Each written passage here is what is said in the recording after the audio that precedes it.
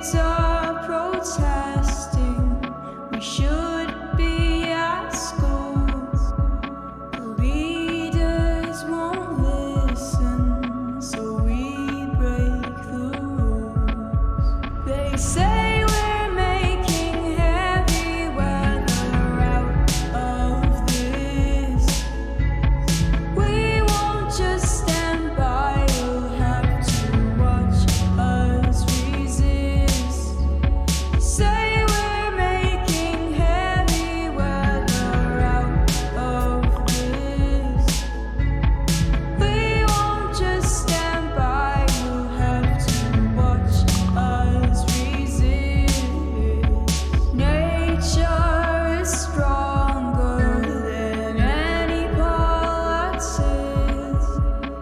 Why are some still so damn apathetic? It can't last forever, or else we'll drown. With us, we'll take Mother Nature down. They say we're making heavy weapons of this. We won't just stand by, you'll have to watch us resist. Say we're making heavy weather out of this. We won't just stand by, you'll have to watch us resist. You'll have to watch us resist.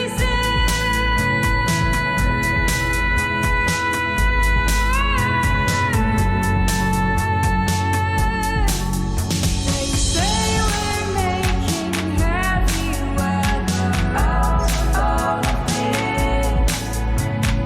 We won't just stand by, you'll have to watch us resist. They say we're making heavy weather out of this. We won't just stand by, you'll have to watch us resist. I shouldn't be up here. I should be back in school on the other side of the ocean. Yet you all come to us young people for hope. How dare you?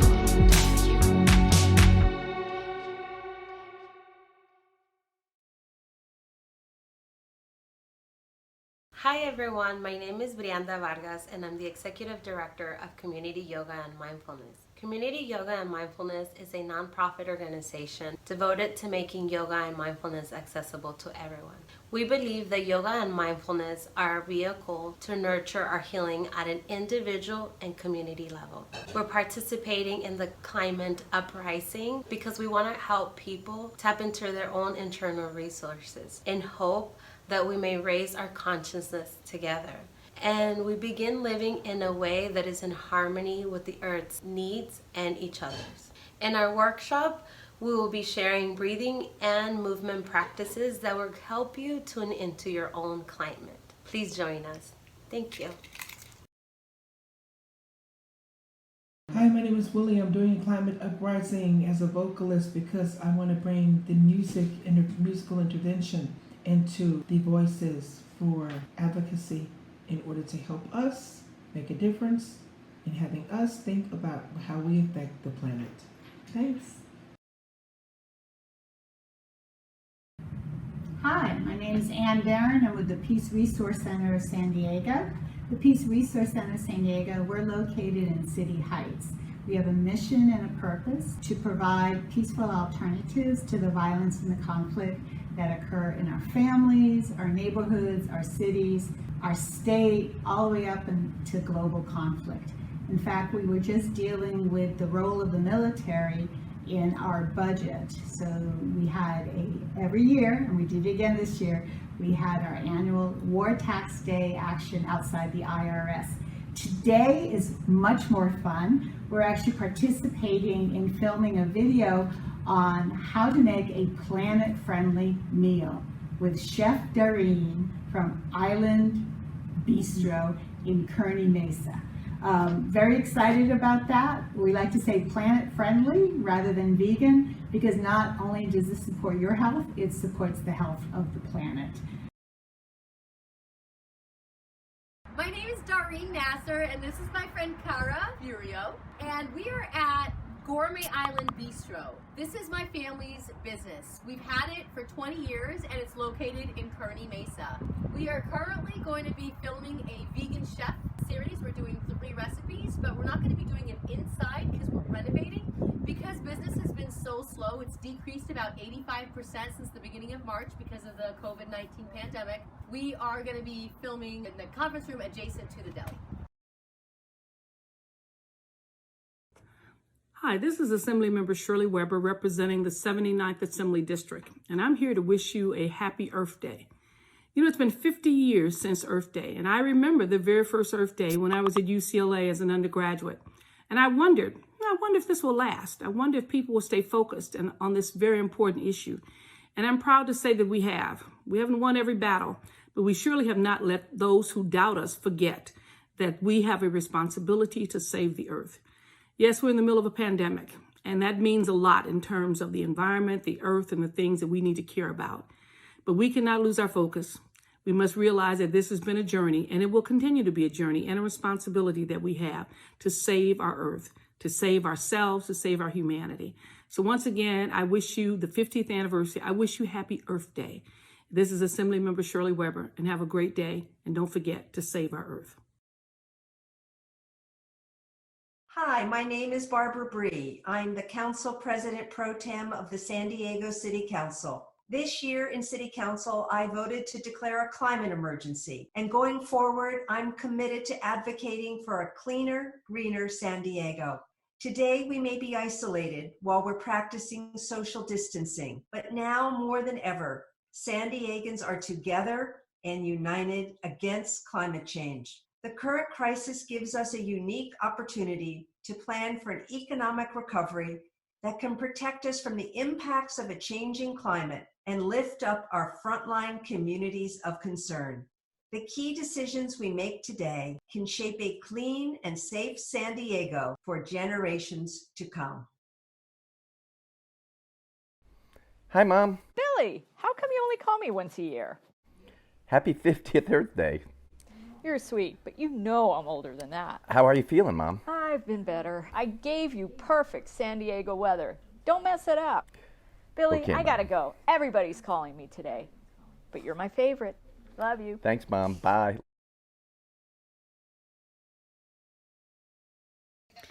Hola, ¿qué tal? Soy Montserrat Hernández, vivo en Logan Heights. Hola, mi nombre es Antonia García. Mi nombre es Lilia García.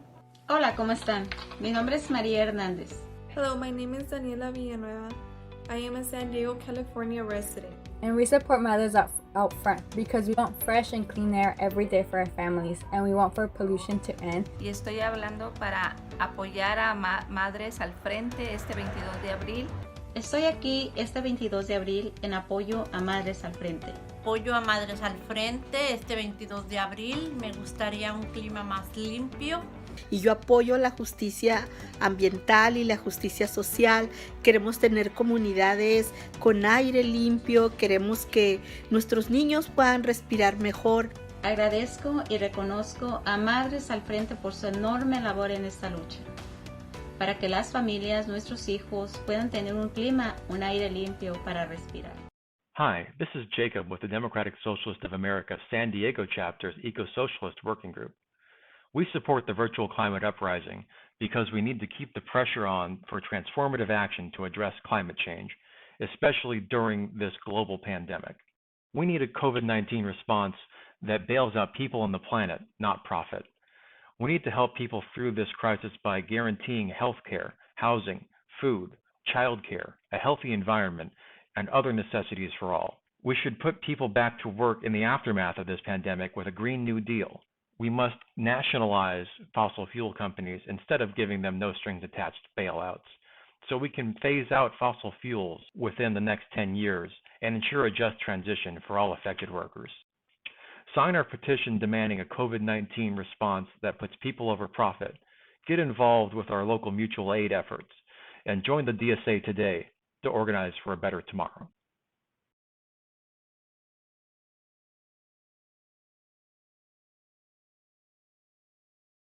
Help make it right.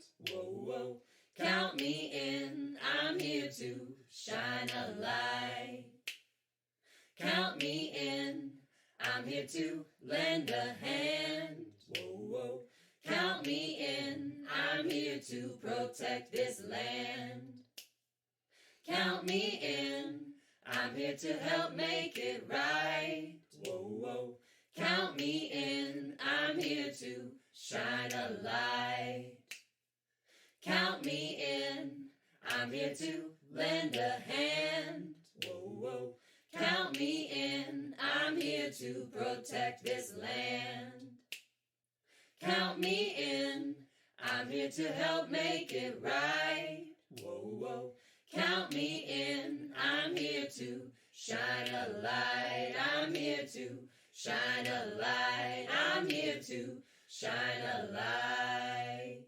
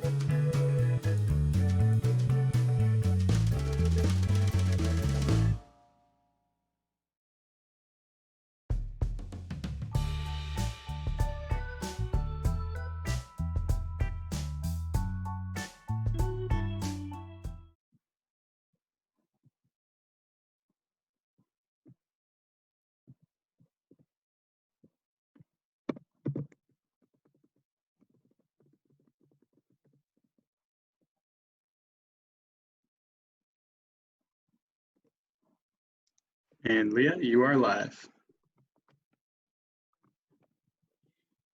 Hello, everyone. Good afternoon. It's a pleasure to be here today with you all. So happy to see everyone. My name is Leah Spinner. I work as a chemist. I am also the action lead for Sunrise Movement San Diego, and I will be one of your MCs today.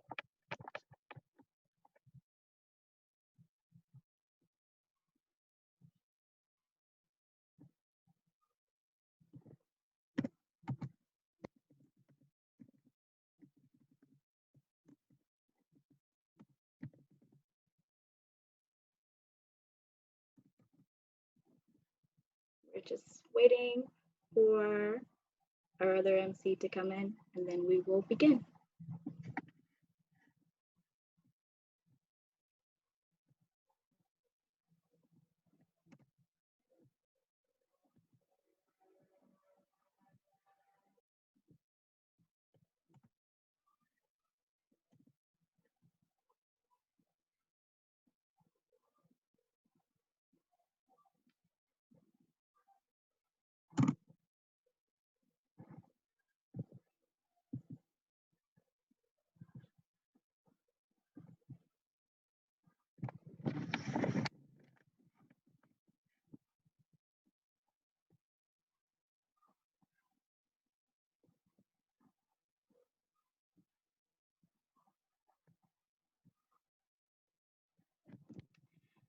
All right, so I would just like to say thank you all. Today marks the 50th anniversary of the original Earth Day, which was in 1970. There are people right now taking action all over the world online, which is amazing how far technology has come to allow us to do this. So we're just building our community and building our resiliency. So I would like to introduce Bobby Wallace. He is on the band of the Barona Band of Mission Indians, and he is from Kumeyaay Nation. Bobby Wallace is the longest walk chief. So he has trekked coast to coast, visiting many Native American nations along the way, bringing awareness and solutions to stop drug usage and domestic violence. As chief, Bobby has visited a vast majority of tribal nations and walked with the most youth, inspiring them to love themselves and Mother Earth. Here's Bobby Wallace. Hey, you guys, what a pleasure it is to be here with you guys. You know, first I'll start with my introduction. My name is Bobby Wallace. I'm from the Barona Band of Mission Indians from the Kumeyaay Nation. And, you know, our people's lived here for 12,000 plus years. You know, we traveled all the way to the outskirts of Arizona, up north towards Fort Mojave, all the way down to Tecate and down by Ensenada. I would like to start out with a little prayer first. You know, prayers are always good. I've seen the power of prayer work before, so I want to thank the Creator for us today, for all being alive and being here to do this for this 50th anniversary. 50 years might seem like a long time, but 50 years is just a snap of a finger. And I want to thank the Creator and those that have passed on before us for their knowledge that they shared. I really want to thank Mother Earth for sustaining life for all of us. And Mother Earth is in a bad way right now. And I really want to say a prayer for Mother Earth and all the inhabitants, those things we see and those things we don't see. They're all very important to us in our survival. The next, I want to pray for all the people, the sickly. I know we're going through a tough time with the coronavirus, and I want to pray for all those that are sick, all the babies being born right now, all the people that are leaving right now and going to the spirit world. I want to pray for all of our families that we stay healthy. And ourselves, I want to pray for ourselves too. And back to being healthy, you know, we all need Mother Earth to sustain life, and regardless of what or who your God is, we all want a few special things in life, and we want to be healthy. We want to be able to watch our families grow. We all want to be able to help one another. And I think a lot of that is falling out the door as time goes on. You know, it's the people that can make change in this world. And I've seen the power of prayer work before. And I'd like to say that I did a climate walk last year, and we started May 4th to June 4th. And we started in Needles, and that's in Fort Mojave. So we went out there and started the walk. But the reasoning behind why we started it there is the previous year we went to the No Regatta, and we got invited by the Mojave people. So a few of us went out there and stood with the Mojaves against the No Regatta. And I don't know if anybody has seen that, but everybody gets on their tubes and, you know, are drinking beer and smoking cigarettes and whatever, just having a great old time. So we showed up at sunrise. We went and actually stood on the bridge, and we were at the corners too before that. But we had the rudest people, yelling at us, cussing at young kids, cussing at the women, just showing bad disrespect. So when we were on the bridge, they were trying to squirt water, and one of my good friends was singing some songs up there, and they were kind of like the people on the water, the patrol people were actually watching us to make sure we weren't throwing stuff at these guys. But the disrespect that they showed us and just throwing trash around and butts in the water was just beyond me. We ended up getting done. We went and ate dinner. Then we started traveling home. We started talking about all the miracle things that we've seen on the walks. And, I believe it's a power of the creator that shows sometimes that, that the creators there, our God, our Buddha, our whatever somebody prays to for the good of people. And about the time we were talking about that, a freak storm came in. Lightning struck the Colorado River bell. It shut out the power in Bullhead and Laughlin. And where did all those people go once they got scared and had to run off the water? The place with the only lights in AC and everything was the Avi. And that's on the Mojave Indian Reservation, which is just amazing to me because they went from disrespecting to flocking over there so they could get reprieve from the heat and have somewhere to stay. So the power of prayer, I've seen it at Standing Rock. I'm a veteran of Standing Rock 5 times. I've seen the abuse of a protest of some crazy people putting a pipeline under the Missouri River to make money.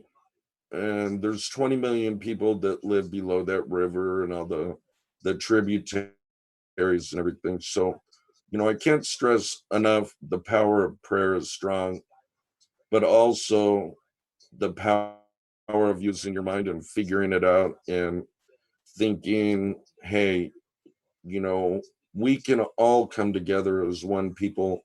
We can all change the future for a better way, because without air, without water, we will surely perish. And that's just it. Right now, we're entering the back half for we're on the back half of survival for our people, and things are changing so rapidly. And I have seen places to where they're scared of drinking water.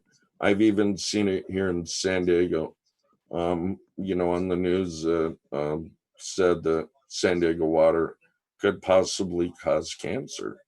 I've seen a lot of changes in my life here in this territory where it used to be hazy and it used to be drizzly, and now it's just full on sun. The oceans are acting different, and our people used to live where the ocean is now, and the water's rising, and just a whole bunch of crazy stuff. If you notice, I'm wearing the Save the Bees shirt, and it was a walk for the climate justice. But not only talking about the bees and the climate justice, we talked about the people, because we as people, we have to have sane minds. We have to think accordingly, and it doesn't take a genius to figure out we're in a bad way, we're doing bad Yes, stuff in I Mother Earth. completely agree with you, Bobby. Thank you so much.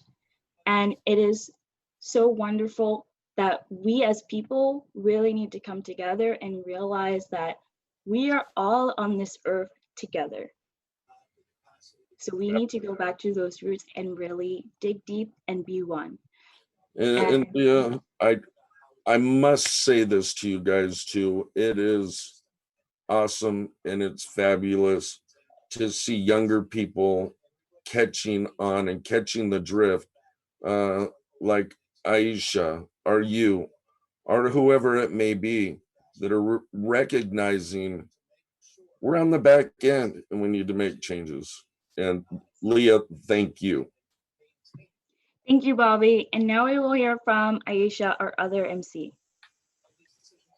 Hi, everyone. I'm so happy to be with you guys today, even though it's just virtually.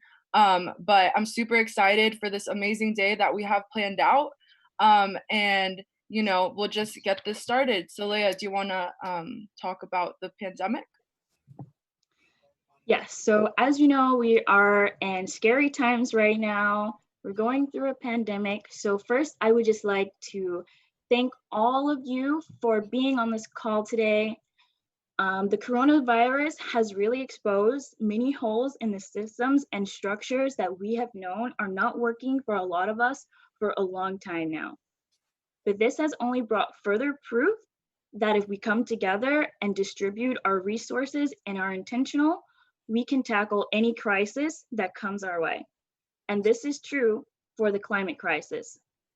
So coming out of this pandemic should lead to new ways that we can restructure our systems so that they can begin to work for all of us. Yeah. So this is the first virtual climate action in San Diego, and we are adapting to our ever-changing circumstances and showing the resiliency of our San Diego climate community. 30 organizations were part of the coalition to put on today's action. Today, communities worldwide are coming together virtually to confront the converging threats we are facing: climate change, COVID-19, and the economic recession. We must all do our part. We must hold industries accountable for keeping fossil fuels in the ground and shift to renewable energy. We must prioritize justice for communities of color and low-income regions that are disproportionately affected by these converging threats we are facing. The moment we are living in has shown that together we can overcome and that global action is possible. And that is why we are here today, marking the anniversary of the 50th Earth Day.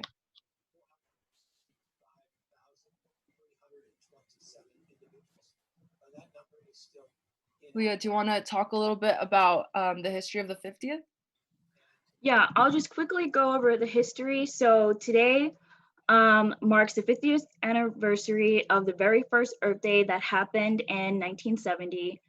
There was a huge oil spill in 1969 prior to that, and that initiated the huge teach-in that brought out 20 million Americans to learn about how we can come together and basically fight, you know, the climate change that's happening. And that day brought about the Environmental Protection Agency, the National Environmental Education Act, and the Occupational Safety and Health Act. And so from that day, a lot of power has been there, and I want us to really use that power to propel us forward to a better future. Mm-hmm. Yes, and a simple action you can take today is share a photo of yourself holding your sign on social media and make sure to tag at Climate Uprising SD on Facebook and Instagram, or at Climate Uprise SD on Twitter, and add the hashtag Climate Uprising SD. And just for a quick overview of today, you can view that at climateuprisingsd.org/event. So please go check that out so you can see all the amazing informative panels and fun workshops that we have planned for you all. Yes, and I'm super excited to introduce our next wonderful speaker, who is County Supervisor Nathan Fletcher, representing District 4, City of San Diego. Among his many accomplishments, he chairs the Metropolitan Transit System Board and was appointed by Governor Gavin Newsom to serve as member of the California Air and Resources Board. In addition, he is also a member of the San Diego Association of Governments Transportation Committee. We are proud to have County Supervisor Nathan Fletcher here with us today. Hey, thank you. Thank you for having me. It's a pleasure to join you all. I think certainly none of us ever imagined we would be celebrating Earth Day inside, that we would be celebrating it virtually. And I think as we've gone through this, if there's any good news out of what's happening, one is we generally encounter these type of global pandemics about once every 100 years. So hopefully we can get through this one, and certainly in our lifetime, hopefully we won't encounter this again. But the second thing is it really has shown the impact of collective action. We've gone out and we've asked San Diegans and people around the country to do some pretty incredible things in terms of what it means for individuals' actions. And we've asked folks to do that, not just out of an effort to protect themselves, but an effort to protect one another. And I think in San Diego, we've done a pretty good job of flattening the curve, of slowing the spread. California is certainly better than almost any state in the nation, and San Diego is certainly better than most large urban counties in California, but we have to continue that effort and that progress. And so I hope that we'll all continue to adhere to the guidance we've given. We are not out of this yet. We've got a ways to go, and we don't want to throw away the sacrifice and commitments that have been made thus far by coming out too soon. But I think as it relates to Earth Day, it's been really I don't know if I want to say interesting is the right word, but to watch how much folks, the demonstration of how much the outdoors means to folks, of our parks, our beaches, our bays, our trails, the ability to get out in nature. And so I hope that as we come out of this, that greater appreciation for what that all means will translate into a sense of action, both from a preservation standpoint, from a conservation standpoint, from an activist standpoint, from a funding issue, around the vital importance that those play. And I think that there's a significant opportunity coming out of this for those of us who care deeply about our environment to channel that emotion into action. The second thing that I really hope comes out of this is a greater awareness and appreciation of environmental justice issues. A recent Harvard study pointed out that folks who live in environmental justice communities negatively impacted by air quality are 15% more likely to die from COVID. And COVID and the entire coronavirus issue are raising huge inequities in our society, whether they be inequities in access to healthcare, inequities in access to testing, or the inequities that come from living in polluted communities. I know that the American Lung Association, again, is releasing its report, or was just released this week, and it showed that once again, we continue to be in the top 10 regions for unhealthy air, and that has to change. And I think that there's some opportunities coming out of this. We've obviously seen a drastic decline in VMTs and greenhouse gas emissions and toxic air quality. As we come out of this, some of that will come back, but I hope that there will be some enduring and lasting commitments to telework, telehealth, teleeducation, some other types of things that maybe we can see some sustained reductions there. And really commit ourselves, not just the 50th anniversary of Earth Day, but the 50th anniversary of the Clean Air Act and everything that's in front of us. For all of those opportunities, we also potentially have some challenges. We'll really have to reimagine and recreate what transit means. As the chair of MTS in February, I was so proud. We had a 9% jump in ridership in February, our single greatest month-over-month increase. We had done tremendous work to lay the foundation for the Elevate process and going to the voters about an investment in transit. Obviously, this is not going to be the year to do that. And I think we're going to have some considerable work to do to get our ridership back up to where it was, but that is work that we can do together. And so I just, on this Earth Day, I want to thank all of you for your activism, for your commitment to environmental justice, to environmental causes. And I want you to know that we will need you more than ever when we come out of this, because it is going to be the moment and the time to tackle issues of truly caring about our planet in a proactive way, caring about our environment, caring about issues of equity and justice and equality. And we're going to need to seize that moment as we move forward to really continue to see progress. And so I just want to thank all of you on this Earth Day for everything that you do every day. Let you know that next year, I think we will enjoy our outdoor Earth Day celebrations more than we ever have before, and continue to encourage you all to hold fast and help us navigate through the public health crisis that we have knowing that we're going to come out of this in a stronger position. So thank you very, very much for having me. Thank you so much, Mr. Fletcher, for all the amazing work that you do. We need affordable mass transit options, especially in underserved communities. We must push for climate justice. And to help San Diegans impacted by the pandemic throughout the duration of this event, we are hosting a fundraiser. Please go to https://tiny.cc/SD COVID to donate. It should also be available in the chat feature of the live stream platform you're viewing from. Thank you so much for all your contributions. Alrighty, and with that, I'm pleased to welcome our next speaker, Francisco Martinez, también conocido como Panchito.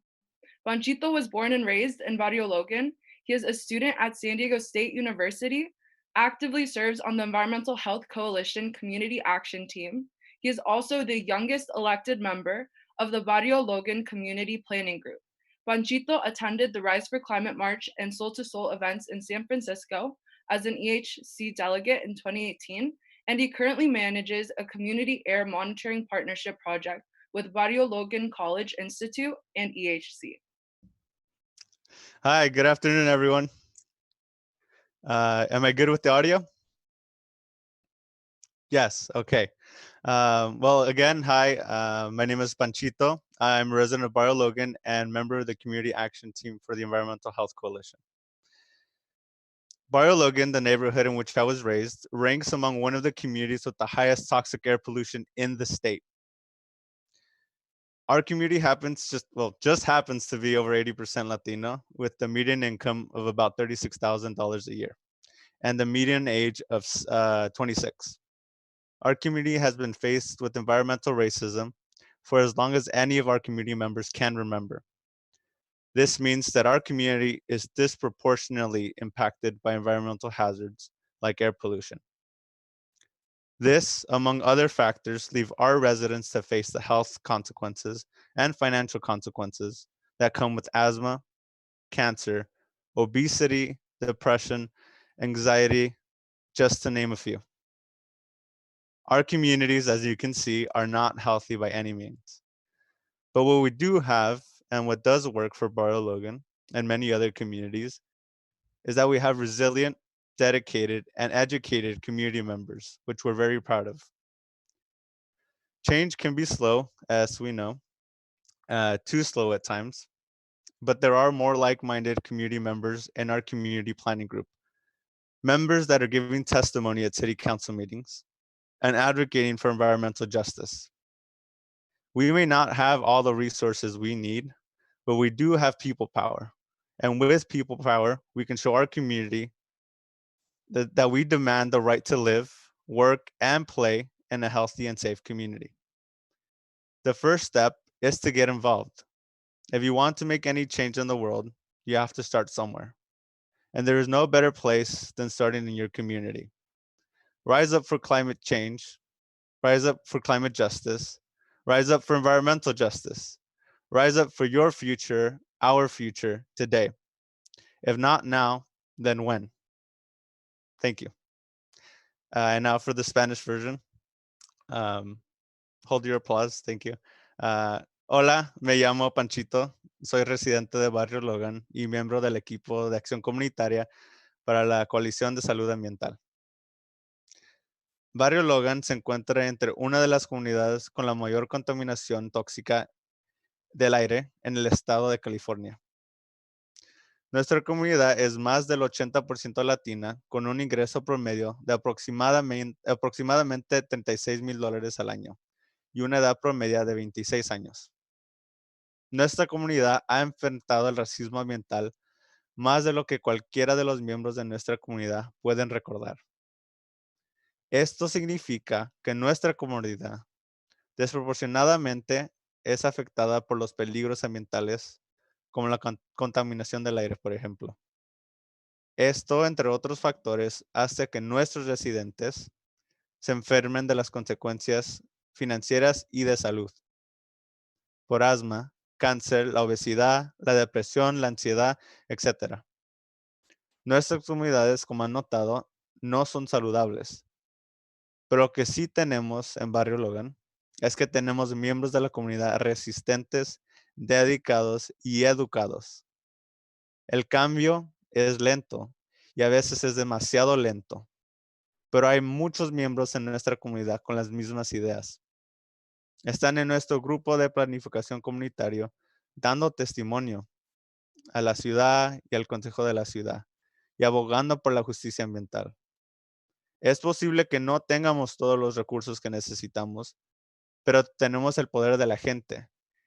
Y con el poder de la gente podemos demostrar que nuestra comunidad exige el derecho a vivir, trabajar y jugar en una comunidad sana y segura. El primer paso es involucrarse, como lo han hecho ahorita. Si desea hacer algún cambio en este mundo, debe comenzar en algún lugar, y no hay mejor lugar que comenzar en su propia comunidad. Levántate por la justicia ambiental, levántate por la justicia climática, levántate por tu futuro hoy. Si no ahora, ¿cuándo? Gracias. Muchas gracias, Panchito. Como él dijo, tenemos el poder de la gente. La gente unida jamás será vencida. Thank you, Panchito, for sharing your insight on environmental justice, how it's impacting communities now, and the importance of taking climate justice. Voting is one of the most important ways we can participate politically in this nation. In our vote lies the ability to choose the trajectory of the future, to, for example, choose a representative who supports a Green New Deal. Democracy is dependent on political participation of the public. If you are old enough to vote and have not yet registered, please take time today to register and make sure that the people around you are also registered. Go to https://tiny.cc/sd vote. On this website, you will be able to check your voter registration status, register to vote, of course, change to a mail-in ballot, and request translated materials and a bunch of other resources. The link will also be sent to the chats of the live stream platforms you are using. Thank you. So I would like to now introduce Shannon, who is an ICU nurse. She has a role with the California Nurses Association, and she was joined in protesting Susan Davis to get her to sign the Green New Deal. And nurses, as we know, are such a great supporter of climate action. They started with opposing the Keystone Pipeline and educating their own members on climate change. So here is Shannon Cotton.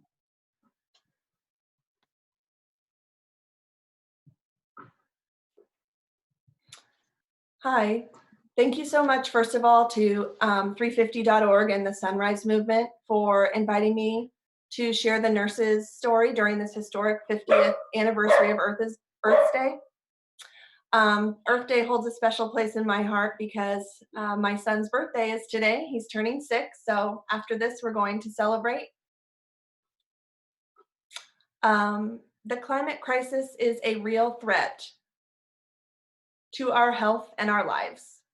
Nurses have joined with California Nurses Association and National Nurses United, the largest union of registered nurses in the country, to raise awareness about climate change and the threats to our health, lives, and well-being. The effects of climate change will continue to negatively affect our health and the health of generations to come if we don't change our course now. I'm not here claiming to be a public health expert, but I am an ICU nurse in San Diego on the front lines of COVID-19. I am a patient safety expert, and I am a patient and community advocate. Heat waves, droughts, and wildfires are all too common in Southern California. This is extremely concerning to nurses and frontline healthcare workers because extreme high air temperatures contribute directly to deaths related to cardiovascular and respiratory disease. We see patients all the time during flu season and even during the extended pollen season that goes to fall and winter, who come in saying, I'm healthy, I don't have any medical history, but when I was a child, I had childhood asthma. Well, guess what? It's back. They have this asthma flare-up tied with this maybe mild flu or severe flu case, and end up with breathing tubes on artificial respirators, and a small disease and acute illness that should be able to be cured takes a while. At the other side of the heat waves and droughts, we all know about the superstorms. Formerly few and far between, superstorms like Katrina, Maria, Harvey, and Sandy, as well as deadly typhoons in Southeast Asia, cause life-threatening injuries and devastate homes and communities. Some or all of these are caused by rising sea levels. This is so dangerous because in San Diego, some of our homes and communities and across California are at sea level. This can affect us deeply. We need to change it now. Another way climate change affects public health is the prevalence of tropical diseases making their way to the US. This is extremely anxiety-provoking to nurses because diseases that we've never seen in our lives, such as dengue fever or malaria, they're going to make a comeback and could possibly have small, contained, or huge outbreaks across the US. We've already seen small outbreaks, even in California, of West Nile virus, Lyme disease, Zika virus, because these various species of mosquitoes, ticks, and other organisms expand and move north as the climate warms and turns tropical. Changes in climate also lengthen the season of transmission of the flu, one of the deadliest viruses around the world. And this could potentially lengthen the season of transmission for COVID-19, which is really scary. Through all of this, we have high-ranking members of the federal government trying to dismantle and undermine the EPA. As global warming accelerates the extinction crisis, we have got to protect our public lands. We have to keep fossil fuels in the ground and attain 100% renewables. This is critical for everyone's health. Despite these dire warnings, the Trump administration continues to sacrifice those habitats to the fossil fuel industry. Through all of these roadblocks, nurses have joined the fight. CNA is committed to providing relief for communities impacted by extreme weather events and environmental injustices in the US and around the world. We are committed to supporting policy measures to protect air, food, and water for all people. We fully support the Paris Accord, something that our current administration can't seem to grasp. And we support the transition of fossil fuels to a clean energy sector. CNA and NNU supports the concept of just transition for workers to transition out of the fossil fuel sector and into green jobs with full labor and bargaining unit rights. We also believe that any economic recovery package after COVID-19 should contain some or all of the Green New Deal.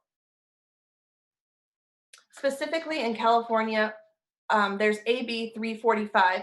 This is a bill that would electively create a buffer zone between all oil pumping rigs in schools, public spaces, and healthcare centers, essentially banning oil drilling in our communities.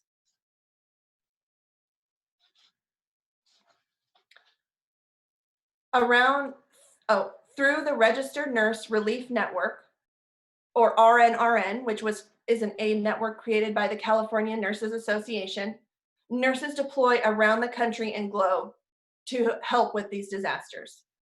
Recently, as the Camp Fire raged and affected hundreds of nurses in the Butte County area, RNRN sent nurses to NorCal to relieve other nurses at the bedside who needed to be with their families and to work at makeshift shelters, triaging and helping victims of the fires. Nurses have also been deployed to Puerto Rico after Hurricane Maria, to Haiti after the earthquake, to the Philippines after super typhoons Haiyan and Yolanda, and we continue to stand by waiting for the next disaster. As nurses, it's in our DNA to run towards disaster and not away from it. However, the frustration is felt throughout the nursing community because we know some or all of these climate events could have been avoided. We continue to fight through celebrations and rallies like Earth Day, the Global Climate Walkout. We participate around the country and around the globe. As nurses, we continue to show up to work every day caring for people affected by climate change. These people affected by climate change are the same people who are getting COVID-19 and becoming extremely sick. COVID-19 is showing the community and everyone how much injustice there is throughout the climate crisis. Together, we all stand united with one vision, a world that no longer relies on fossil fuels, but thrives on renewable energy sources. Together, we can win this fight and pass on a healthy earth for generations to come. Thank you so much for inviting me to speak today, and happy Earth Day to everyone.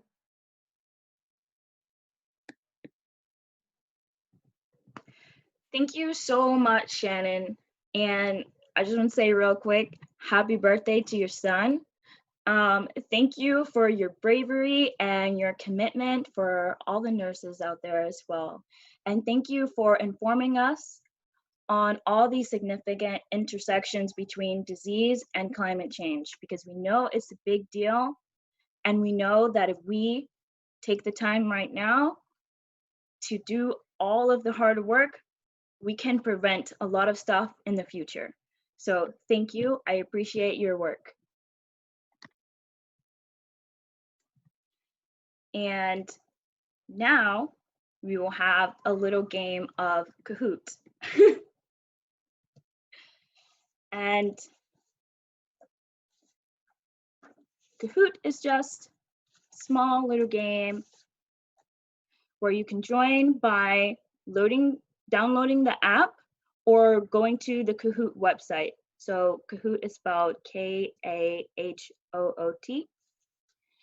And once you join, there will be an on-screen ID code that will allow you to access. So there will be 14 questions. There will be 10 seconds each. And at the end, there will be a winner.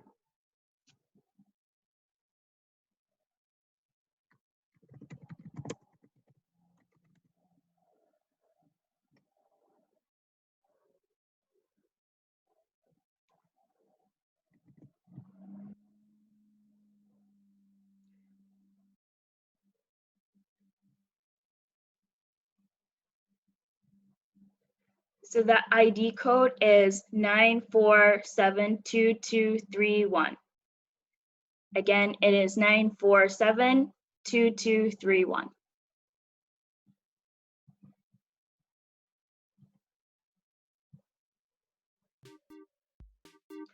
And you can go to tiny.cc/VCU01.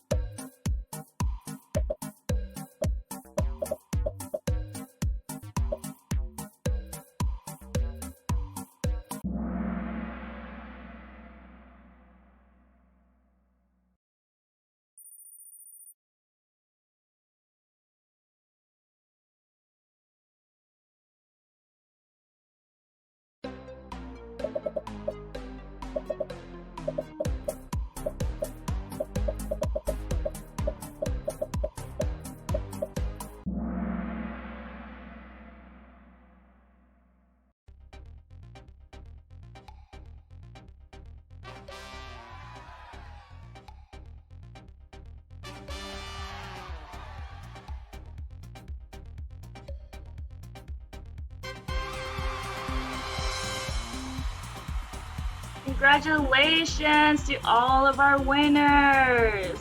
Congratulations, Happy Glow in first place, Joyful Yeti in second, and Dynamic Bee in third place. Thank you all for playing.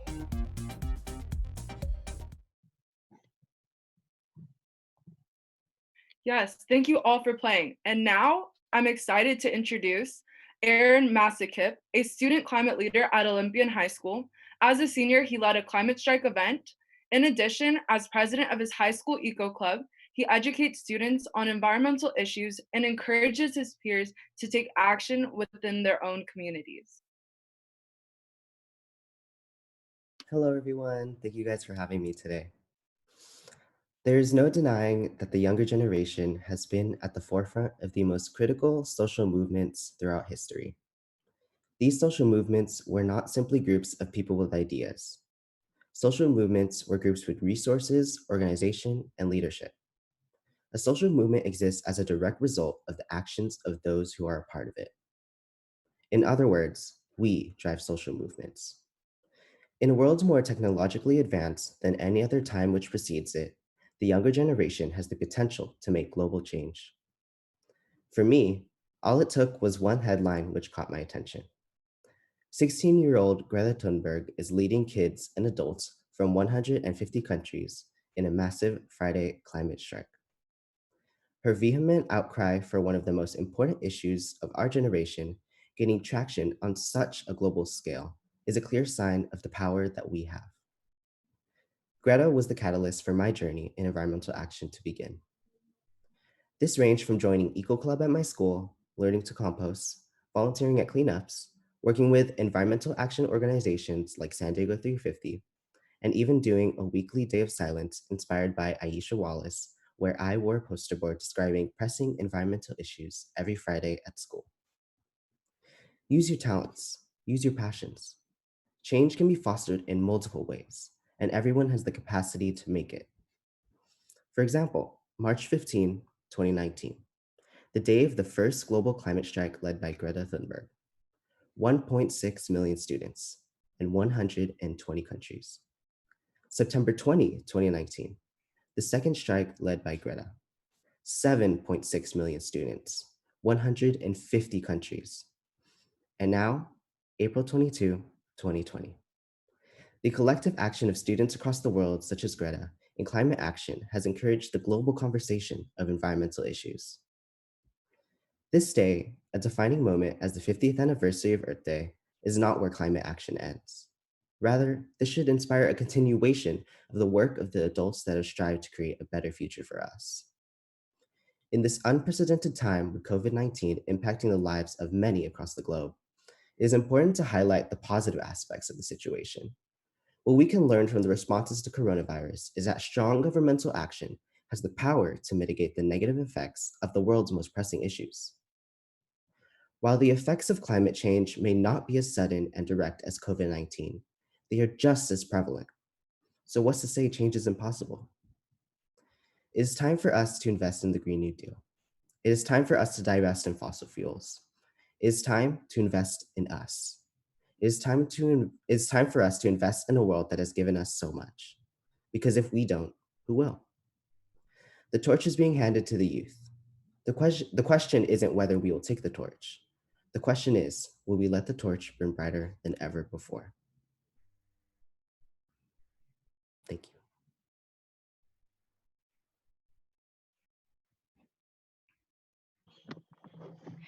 Thank you, Aaron, for being inspired enough to take action into your own hands. There is no one too small to ever make a difference, and you are well on your way to inspiring others with the work that I'm sure you will go on to do. So I would like to introduce Laura Mathis, who is a City College student. She's an artist, poet, and a member of the college's Sustainability Club and an AFT intern. She has been a part of grassroots collective efforts addressing food insecurity, homelessness, and economic inequality. She has also see all these issues as connected to the climate crisis and uses art and poetry as a way to incite action and ease transformations for the future. Here's Laura. Hi, thanks so much for having me and for organizing this.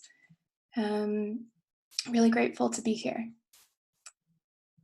Changes in our environment are taking place at an unprecedented rate, and they don't call for passivity as a response.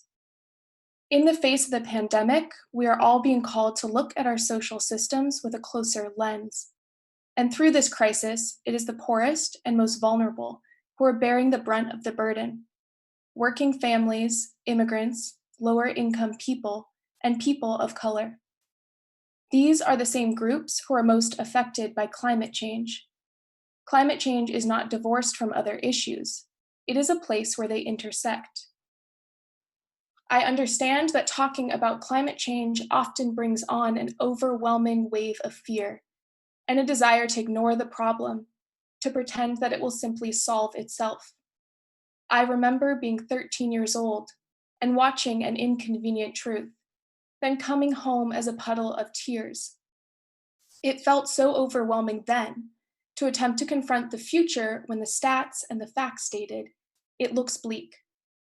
That fear has not left me, and I think this is the case for many young people. We are not separated from the terror, but we recognize that for too long, fear has bred immobility, avoidance, and excuses, and we need large-scale action. The desire for action is as much rooted in necessity as it is in hopefulness and a belief that systems truly can be reimagined.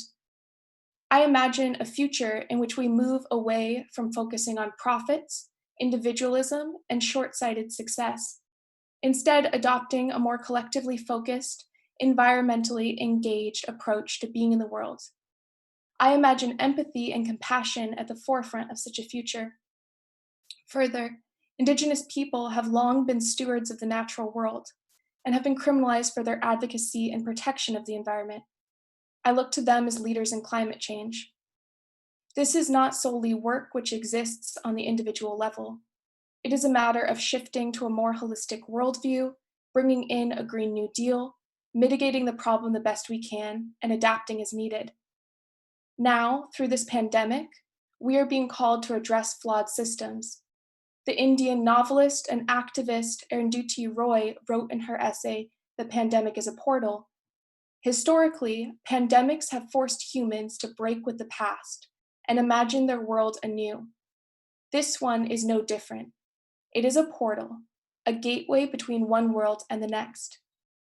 There is a reason young people are walking out of school to strike for climate. There is a reason we are shouting.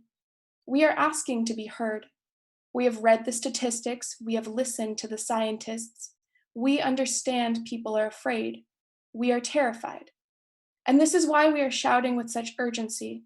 We are asking conversations on the effects of climate change to move into large-scale action, and calling from a place of hope and urgency for the world around us to be reimagined, for this is what is needed to bring a future for all of us. Thank you.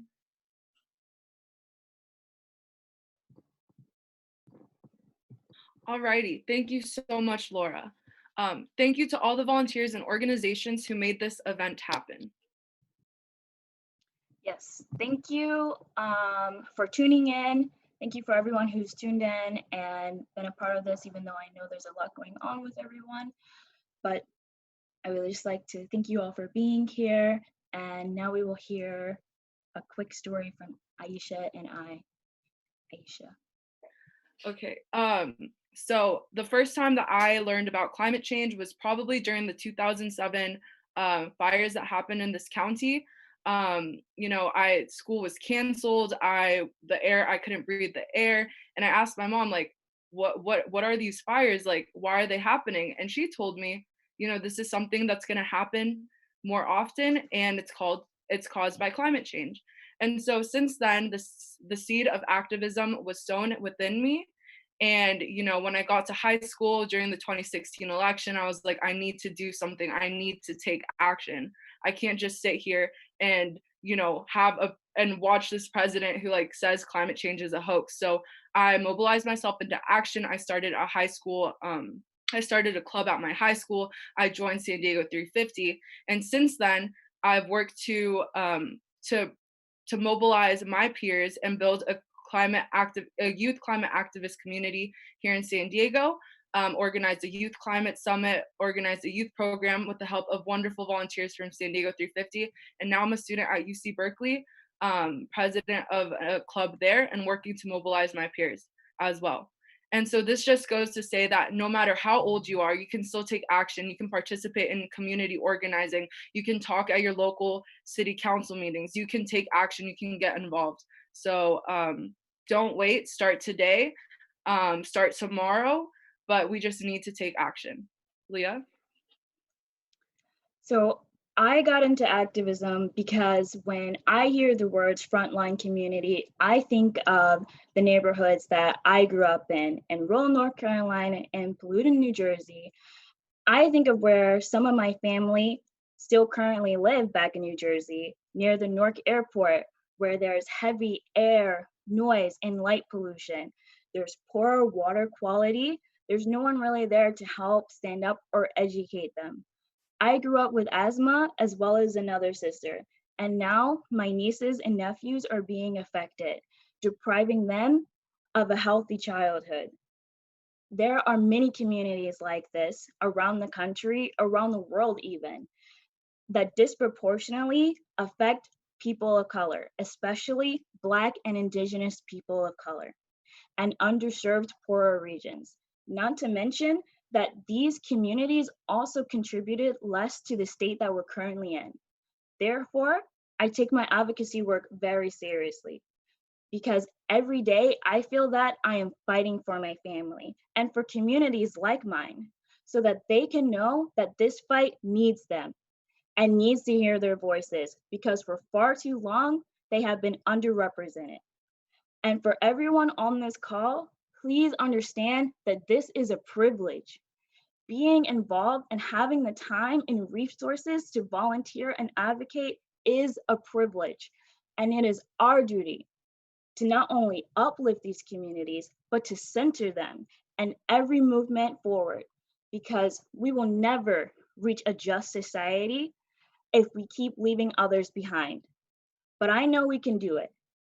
I have hope that if we stay intentional and pure and true with our actions, all of our hard work will pay off. And we can all feel like equal members of society on a planet that is livable for all of us. Thank you. I would just like to now introduce our next speaker, Kisi Apak, who will be performing a short spoken word piece. Thank you all.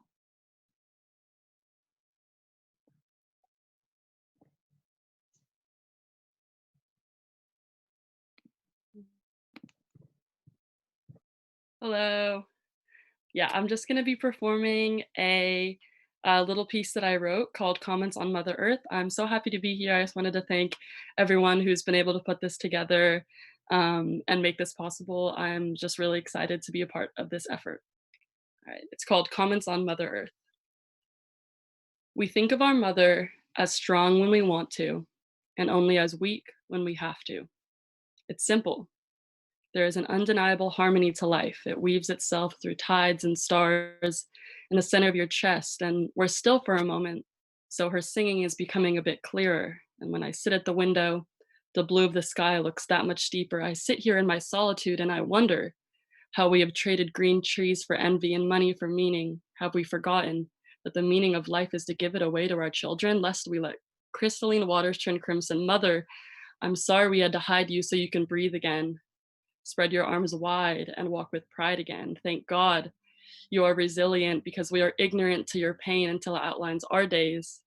My only hope is that in our return, we will find softness and compassion for the only things we'll ever truly need, the things we will never lose and never find.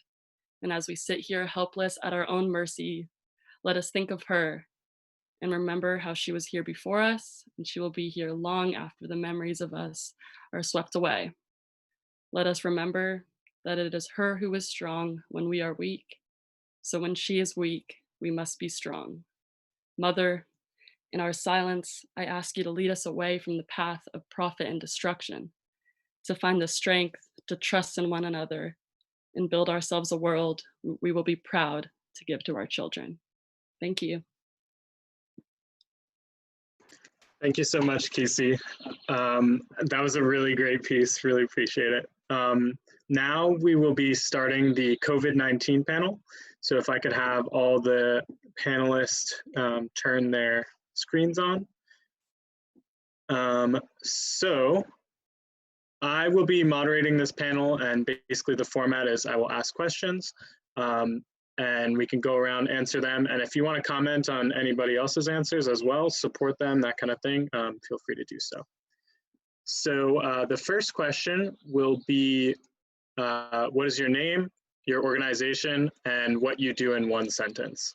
And once you're done, if you could just choose one of the other panelists and say their name, and they'll do their introduction. So if we could start off with Christina. Good afternoon, everybody. Thank you for having me here. My name is Christina Griffin Jones. My pronouns are she, her, hers, and I'm representing We All We Got, San Diego. My role there is as a volunteer and member of the Harmonizer team. The next person I'd like to ask to go is Yessie and Matt from San Diego DSA. Hey, Yessie. Hi, Christina. It's so good to see you. Thank you all for having us. My name is Yessie. My pronouns are they, them. Our organization is San Diego Democratic Socialists of America, and I am the co-chair of the Libertarian Socialist Caucus, which is spearheading our project, and also one of the coordinators. And I'll pass it to Matt. Hi everyone, I'm Matt, he, him, his pronouns. As Yessie said, I'm also a member of DSA, and I'm one of the coordinators for our mutual aid program. And I will pass it to Shannon. Hi, my name is Shannon. I am a nurse here representing California Nurses Association and National Nurses United. And I will pass it to YL. Hi, I'm YL Delamy. I'm a professor at the University of California, San Diego, epidemiology and global health. And I am here to try and address any epidemiological aspects related to COVID. All right, thank you all so much. So I think the first question we'll go for is, what has your organization been focusing on during this crisis? And we can start off, we can go in the same order if Christina, you want to start. Cool. So We All We Got was started as a San Diego County COVID-19 mutual aid. And it was started by my friend DJ Cutting Candy or Candice Elo Studio. And we started because both Candice and I are folks who are surviving like chronic illnesses. And so we recognized that we were really lucky to be in positions where we had folks in our social networks to be able to get food for us. And we also worried about folks who couldn't afford food too. So yeah, Candy texted me. She was like, "Hey, Christina, you wanna do something?" And we talked about it, and we started off with some Google Docs, and now we're really lucky to be one of the mutual aid groups in San Diego providing support. And we try to do this work centering Black and Indigenous folks, right? And also folks with disabilities, and at other points of intersection that increase the likelihood that they'll get COVID-19.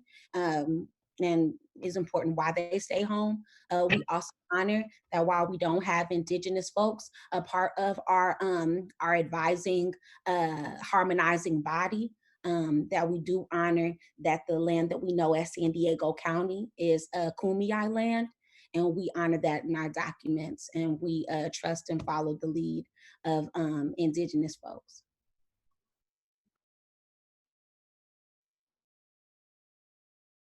All right, Yessie and Matt, you want to talk about some of the work y'all have been doing?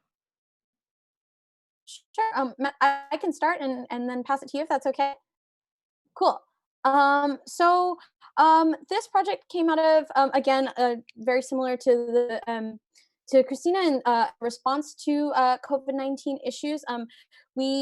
Many folks in our community, myself included, are high risk and can't leave our houses and go grocery shopping, and so we started it in the spirit of necessity, but also in the spirit of creating substantive solidarity amongst ourselves and others. That's a key component of socialist organizing, is to build institutions that promote agency, autonomy, and again, solidarity. So we started with a grocery shopping project where we were just pairing people kind of in a really ad hoc, on the fly way. With folks who needed support. And then we started a fund. And with the fund, we're able to fund grocery shopping for folks who request it. We don't means test or anything. It's just if you request it, then you get it. Because again, that's part of mutual aid and solidarity, is building these connections. And to date, Matt, do you know off the top of your head how many people we've helped today, or the amount of money that we've been able to provide? So we've distributed a little over, I believe, 3,500, close to 3,600, I think, so far.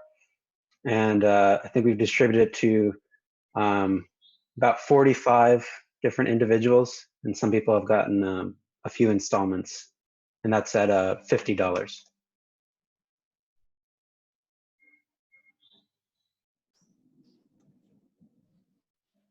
All And right.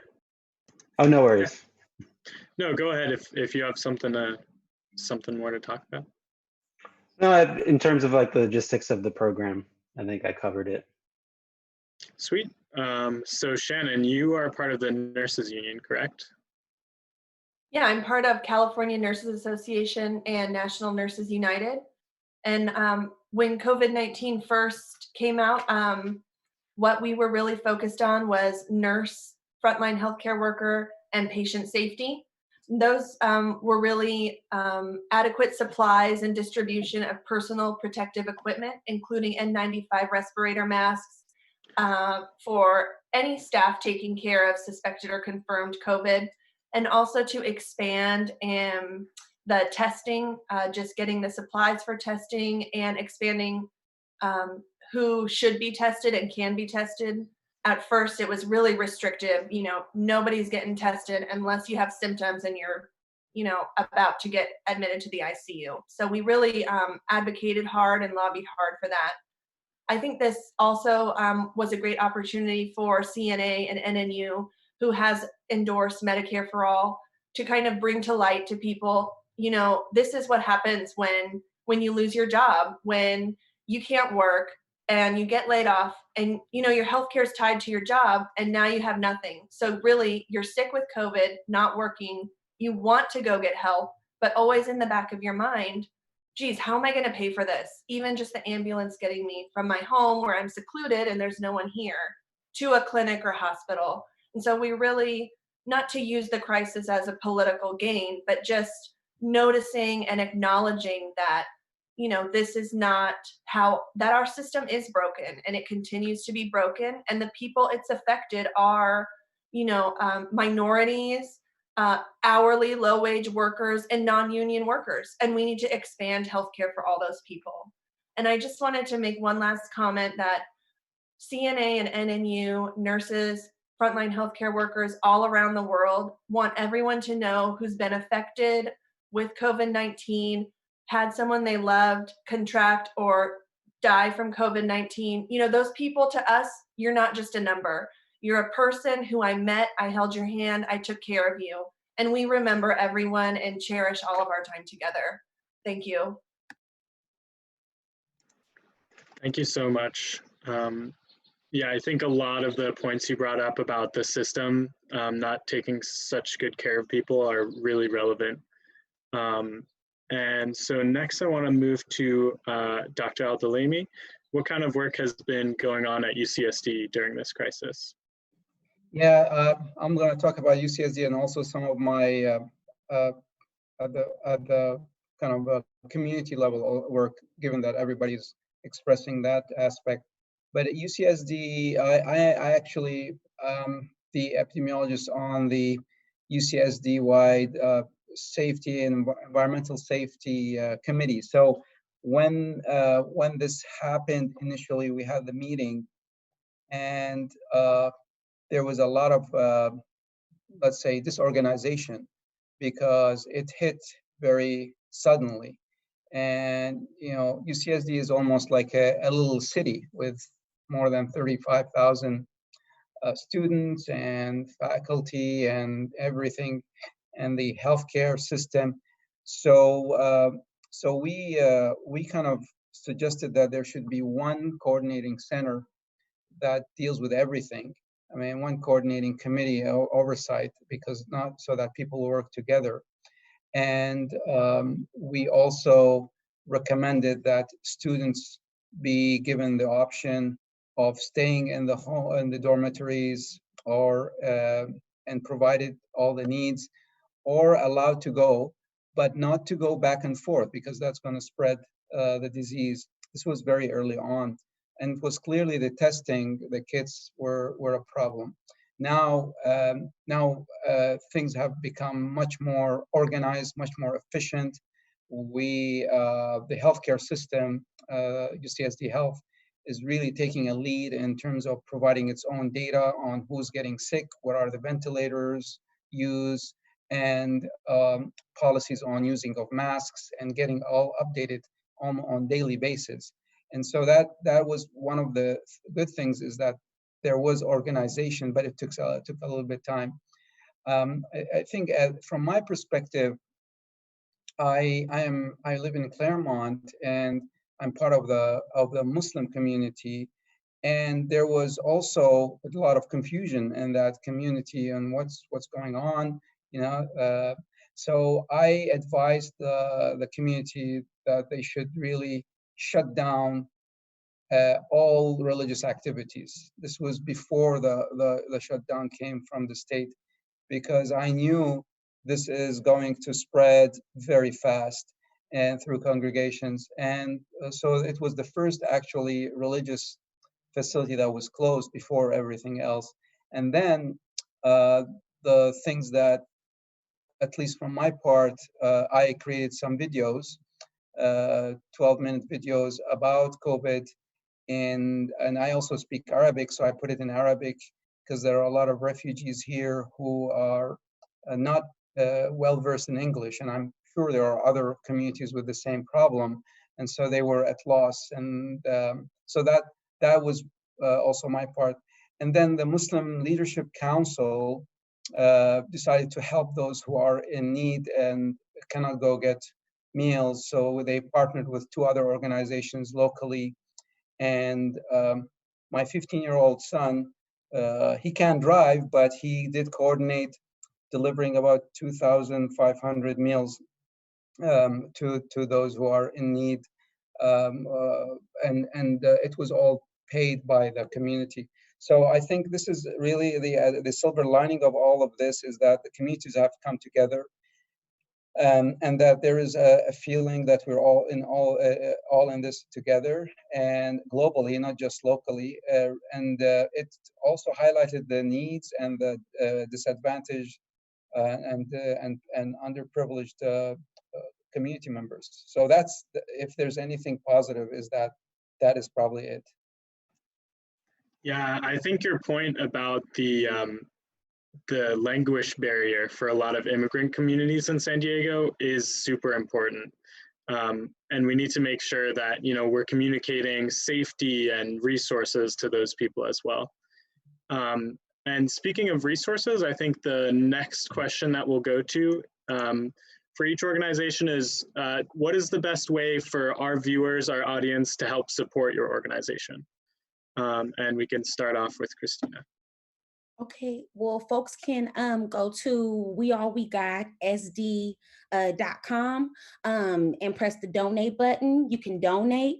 Right now, we get in between about 12 to 24 requests each day. And folks can like apply, you know, online, and just like Yessie and Matt at DSA are talking about. Um, we trust that our folks know what they need. So yeah, people can donate. That's super appreciated. We've raised and I was checking the numbers right now, and I need to check again because I got sidetracked. Sorry, don't judge me. A lot of windows open. um, but we all we got has helped. I think about a little over, I think about 350 community members, and then we also have about 130 to about 200 back requests that we're still filling. And again, we get in between 12 to 24 requests. If folks want to volunteer, we're totally down for that too. We just turned like a month old with our efforts that we started in March 12th. And we have so many like awesome volunteers that signed up. But like, you know, the group is a small group of us that are like doing this work, and like all the organizers on the call know, you know, you got to get that infrastructure set up, and then you got to like, you know, build out, right? Getting more volunteers and stuff involved. And we have like a really dope crew of volunteers, and we're hoping also to grow that. So if folks want to assist that way, they can too. And then also, if I can do like a real quick shout out to Shannon and the nurses, like Shannon, like I was just sending all these clap emojis your way and private messages and stuff, because like I appreciate so much what you said about like, you know, you were like, yo, this isn't political, but like, you know, it lightweight is. You feel me? Like our nurses year round, all the time, have to advocate for like patient to nurses ratio, have to advocate for getting paid right, have to advocate for, and their unions, right, have to advocate for safety in the workplace. And it's so messed up, right? You know, my partner, he's an essential worker at a grocery store, and like, you know, the frustration, right, that you get when it's like, yeah, my loved one is doing their job, but you know what? It's important that their employer shows up in a big way to protect them. So like shout out to the nurses, right? The bus drivers, the grocery store workers, the delivery folks, the folks doing the gig work economy, making sure that they're doing these deliveries. And yeah, this is like, I heard a saying once, it was like, you know, it's not, you know, politics are personal, but it's just that the politics are personal. You feel me? Like, and like COVID-19 has exacerbated what's happening right now, you know, in our country, right? Black folks are the highest amount of folks being diagnosed, you know, with COVID-19 and dying of it. And that's no coincidence, right? Because of the way in which Black folks are treated when they go to like the doctors and healthcare places. Our low wage workers, right? And like, yeah, folks right now, you need to try to get you in a union, because a lot of places you go to that do have a union, you know, hashtag organize, call the union right now and be like, look, I want you to represent workers at my workplace, because you go to union grocery stores, those workers are more protected than in other places. You feel me? So I think this is a time when like the politics that have always been personal are teasing out and exacerbating the needs that are already exist in our communities, right? So please donate and also volunteer, and also like, you know, honoring too that there's other mutual aids and stuff happening and other work happening in San Diego. And also like, if you feel like your part of the community isn't being served, I'll figure out some way to get my contact info to folks. Like people can Yeah. just hit us up on the We All We Got website too. If you feel like there's a part of your community that's not being represented, and you know, and you need support and stuff, and creating your own mutual aid, you know, we got to be down to help you. But you know, asterisk, if you are okay with working with the police and border patrol and ICE, we can't we won't help you. We can't, because we want to keep our folks safe, and safety to us does not look like working with ICE, the police, or border patrol. All right. Yeah, for sure. And I dropped your website link in the chat, so people should be able to see that. Thank you so much. We'll move on to Yessie and Matt. Yeah, so thank you so much, Christina, and also Shannon, for uplifting those points. That it is intensely personal, but it's also there's an element too, like that we, at least speaking from the democratic socialist perspective, that we see as incredibly politicized too. This is a moment where the state is failing. The state is failing its constituents, right? Like a flawed state run by an administration that is trying to institutionalize hateful rhetoric is now failing the people. And so it's mutual aid. The crux of mutual aid is creating the reciprocity, right? Like that back and forth give, that symbiotic nature, that giving support that is going to lift us out of that. So we like to say socialism or barbarism, right? Socialism is girded by mutual aid. To that end, you can support the DSA San Diego Libertarian Socialist Mutual Aid Project by visiting dsasandiego.org. On our homepage, we have a blog called Mutual Aid in San Diego, Why Here, Why Now? That is a repository of links that it also links to We All We Got stuff. It links to our form that you can apply for aid. It's our grocery shopping aid form. You can also apply to be a shopper. We are very much in need of folks who are interested in getting involved, just to go grocery shopping for a person and build a connection there. Like that is the crux of what we're doing, is we're building those connections. We also have our GoFundMe is on that page. It is gofundme.com /F/DSA-San Diego or San Diego mutual aid fund. You can help support folks who are requesting financial support through that. Matt, am I missing anything? No, you covered it.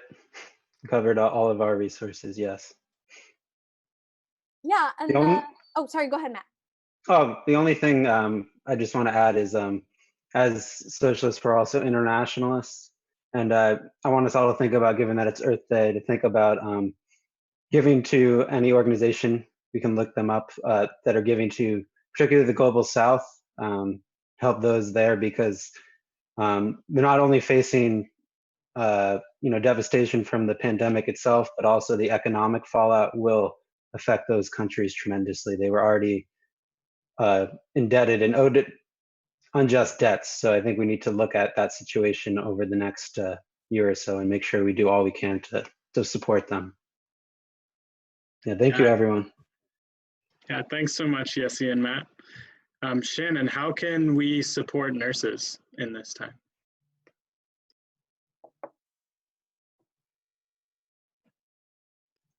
I think you're muted still.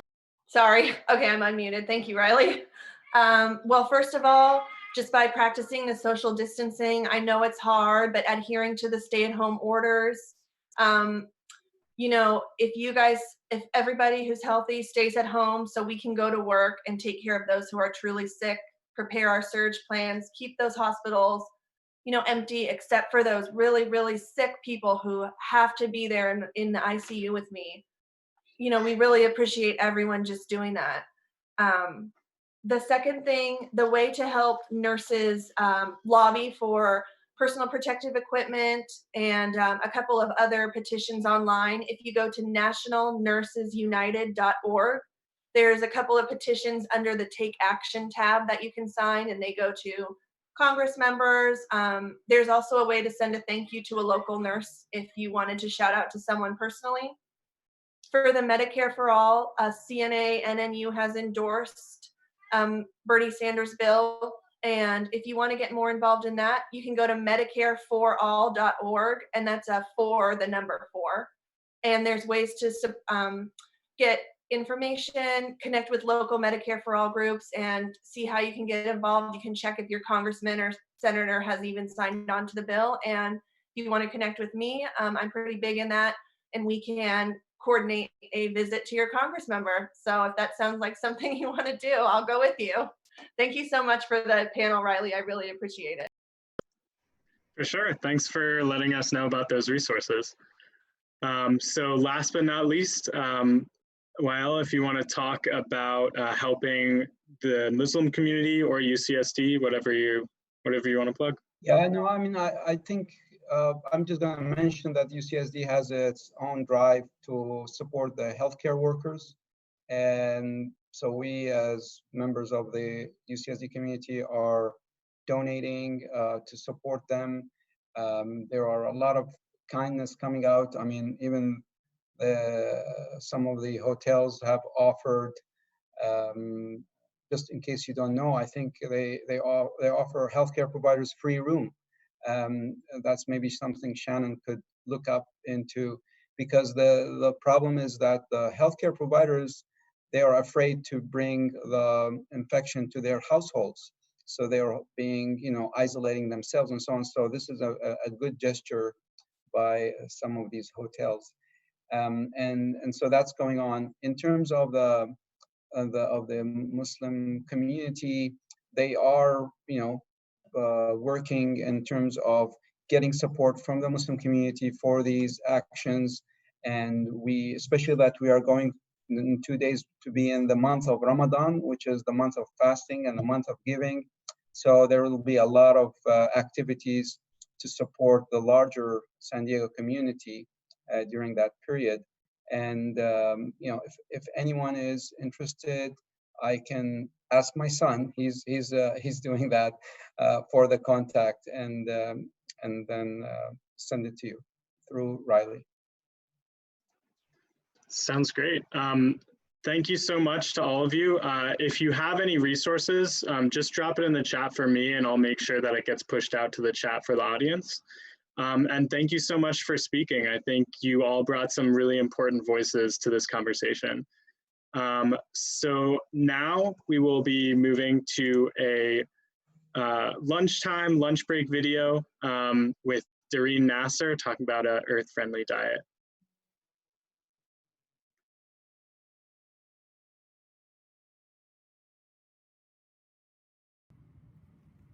Hi everyone, I'm Doreen Nasser, and this is my good friend Cara Furio. And we are at Gourmet Island Bistro, my family's business. We've had it for 20 years here in Kearny Mesa. We are currently remodeling the bistro right here, right behind us. So we're in the conference room adjacent to it, and we're about to make 3 amazing, quick and easy recipes that are planet friendly. We're gonna make some hummus. Once you make hummus, you'll never buy store-bought hummus again. Why? Because it's only how many ingredients, Cara? 4. Vegan cheese that is amazing. It's like a nacho kind of consistency, made out of lentils, tons of fibers, oats, you'll see. And a goddess dressing. Who doesn't love a goddess dressing? I buy that stuff all the time. Well, used to buy it all the time. And now I make it. And here we go. Hummus. Obviously, it's garbanzo beans. And Cara, do you soak your garbanzo beans and pressure cook your garbanzo beans, or do you buy your garbanzo beans in a can? Usually in a can. Okay. Well, so do I. When you're in a quick pinch, there they are. Luckily for us, my boyfriend pressure cooked these last night. So we're gonna actually stick these in the Vitamix. All of them? Yeah, it's 2 cans. I think you guys have the recipe. A 1/3 cup of tahini. Tahini is basically sesame seed paste. That's what it looks like, tahini. Just ground up sesame seeds. How much? And we need 1/3 of a cup of sesame seed paste. Lemon juice from 1 lemon. Now, if you have an amazing lemon tree like my parents do in Tierra Santa, also where Cara lives, you could just take a lemon and squeeze it in there. For the purposes of this, to make it go quicker, we're just gonna use lemon juice, store-bought, same thing. A little bit of lemon. And then you do salt to taste. And guess what? That is it. Blend, blend. By the way, if you don't have a Vitamix, you could use a NutriBullet. If you don't have a NutriBullet, use your Ninja. If you don't have a Ninja, use an immersion blender. Anything works. You just gotta blend it up. And if you like your hummus really creamy, blend it up a little bit more. Now, if you like garlic, there's 3 optional things you can add. You can add garlic cloves, make it kind of garlicky hummus. If you like spicy, you could do jalapeno and cilantro in addition to garlic, or just jalapeno and cilantro by itself. Or you could just take a red bell pepper and toss that into the recipe, and then you got like red pepper hummus. You want this blender?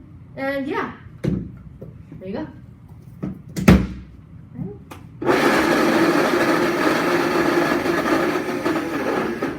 Oh, and also I forgot to say, it needs a little bit of water just to make it go. And I got a water bottle here. I don't know how much water. It all depends on the size of the bean, and you just add a little bit of water and then mix it up again. And you'll know it needs a little bit more water, you know, to mix it up. You don't want to put too much water because you can't take out water, but you can always add water. All right, and once you are done blending it, ta-da! That is what it looks like. People often ask, well, what do you do with the hummus afterwards? You can dip veggies in there. Oh my goodness, carrots and cucumbers. You're so funny. Steamed broccoli and cauliflower are really delicious to dip in there. If you like, I love these gluten-free cauliflower crackers because I'm gluten-free in addition to being plant-based. Or you could just like make a wrap, make a sandwich, and use it as a sandwich spread. You get the fiber in there and all of the tasty flavors. And that's the first recipe. All right, so let's do the second recipe. And that's gonna be the vegan cheese. You guys have the recipe in front of you over there. 2 cups of potato. Let's drain the water in here, please. Turn this burner on. So everybody can see. All right. Yep. 2 cups of potato, 1 cup of carrots. Awesome, thank you. 1 cup of carrots, 1/3 cup of red lentils. And I didn't have a 1/3 cup, no big deal. Use a different kind of lentil that's similar. I got green lentils, so I figured 1/3 cup of lentils, we could do, that's 100 grams of those, and then 28 grams of those. There you go. Now, 1/3 cup of rolled oats. Everyone knows what rolled oats looks like. I already measured it, that's a 1/3 cup. And, 2-3 garlic cloves. I got some garlic right here. 2-3 garlic cloves. 1/3 cup of raw cashews. Just throw them in whole? Yeah. Here's the raw cashews, and here's a 1/3 cup. Okay. We need 4 cups of water. Did you soak these first? Yeah, I soaked them. Yeah, soak them. But they don't have to be because you're cooking them. Okay. But it's for the goddess dressing, I soaked them, so I might as well have soaked them for both. It's just faster. We need 4 cups of water. Okay. And you want that water? No, you want clean water. There we go.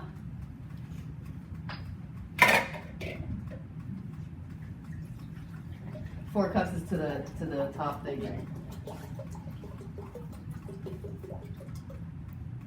we go. All right. Nutritional yeast. Now, this is fortified with B12, so if people are like, you're vegan and I'm sure you don't get your B12, well, neither do you, because the animals now don't have B12. They have to actually get injected with B12. So here, you might as well just do it this way, planet friendly. We need a 1/2 cup of the nutritional yeast.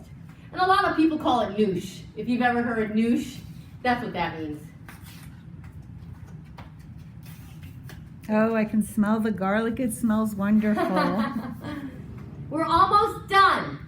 2 tablespoons of miso. You can do either a chickpea miso or a soy miso. This right here I got at Sprouts, and it's a red miso. Doesn't matter what kind of miso. It's all got probiotics in it. How much? We're gonna do 2 tablespoons.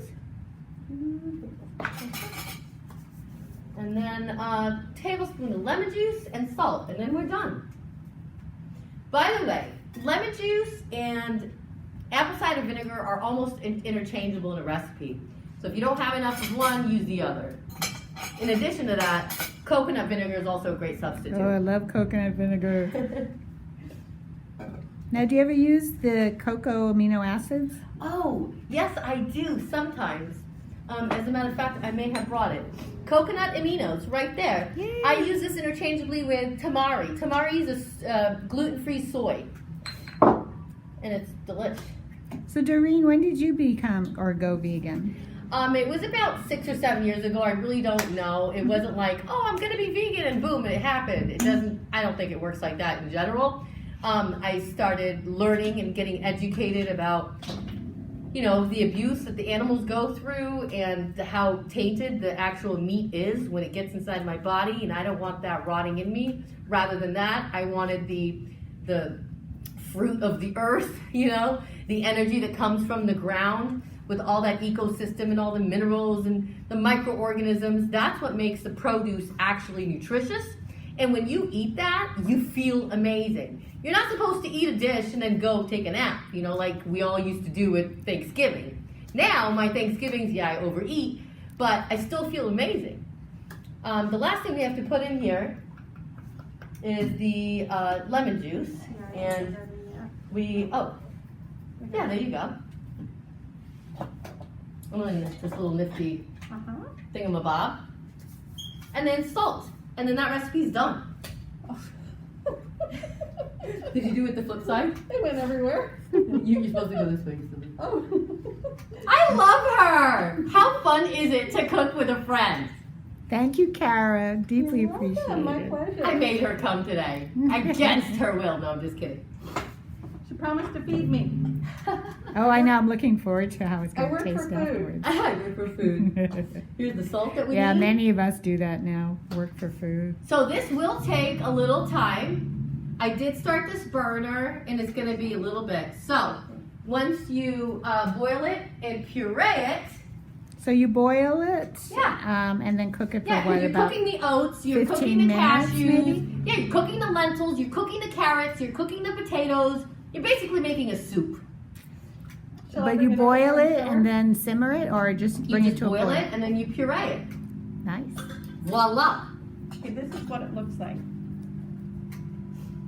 And here is the Oh, finished that's product. soup. That is So it is definitely like soup, But here is the nacho cheese finished product. Oh, that looks fabulous. I want nachos. Smell that. Smell It's it? nacho time. It is. Well, people always ask me too, like, what do you do with this? You can put it on quinoa, you can put it on rice. Again, you can take your broccoli and your cheese sauce on broccoli and cauliflower. Forget about it, it's delicious. Okay? Now, the last recipe we're making is the goddess dressing. Okay, do I cover this? Yeah, cover it and we're done. All right. All right, super simple.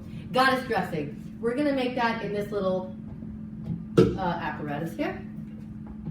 And it is 2 tablespoons of tamari. We were talking about tamari earlier. If I don't have enough tamari, we can just finish up using the coconut aminos. 2 tablespoons. I'm going please. to have to double it. That's fine. No. Oh, there you go, yeah. 1/3 cup of cashews. Let me grab that. I soaked these last night for this recipe. I always like to soak my nuts. It's just easier to digest. Say that again, Doreen, about your nuts. I like to soak my nuts because they're easier to digest, and you know it. Well, almonds need to be soaked. Actually, cashews and almonds do need to be soaked because it releases, the soaking removes an enzyme that's not soaked. That's absolutely right. And of course, the biochemist, Ann Barron, giving us that info. So 2 tablespoons of Tamari. and then 1/3, tablespoons of- no, just 2. If we didn't have enough, we would use the other one. Oh, okay. And then 1/3 cup of cashews. Now, I'm just gonna say it. double the recipe. This is an amazing dressing. Double the recipe. It's so easy, double it. I have a tower garden. They're really awesome. It's an aeroponic apparatus that you plug into the electricity. The basin has 20 gallons of water, and it's got rock wool in it, so not soil. And it has spouts, you know, and it recycles the water, so it's very sustainable. But I got this parsley from the tower garden this morning. That's your parsley. I harvested this parsley from the tower. We're just going to stick this whole lot in there. The greener, the better. Yes. Green is good. So, and the green goddess, of course, has green onion. And the green onion is somewhere. Oh no, we forgot the green onion. No, is it in the corner? Is it in the corner? Did you get it? Oh, here it is, here it is. You know, I reuse mason jars, so voila. There it is. Hey, we're really cooking over here. What's the next ingredient on there? Oh, sesame seeds. 1 tablespoon of sesame seeds. Yep, I just reuse my, spices. You know, like when you buy spices and it's empty. I just buy bulk when I go to People's or something, and then I just refill it. Okay. Sesame seeds, you can interchange tahini with sesame seeds because you're just pureeing it anyway. So if you don't have sesame seeds and you have tahini, use the tahini. And then 2 tablespoons of apple cider vinegar. And this is all I have left. So whenever we need more, we'll use the coconut vinegar. You know, no big deal. All right, and then, this one actually adds lemon juice too. So let me do the lemon while Kara's doing the coconut. You don't trust me, huh? After that, no, just kidding. Lemon bath. Lemon bath. Mm-hmm. Hey, who doesn't like a little lemon facial? Yeah. So we're almost done here. 2 garlic cloves. Please do not overdo the garlic. The more garlic you put in this dressing, the worse it tastes. I know it sounds kind of funny, but just do 2 garlic cloves. Let's go. Oh, did we use all the garlic? Oh, 2 garlic cloves. And a half of a cup of coconut milk. This is what coconut milk looks like right here. Here's the can. I don't know what a half is. Could you do a half? Half of a cup, yeah. Coconut milk, you can use, if it's too fattening for you, you could use almond milk, you could use hemp milk, you can use cashew milk, you can use oat milk, any type of milk, dairy milk alternative. We use a spoon. Oh, what happens to it when it's in the fridge, it gets kind of thick. I love it.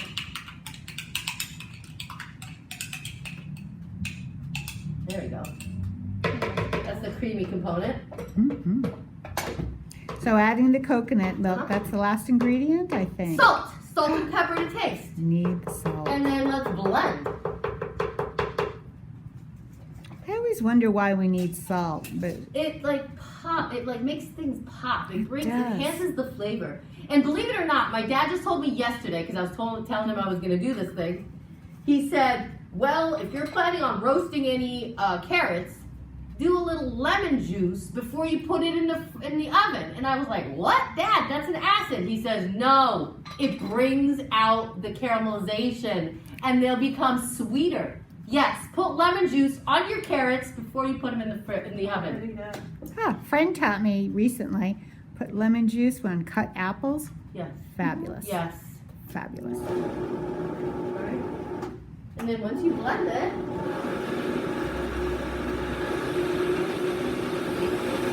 you might need this thing. You might need this thing. We're really cooking here. Yes, I love the plunger. It just helps mix things around. It does. You can actually, I think you can run it with the plunger in it. Yeah, you can. Vitamix, critical for vegan cooking. Yeah, I was like, what took me so long to buy a Vitamix? The $400. But you know what? When you use it 3 times a day, it's so worth it. I have tried using a mortar and pestle. It takes so much longer. Yeah, I know. There you go. That's the down dressing. once you're done, just for time purposes, there's that beautiful green gold, I call it, the goddess dressing. Oh, it's time for salad. Yes, it is. So we have a food processor, and I like to shred carrots. I used to buy shredded carrots, but that gets kind of costly. But this, put them in mason jars. Some goddess dressing on there, and we're about to feast. Maybe we should do it in the front of the camera. Sure. Go front to the camera. Okay. Oh, here we go. Can you smell that? Oh, that smells delicious. And we the can lettuce put looks some more. so vibrant. Let's put some tomatoes in there. I love tomatoes in a salad. So did you grow the lettuce too?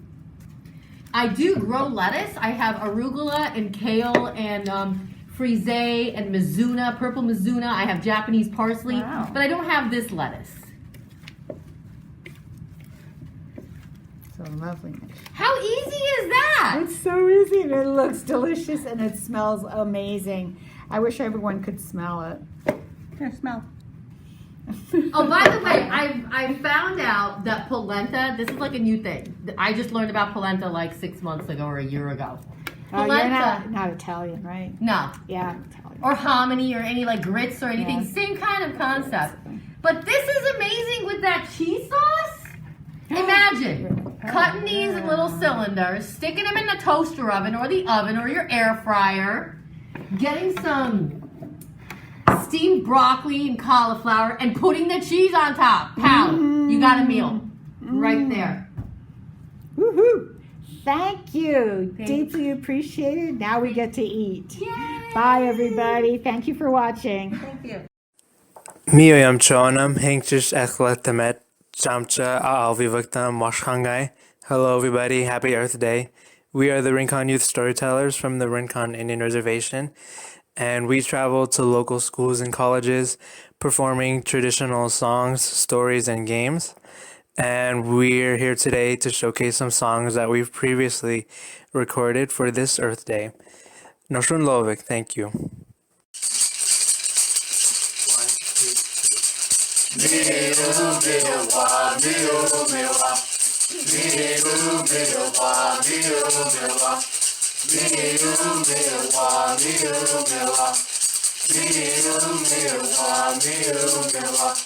Naki naki naki naki naki naki naki naki miu miu wa miu miu wa miu miu wa miu miu wa miu miu wa miu miu wa miu miu wa miu miu wa naki naki naki naki naki naki naki naki miu miu wa miu miu wa miu miu wa miu miu wa miu miu wa miu miu wa miu miu wa miu miu wa naki naki naki naki naki naki naki naki miu miu wa miu miu wa miu miu wa miu miu wa miu miu wa miu miu wa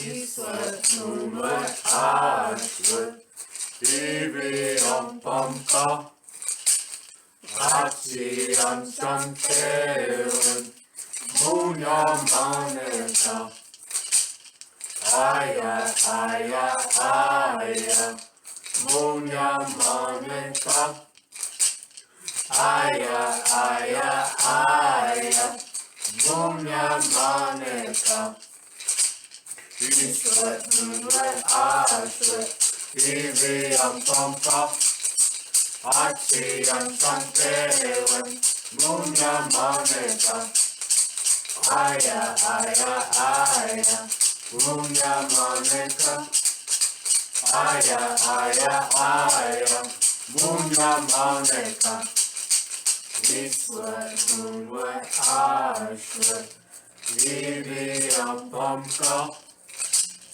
아치안 참깨운 무냐 마네까 아야 아야 아야 무냐 마네까 아야 아야 아야 무냐 마네까 이스라엘 아촌 이비암 덤카 아치안 참깨운 무냐 마네까 아야 아야 아야 무냐 마네까 아야 아야 아야 무냐 마네까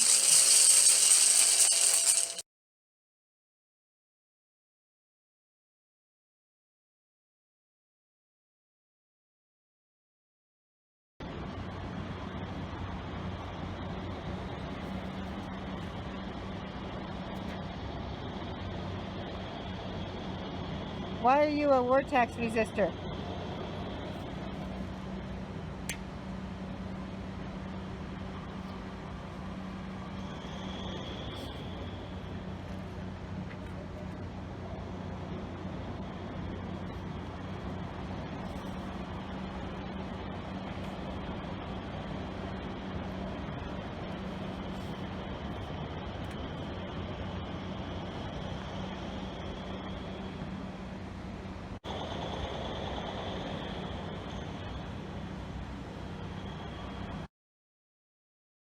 I really gotta hold on.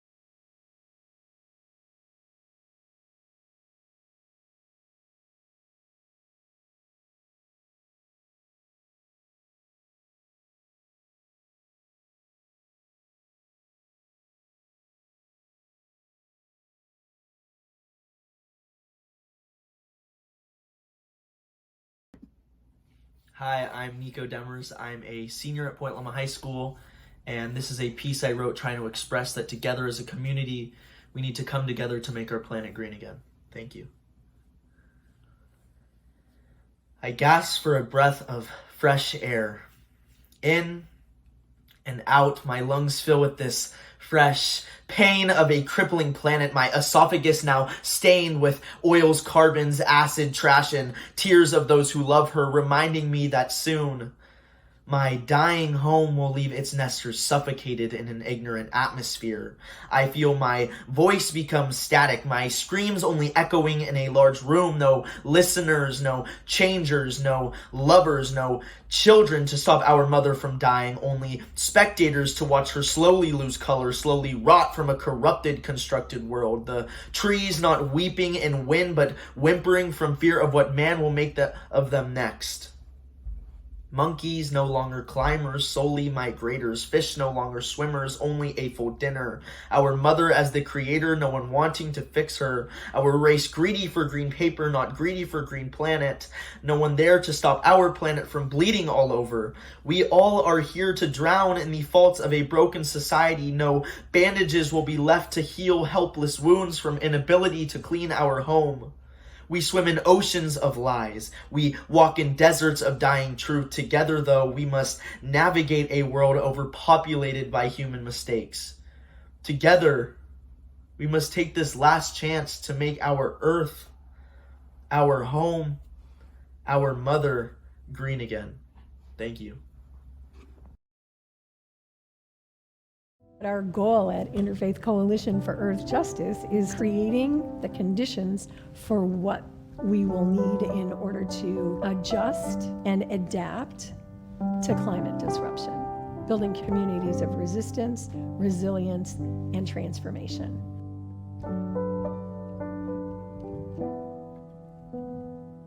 I need to put 25% of my own leadership time into this issue. If we saw more clergy and people of faith doing that, I think we could really multiply our efforts. But we have to make that tie, that connection between the spiritual growth and the activism. And that way we'll have a stronger product. More than an activist, I guess I'm a trench worker. I mean, it's just people sitting and talking to each other, you know, and deciding what is good to do.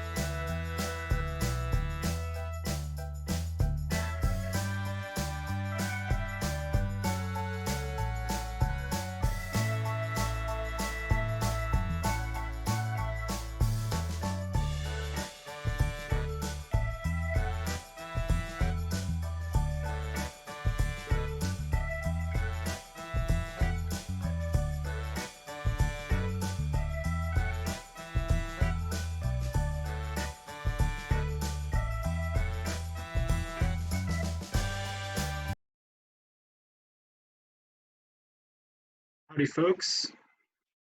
So we'll be coming back to the live stream now. Next up, we'll have a session by Bobby Wallace and the Kumye. Got some really interesting folks speaking there, but I wanted to take a quick second to shout out to KNSJ Community Radio. That's 89.1 FM, and that is the only station that is live broadcasting this stream.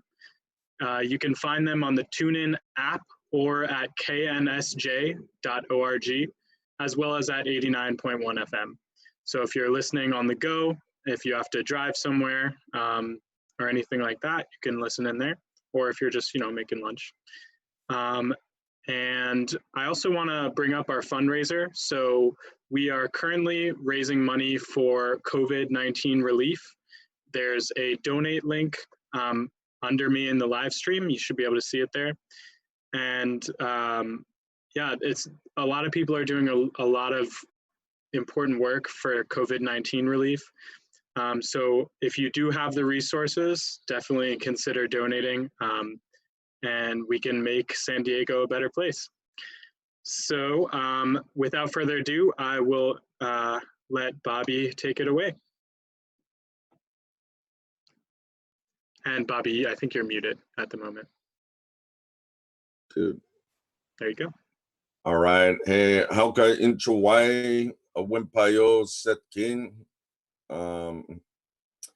You know, we can only do this together, and it's my privilege to be alive, to be here today, to be able to talk about Mother Earth and really be candid about it. You know, we've got all sorts of stuff going on all around us, and you know, the COVID-19, and everybody's got to be at home.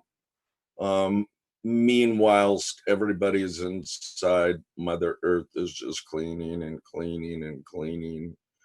And it should be teaching us a very, very valuable lesson. I mean, we all have to do our part, whether it be drive a little less or, you know, separating your trash and do your recyclables or whatever it may be. But let me do a correct introduction. My name is Bobby Wallace from the Barona Band of Mission Indians, from the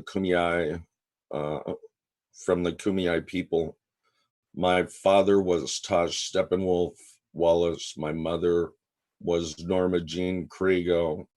My grandmother and grandfather were Samuel Uwaya and Christina Benegas from Verona. Samuel Uwaya was from Syama, New Mexico. That's Pueblo Indian. And then Norm and Jeannie Kriego, which have a long history dating back to coming across the ocean in the 1600s. My grandfather was one of the ones who was captain of one of the big boats way back when. You know, but that just like, it kind of says a lot because, you know, a Native American guy sitting right here can also have ties with, you know, the English and ties with everybody, really. You know, I have a mixture of family members, and I think that all of us, of all races, and that believe in something good, we really need to stick together to find solutions to the climate. And everybody knows, you know, that it's changing, the water's rising, things are melting. You look at Alaska and how they show all the pristine white glaciers. Well, if anybody's been there and saw pictures recently, and I haven't been there, but I saw pictures, it's covered with soot and they're not all pretty and blue.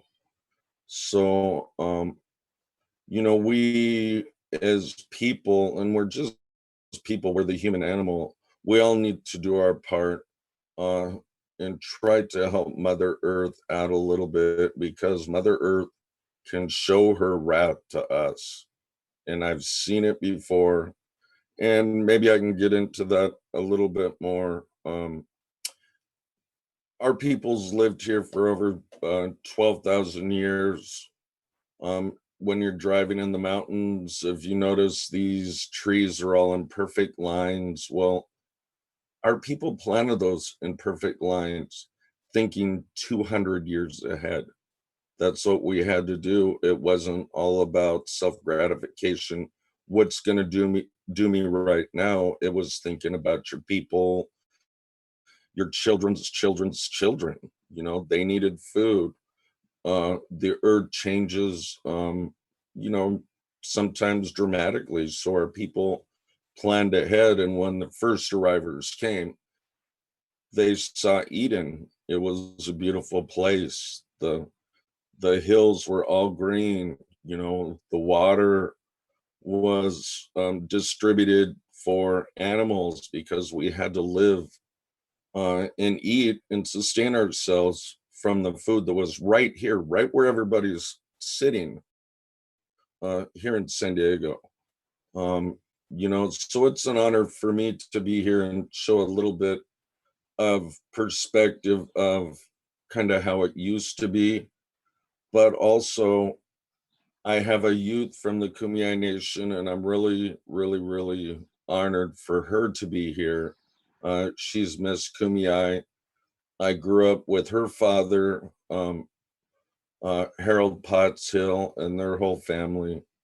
And it really is an honor to see somebody young and to see somebody with the fire inside them that wants to do good for all peoples. And Amaya, we'll start this out with you. And again, I appreciate you, and I just want to see you continue on and do these kind of things. You have a great fire, little sister.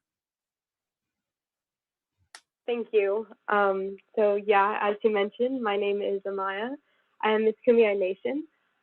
In my native language, I introduce myself as Hauka, Laposta Makopai, Natat James Potts Hill, Namau Caroline Mendoza, and Yamasich Amaya Hill. So what that means is, hello, my name is Amaya Hill. I'm from the Laposta Band of Mission Indians and also a descendant of the Red Lake Band of Chippewa Indians. And my father is James and my grandmother's name is Caroline. So I just want to thank everyone for being here, the speakers and the viewers, everyone watching. It's an honor to be speaking in front of you guys at such a young age. I'm 15 years old. I'm a junior in high school. And, you know, advocating for our planet is something that I'm very passionate about. So it starts really with you guys, the people viewing and the people speaking for us here. Really, there is no future without you guys being here and really taking part. If you're at home, you know, you have to be here, but you guys are, and I think that's really inspiring to me. So what I'm here to do is to give you an Indian perspective on all this climate and our globe and the global health that we need to have right now. It's very vital to the success of our species. I am really an advocate of space. I really want to go to space, but I definitely think that being on this planet right here and right now, we need to take care of our Earth because we're getting nowhere if we just leave it alone. So in the 50 years that we've had Earth Day, we've gotten a lot done, but I don't think that we've gotten enough. I think that we could have gotten a lot more done, and I think all it takes is a little more advocacy and a little more people to stand up for what they believe in. I think what it really is we're stuck on politicians who are stuck in this kind of, they need to be with their allies who will help them in the first place. And I think that the only way to get past that is to really, you know, bring it in a politician's perspective. So, you know, if you want to talk politics, let's talk politics. There's predicted that in 2030 that the sea level will rise 3 to 7 inches, destroying $1.07 trillion in property. If you want to talk politics, I think that's where you have to start, where their money is. If you have any contact with politicians or anything, we really have to start there. We have to start with our politicians because that's why things aren't getting done, because things are being done by money and not by whether we want to sustain our Earth. So I think what we really need to do is we just really need to take a step back. We need to look at where we are right now as a community, and we need to realize that this isn't a political fight. We need to stand up for our Earth and not stand up for our political parties. I mean, I can see it on my reservation, the river that used to flow right next to my house that I just went down to with my little sisters the other day to tell them stories is gone. It's a little baby creek, not more than 2 inches tall. It's very, very tiny. And I think just us being divided is not a way of doing this. We really need to be together so that we can stay together and we can fight this together, because that's the only way anything is ever going to get done is if we're together. I am doing research right now for a book I'm writing, and we are so divided as a people with social media and the way that we get our media. We're being divided every single day, and though it's not really our fault and more of an algorithm type thing, we need to realize that we are not just alone in this. This is not a political fight. This is a fight for saving our for saving humanity. This is a fight for saving the earth for our grandchildren. This is a fight for saving the earth for the animals. This is a fight for saving the earth for the plants that feed us. We need to save the earth because we do not have a plan B. And yeah, I think just unity is our best shot.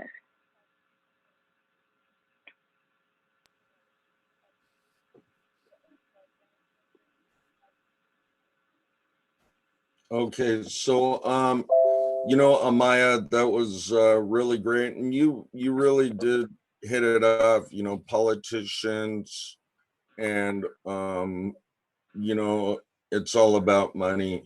It seems like everything's about money, and we do have a new breed of politicians out there, who see things a little different than the old school guys, and we do still have the old school guys, but we need these new guys, the ones that aren't afraid to jump in and get their feet and their hands wet, so to speak, and make a stance. And our next speaker, she just passed her exam yesterday, in fact, and I call her the smart girl, and she and Manuel actually helped me out with the Save El Monte Valley, where they wanted to tear up a valley that has valley fever. But it's my blessing to have Jessica here, and then we'll go to Manuel, then we'll go to Chelsea. But first, Jessica, Miss Smart Girl, can you talk a little bit for us?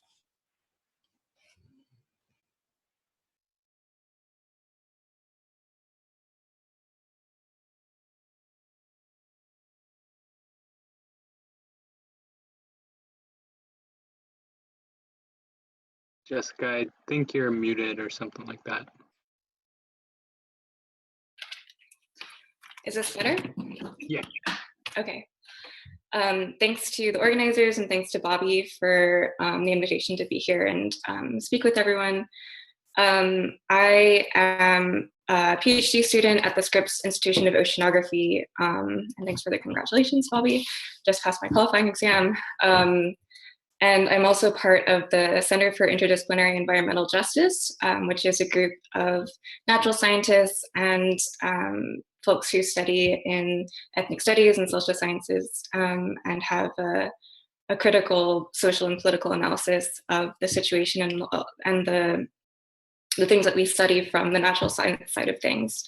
And so I really appreciate your message of unity, Amaya, because I think that's something that we really need to keep in mind as we are developing climate solutions and pushing them forward in things like the Green New Deal and these climate actions that are gaining more and more momentum.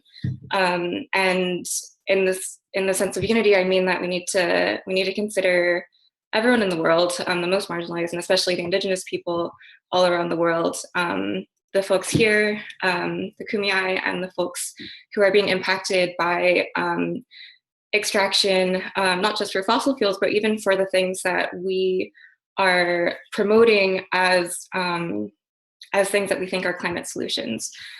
So the research that I do, I'm really lucky to be able to do this kind of research that I'm really passionate about. I work with indigenous peoples and communities in the high desert of northern Chile and Argentina, the Atacama Desert of northern Chile, and the Andean Altiplano.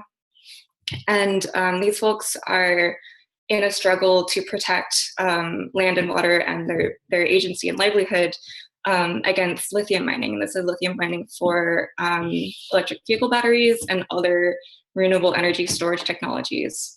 So the area that they live in is amazing. It's this super high, dry, sunny desert, and over thousands of years, water has brought minerals from the volcanic mountains into the basins where people live and where there's salt lakes and these rare ecosystems, and they've accumulated minerals over long periods of time when the climate was wetter than it is today, and now it's the driest desert in the world.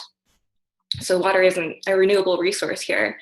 And so then these mining companies come and they take out the groundwater and let it evaporate so they can take the lithium out and make these technologies for us to use for what we call climate solutions and renewable energy. But if it's coming from something that's not renewable, then it's not really ultimately the clean renewable technology that we think it is. So this is something that, along with the research work that I'm trying to do with the science side of things, trying to introduce that into these conversations about climate action and climate change and what that means for us and how we can think beyond these technological fixes, switching from a fossil fuel economy, which we all know is extractive and horrible in many ways, not just switching that to a renewable energy economy that's run on lithium that's coming from another part of the world, but how we can transform the way that we live and relate to each other and to the planet. So that's something that I would like to propose to everybody listening here in your circles, in your groups, friends and family, and in your activism. Sure. Jess, what do you think about the water system that's coming down from, let's say, down the San Diego River? Is there any hope as you get down towards the estuaries, down towards Ocean Beach and Dog Beach?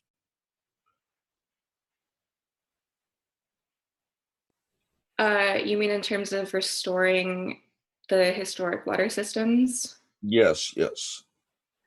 That's not something that I'm really an expert on, but I think that it's something to work towards and to dream towards, is restoring the ways that the earth has worked naturally in conjunction with the ways that Indigenous peoples have been living for since time immemorial. That's something to, to keep as our vision. Awesome. Well, I appreciate you, Jess, for being here. I forgot to say a few things. I did want to say thank you to our mayor, Kevin Faulkner, and a friend of mine, Miss Diane Jacob, which I'd worked with on the Upper San Diego River Park project way in the beginning.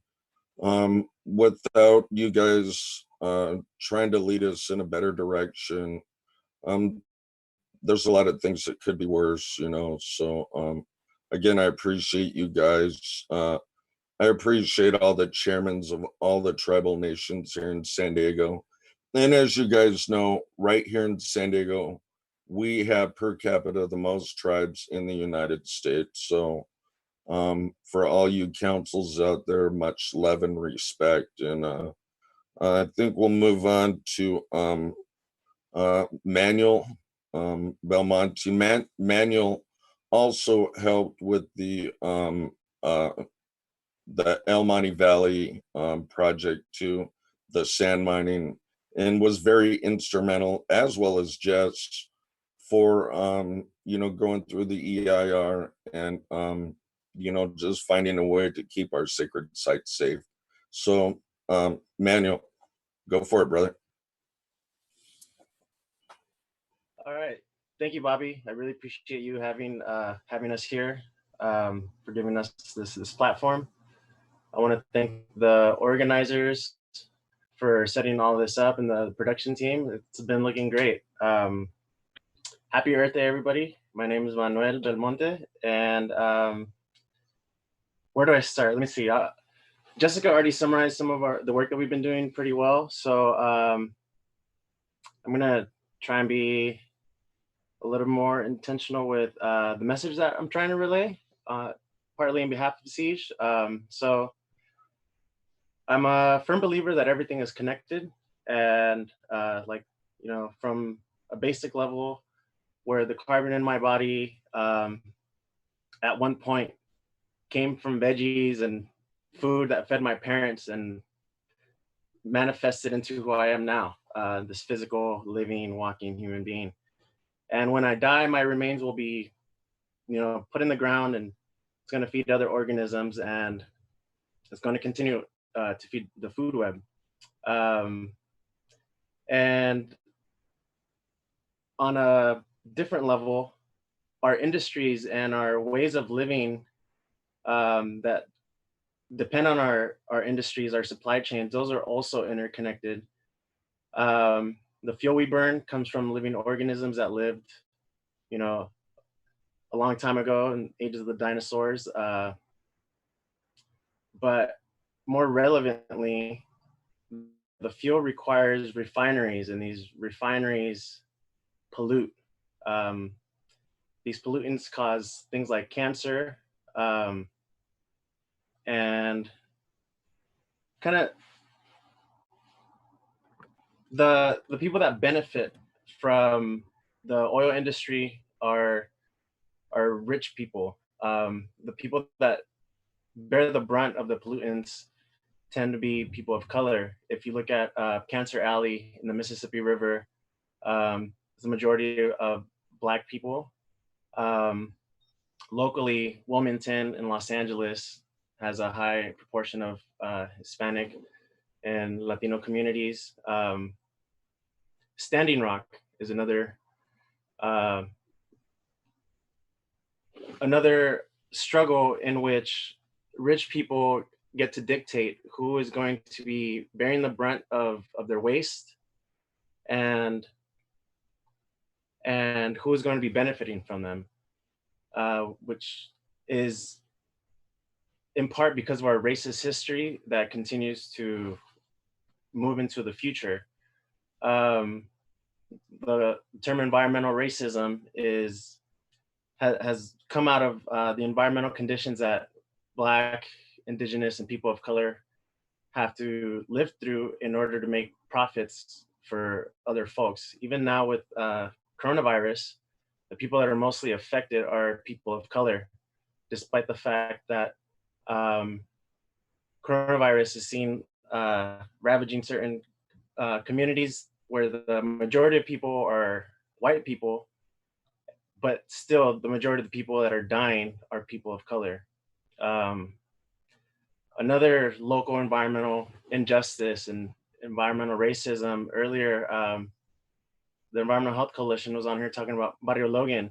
The respiratory disease rate in that area is because of racist city planning.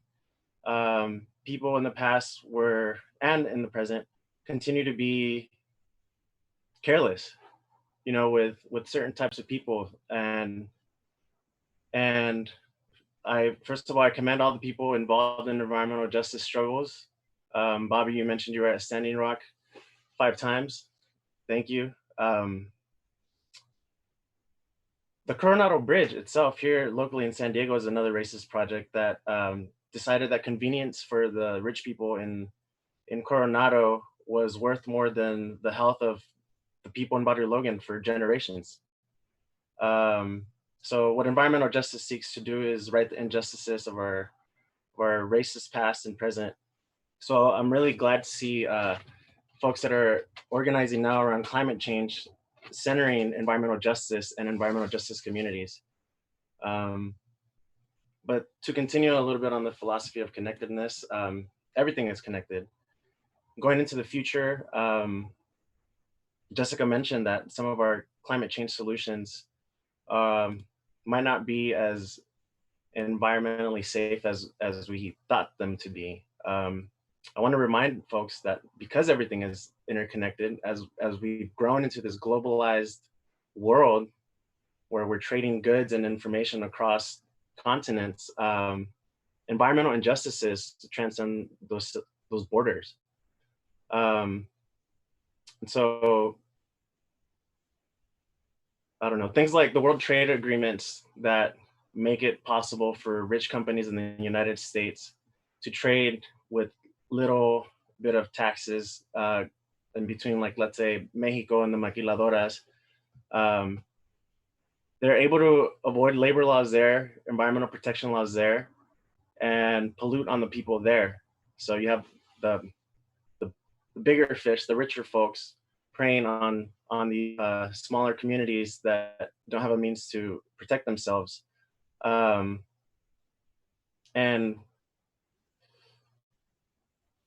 in climate change, the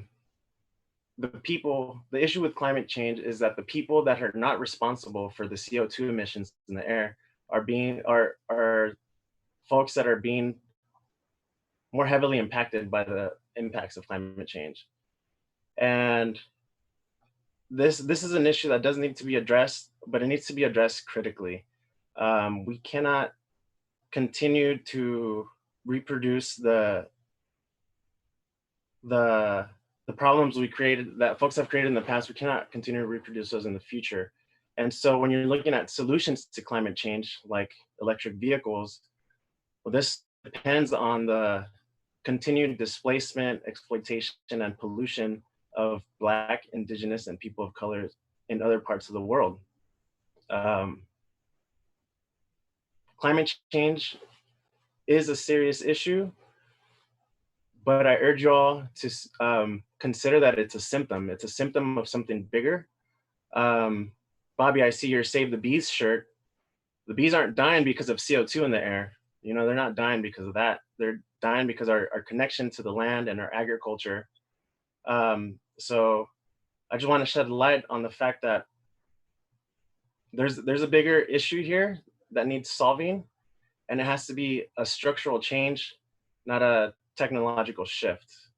I heard someone say, we cannot consume our way out of this hole we've consumed ourselves into. And really thinking about how these changes need to happen on a political and social level in our relationship to each other and our relationship to the land is how we're going to move to a more just future that's considerate of the most marginalized people in the world. Yeah, because the racism of the past continues to inflict our ideals of what our future can be, and not paying attention to these things can be detrimental for people in the future. Let's be more like the Kumeyaay folk who thought about 200 years in advance and not just 50 years in advance when, you know, electric vehicles are going to be obsolete and they're going to think of another technology because we've run out of lithium, which is not renewable. So yeah, I just want to challenge folks to think more critically about our solutions to climate change. The change has to be social, political. Thanks again, Bobby. All right. All right, awesome. You know what, I appreciate it, Manuel. And, you know, we keep hearing equitable for everyone, and this does have to be equitable for everyone. And being a guy who has walked on this land back and forth to DC, I can tell you this place is littered. When you walk by the billowing smoke from the refineries, it sucks. And I'm being candid. It sucks. It's not good for us. And it's not good for Mother Earth, or it's not good for the little babies of the future. So we have one more speaker, and this will dive into our current situation, which is going on up the coast a little bit, and that's Chelsea. And I also want to give out a big shout out to Malika Marsden with the Green New Deal. I'm honored to be on the advisory committee board for that. It's really cool. It's exciting, and there are things we can do in the future. So, Chelsea, it's all yours.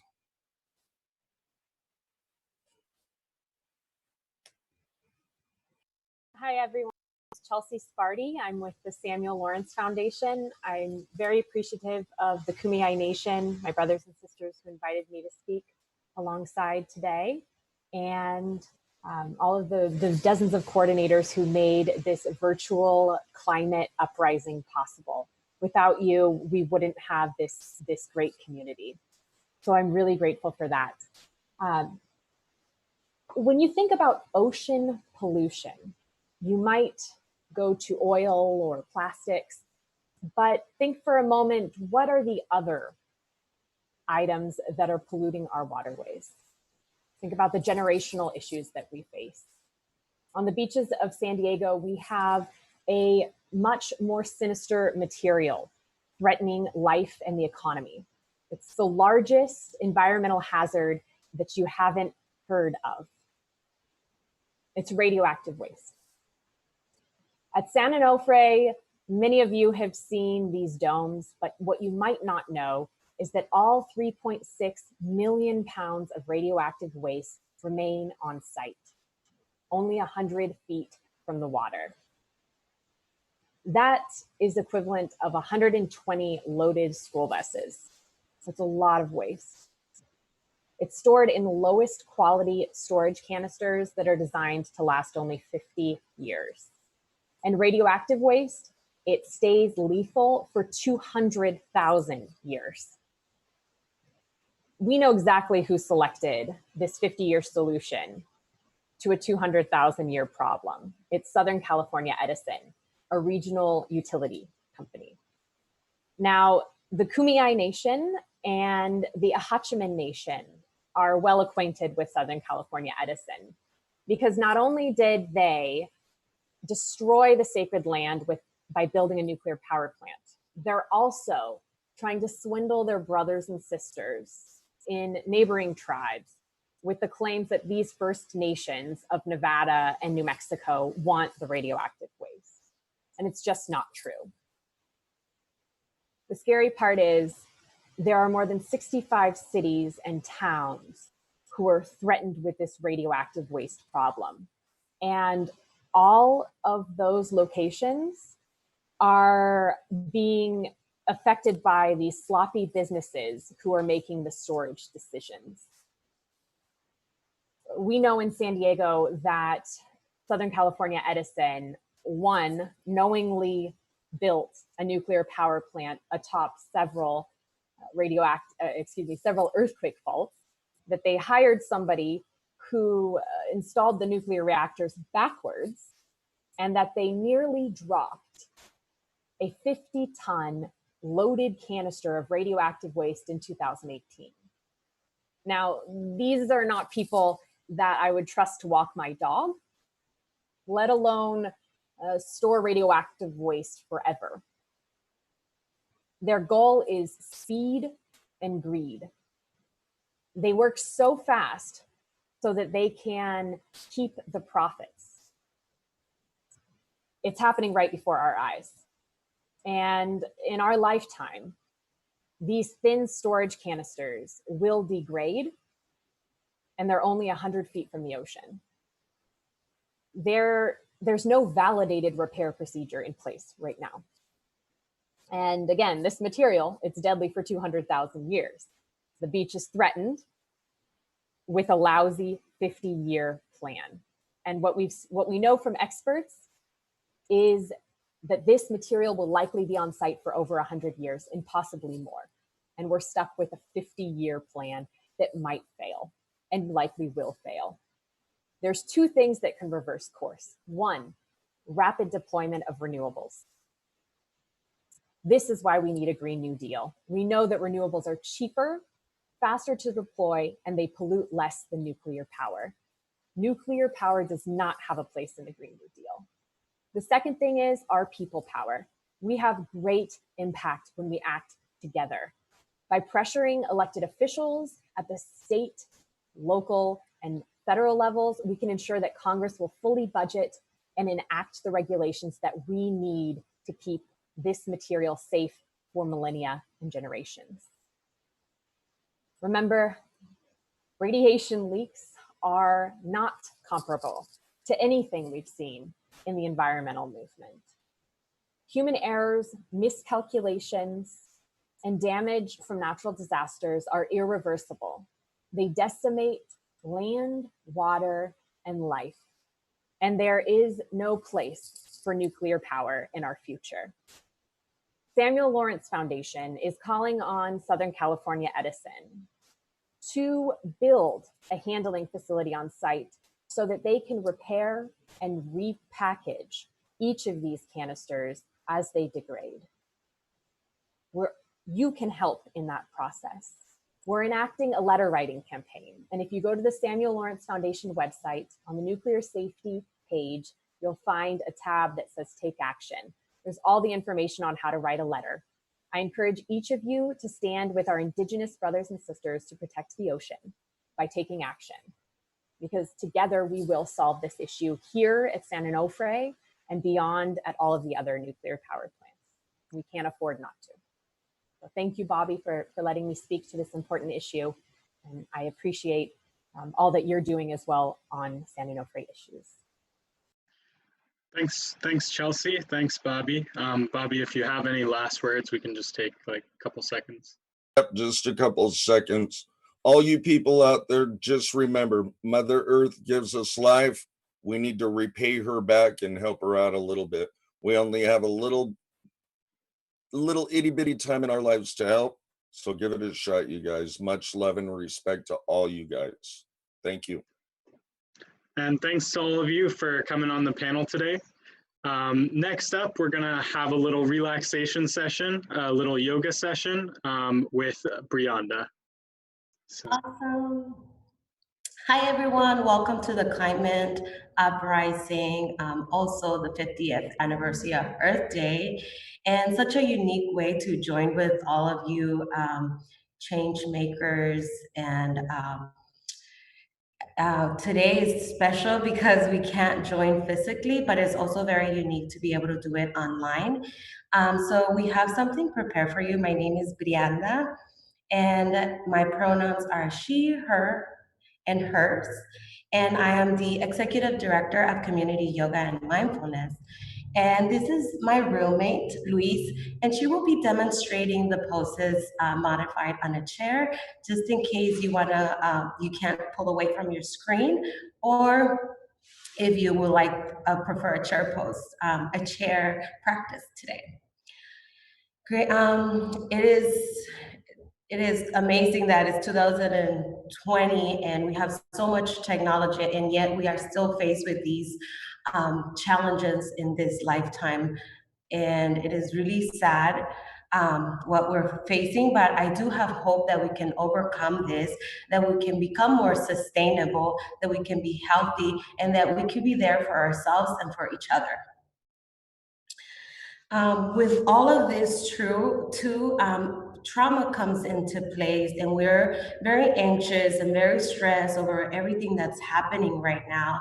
So I want to give you guys some few tools, a few exercises that will allow us to kind of release that and build more resilience, so we can do it together.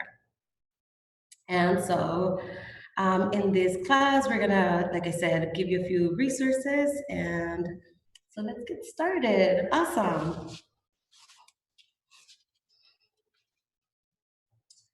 So since we have been talking about heavy topics right now, how about we start either at a comfortable seated position, placing your sit bones firmly on the chair, or if you're welcome, you're more than welcome to stand also. And if you're standing, and also if you're on the chair, try to start by loosening your body. Bending your knees, your joints, yeah. And then as if we can shake off the climate crisis, and as if we can shake off the COVID and the economy inequalities and all of these things. Let's start by lifting one foot and counting to 5. 1, 2, 3, 4, 5. And then the other. 1, 2, 3, 4, 5. 1, 2, and let it go. 4, 5. Shake it off. 4, 3, 2. 4, 3, 2, 5. 4, 3, 2, 5. 4, 3, 2, 5. 4, 3, 2, 5. 3, 2, 1. 3, 2, 1. 3, 2, 1. 3, 2, 1. 1, 2. 1, 2. 1, 2. 1, 2. 1. Let it out. 1, 1, 1. And if you feel like you still have shakes, shake. Awesome. And then very softly coming into stillness. Just being aware of the sensations that are happening in your body. Noticing if there's any tingling, any shift of energy. Remember that you have the power to shift your own energy. And then from here, notice your feet. And you want to notice maybe that your toes are pointing forward and that your hips are over, your feet are over your hips, or that they're over your knees if you're sitting down. From here, activate your legs, feeling your feet pressing firmly into the floor, to the mat, to your shoes. And here, see if you can tap into this energy of Mother Earth, of the earth, and welcome it in through your body, through your feet, up, up, up. Yes. And then maybe bringing your arms up and reaching towards the sky. See if you can soften your shoulders. And from here, you can gaze forward or gaze up towards your fingertips and imagining that you're getting energy from wherever you feel inspired, from wherever you feel creativity comes from. Just let it pour into you. Like a couple of breaths here, filling up of this energy. And then when you feel ready, relaxing your hands down.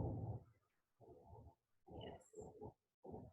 Now I invite you to place one hand on your chest and then the other one on top. Now bring your awareness to your heart center. And see if we can take full deep breaths here. Really filling up your lungs. Pushing up the diaphragm and expanding your ribs, your chest, your shoulders as you breathe in. And as you breathe out, very slowly releasing the air out. A few mindful breaths here, noticing your heart center. And maybe if your thoughts are quiet enough, you might be able to hear heartbeat. And I invite you to use your imagination here to kind of connect that energy that we tapped into of the earth and of the inspirational place, the sky, the universe, coming through and shining through your heart. Maybe 2 more breaths here.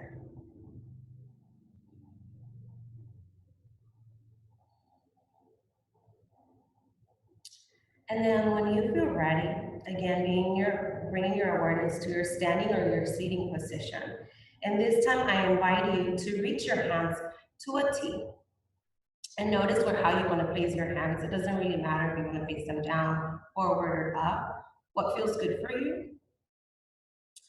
And now here, we're going to gaze towards one hand and imagine that you're holding someone's hand. Someone from this call, someone that is tapping in here, and we're working on this together. And then very slowly taking in the room in which you're in, looking forward and gazing over to the other hand. And noticing your other hand there. And again, imagining there's someone there, you're holding your hand. And when you feel ready, let's go ahead and face the screen. And you can keep your eyes open or closed. Take about 3 breaths here and expand as much as you can and feel this interconnection between all of us, that it could be bigger than anything, that we can overcome all these challenges together. One more breath, and then softly release, let go, and bring your hands. I'm gonna cue breath work, but at any time where you're feeling dizzy or it doesn't serve you, please know that I trust for you to do what's best for your body. Breathe in and reach up.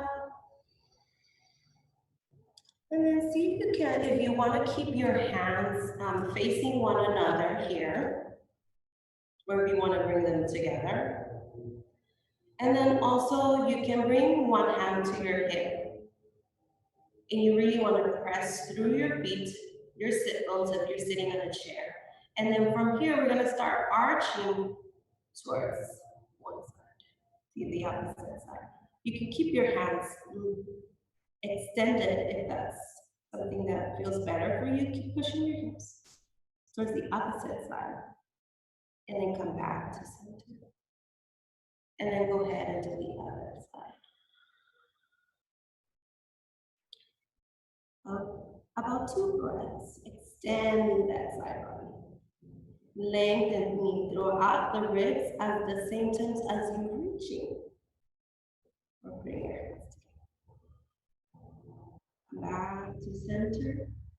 And then bring your hands to your heart.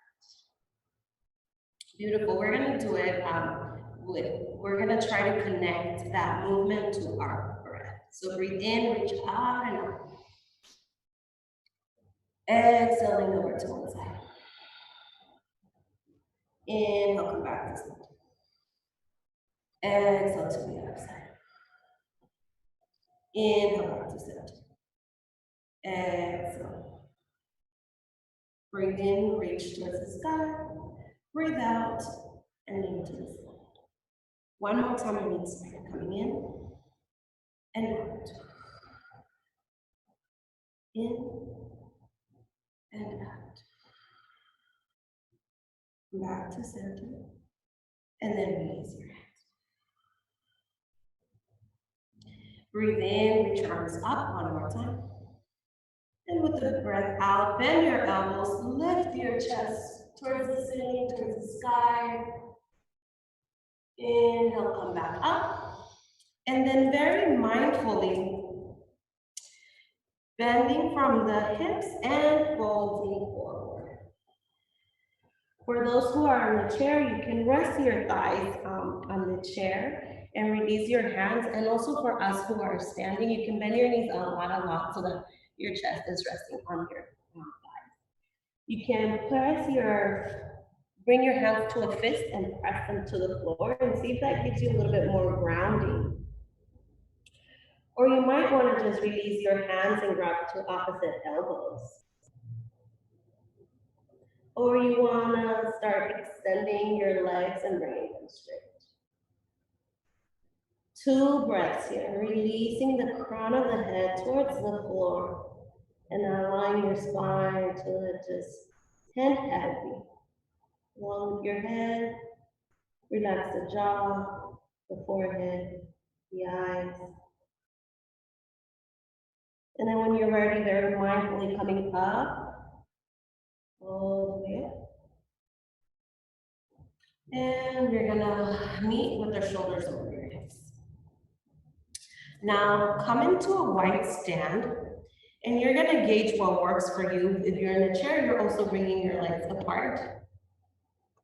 And you can keep your hands on your ribs and then allowing your torso to grow a little bit more here. Or if you need more stability, maybe in your hips. From here, take a couple of bends on the knees as you notice how it feels when you send your hips low. And then coming up one more time. And then down. And then up. And then down, and this time we're gonna stay here. Know that at any point you can come out of it, but see if you can tap into this power energy. You're gonna start to feel an urge to wanna come out of this pose. See if you can stay here for a little bit. And then also you can add some hand movements here. Breathe in. And if you wanna add the movement, you can go ahead and lean over to one side and bring the other hand under. Breathe in and expand, bring your hands out. Exhale, bring it in. 2 more in each side. Inhale. Exhale. Inhale. Exhale. Last one. Inhale. Exhale. Breathe in. And breathe out. And come back to center, sit low, and then press those hips, come up. Press those legs and come back, beautiful. Now bring your toes to face forward, and we're gonna bring them together, again, right underneath your hips. If you're in a chair, You might want to come into the edge of the chair. Awesome. And then for those of you who are in the chair, go ahead and extend your arms as if you're grabbing a beach ball forward. And then you're gonna tilt your chest forward a bit. Yes, and that's gonna be it. And for us who are standing, go ahead and sit low as if you're sitting in a chair. Yeah. Bring those legs together, press them in and hug the muscle to the bone. You can stay here and feeling that legs active again, that fire activating here, or lift your hands up if you want to more. And 2 breaths here.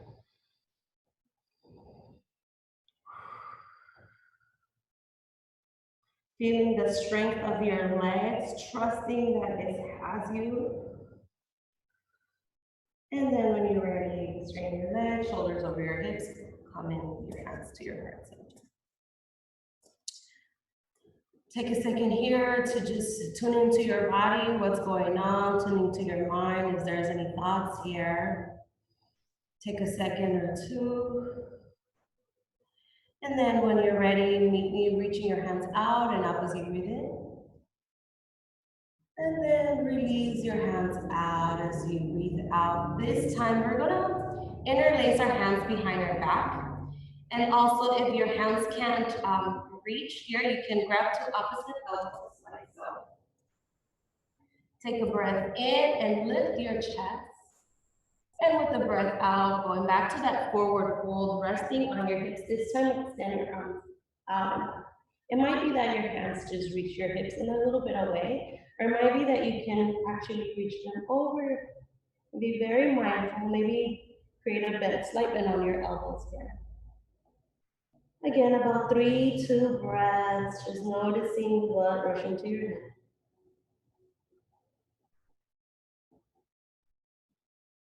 And then when you're ready, releasing your hands to your hips and then coming up. Beautiful. This last pose, you can bring your hands to your hips facing up behind you or facing down if that's too uncomfortable for you. But as you place it here, you can start reaching your chest and leaning back, and your elbows are going towards one another. You lift up. And take a few breaths here. That might be enough, and you can come out of that pose. And if you might want a little bit more sensation, you can come on the floor, on your knees, bent like so, and then press. If you can, maybe grab onto your heel.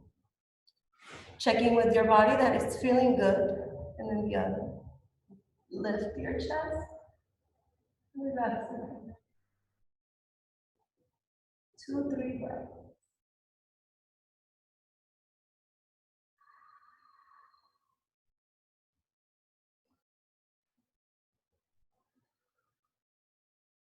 And then very, very slowly and engaging your core, you're gonna come right up and find yourself in a comfortable seated position.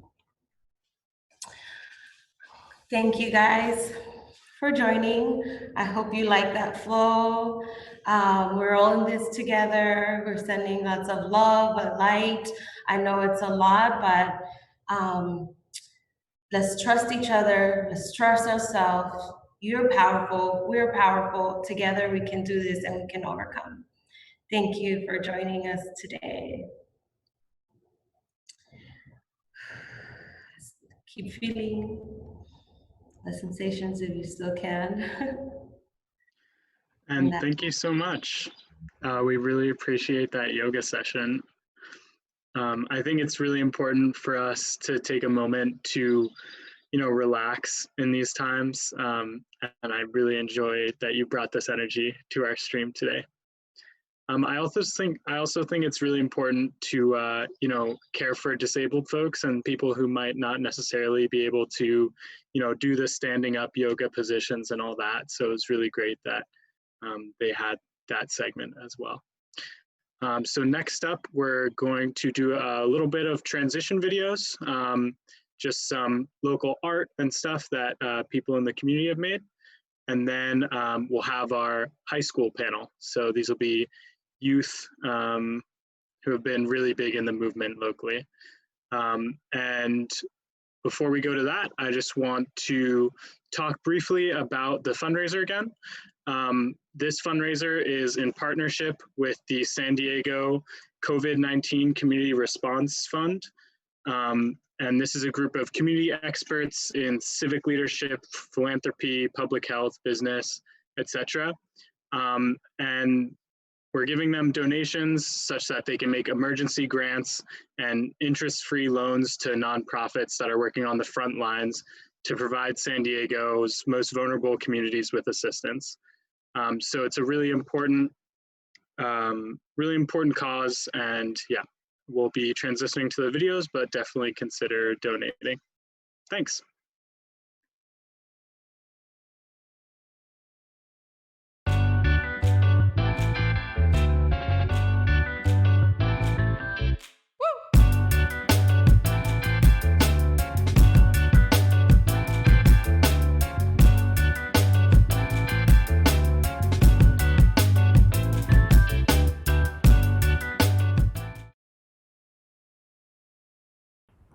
Hello, my name is Aaron Masakip.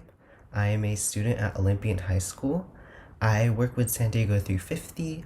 I led the September 20 climate strike at my school in the South Bay, and I also lead the Eco Club at my school, where we educate students on environmental issues and climate action. Hey everybody, my name is Rosa Lasquaga, and I'm the Transportation Justice Community Organizer with Mid-City CAN. One of the ways that we're advocating for transportation justice in San Diego is by advocating for youth opportunity passes. Youth opportunity passes are no-cost transit passes for all youth in San Diego 24 and under. We believe that if we eliminate the financial burden that our youth are carrying in order for them to go to school, work, and internships, we'll be investing in a healthier, greener San Diego. If you're interested in learning more about what we do, please don't hesitate to reach out to me. Also, you can visit us at our website at midcitycan.org/support-YOP. Thank you and have a great day. My name is Harrison Mitsonis. I am a second-year history major at UCSD, and the reason I got involved in climate activism is because I am disturbed about dramatic changes taking place in Earth's climate as a result of human activity and global leaders' indifference to the problem. This is unacceptable and has to change starting now. The Cleveland National Forest Foundation is a nonprofit group dedicated to preserving the plants, animals, and other natural resources of Southern California mountains by protecting the land and water they need to survive. The Cleveland National Forest Foundation is committed to sustainable regional land use planning in order to stem the tide of urban encroachment of our wildlands. Learn more at cnff.org or transitsandiego.org.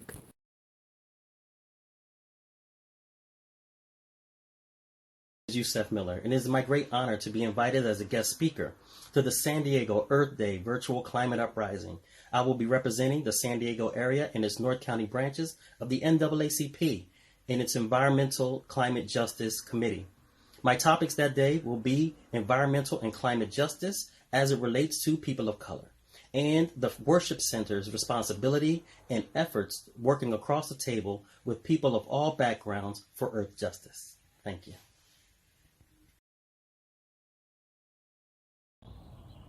Hi, my name is Cherry Robinson, and I'm the chapter chair of the Climate Reality Project here in San Diego.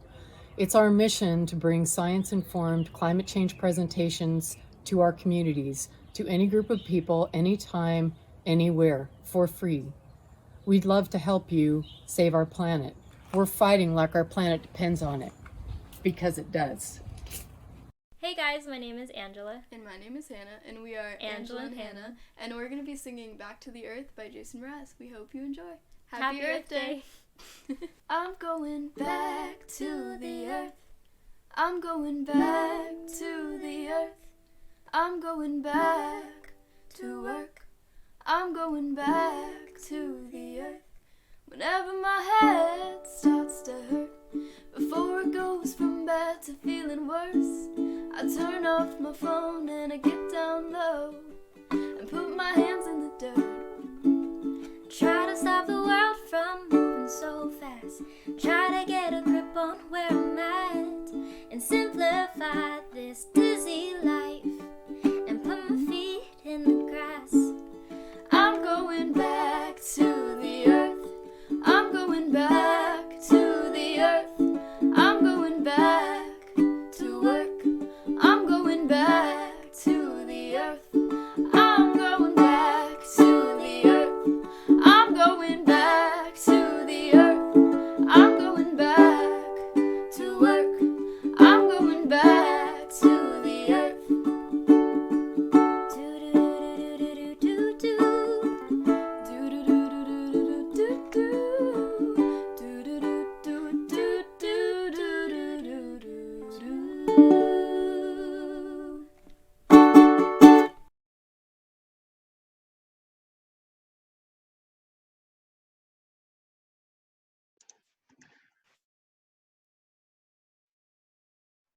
All right. That was a really nice little art piece. So next up, we'll have the high school panel led by Adelka and Shukriya. Take it away. Okay, thank you. Hello friends, my name is Adelka Hankova and I'm a junior at Point Loma High School. On this panel with me, we have Shakriya, Kate, Aiden, and Anissa, and 2 guest speakers. I wanted to thank you for joining us to celebrate the 50th anniversary of Earth Day. I'm so glad that so many students are interested in helping our environment and are taking collective action to demand change on the climate crisis. I know we find ourselves in an unusual situation, but this won't stop us. Now more than ever, we can come together as a community and make the difference we need. During this section, I would kindly ask for you all to write down a couple of reasons why you are taking action, and if you'd like, please share with us at Climate Uprising SD on Instagram or Facebook. First on the agenda, we have a presentation from our guest speakers, Aaron, who's from Olympian High, with Leanna from RBV High School. They are both leaders in our community and in their schools. I hope that they inspire, convince, and encourage you to join eco clubs or make your own to make a difference in our world. If you have any questions, please ask them in the chat and we will answer them at the end. Thank you.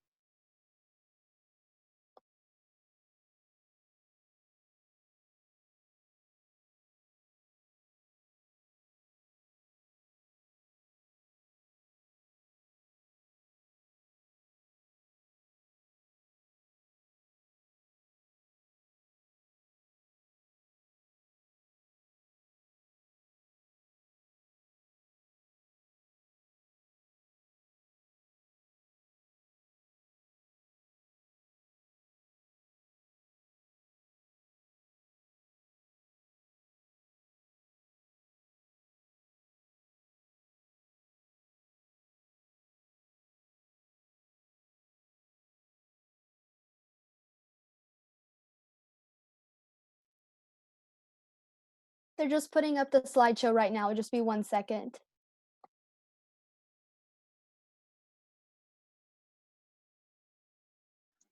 Yeah, so the slideshow is up. Y'all can start, and whenever you want them to change the slide, just say next slide. Alrighty. Hi everyone. My name is Leanna. I am the Generation Green president at RBV High School, and as well as involved in a lot of other things. And today, me and Aaron are going to tell you guys how to get involved in your communities in terms of like eco clubs and other outside opportunities. Yes, and hello. My name is Aaron Masakip. I am a student at Olympian High School, and I'm the president of my Eco Club at my school. And next slide. So for today, we're going to go through 3 different topics. One of them is cultivating passion plus club startups. The next is outside opportunities or organization and events. And the last one is outside opportunities. Next slide.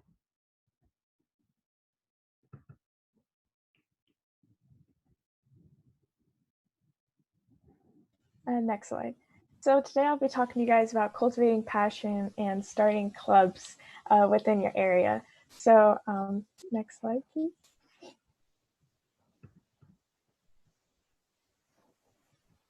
So I like to bring this down to 3 easy steps, especially if you're just about to start a club or if you're interested in it to begin with. My first step is to look around you and to find your passion first, because I feel like once you find your passion, it'll really drive your energy and you can harness your energy towards going up, towards starting a club and so forth.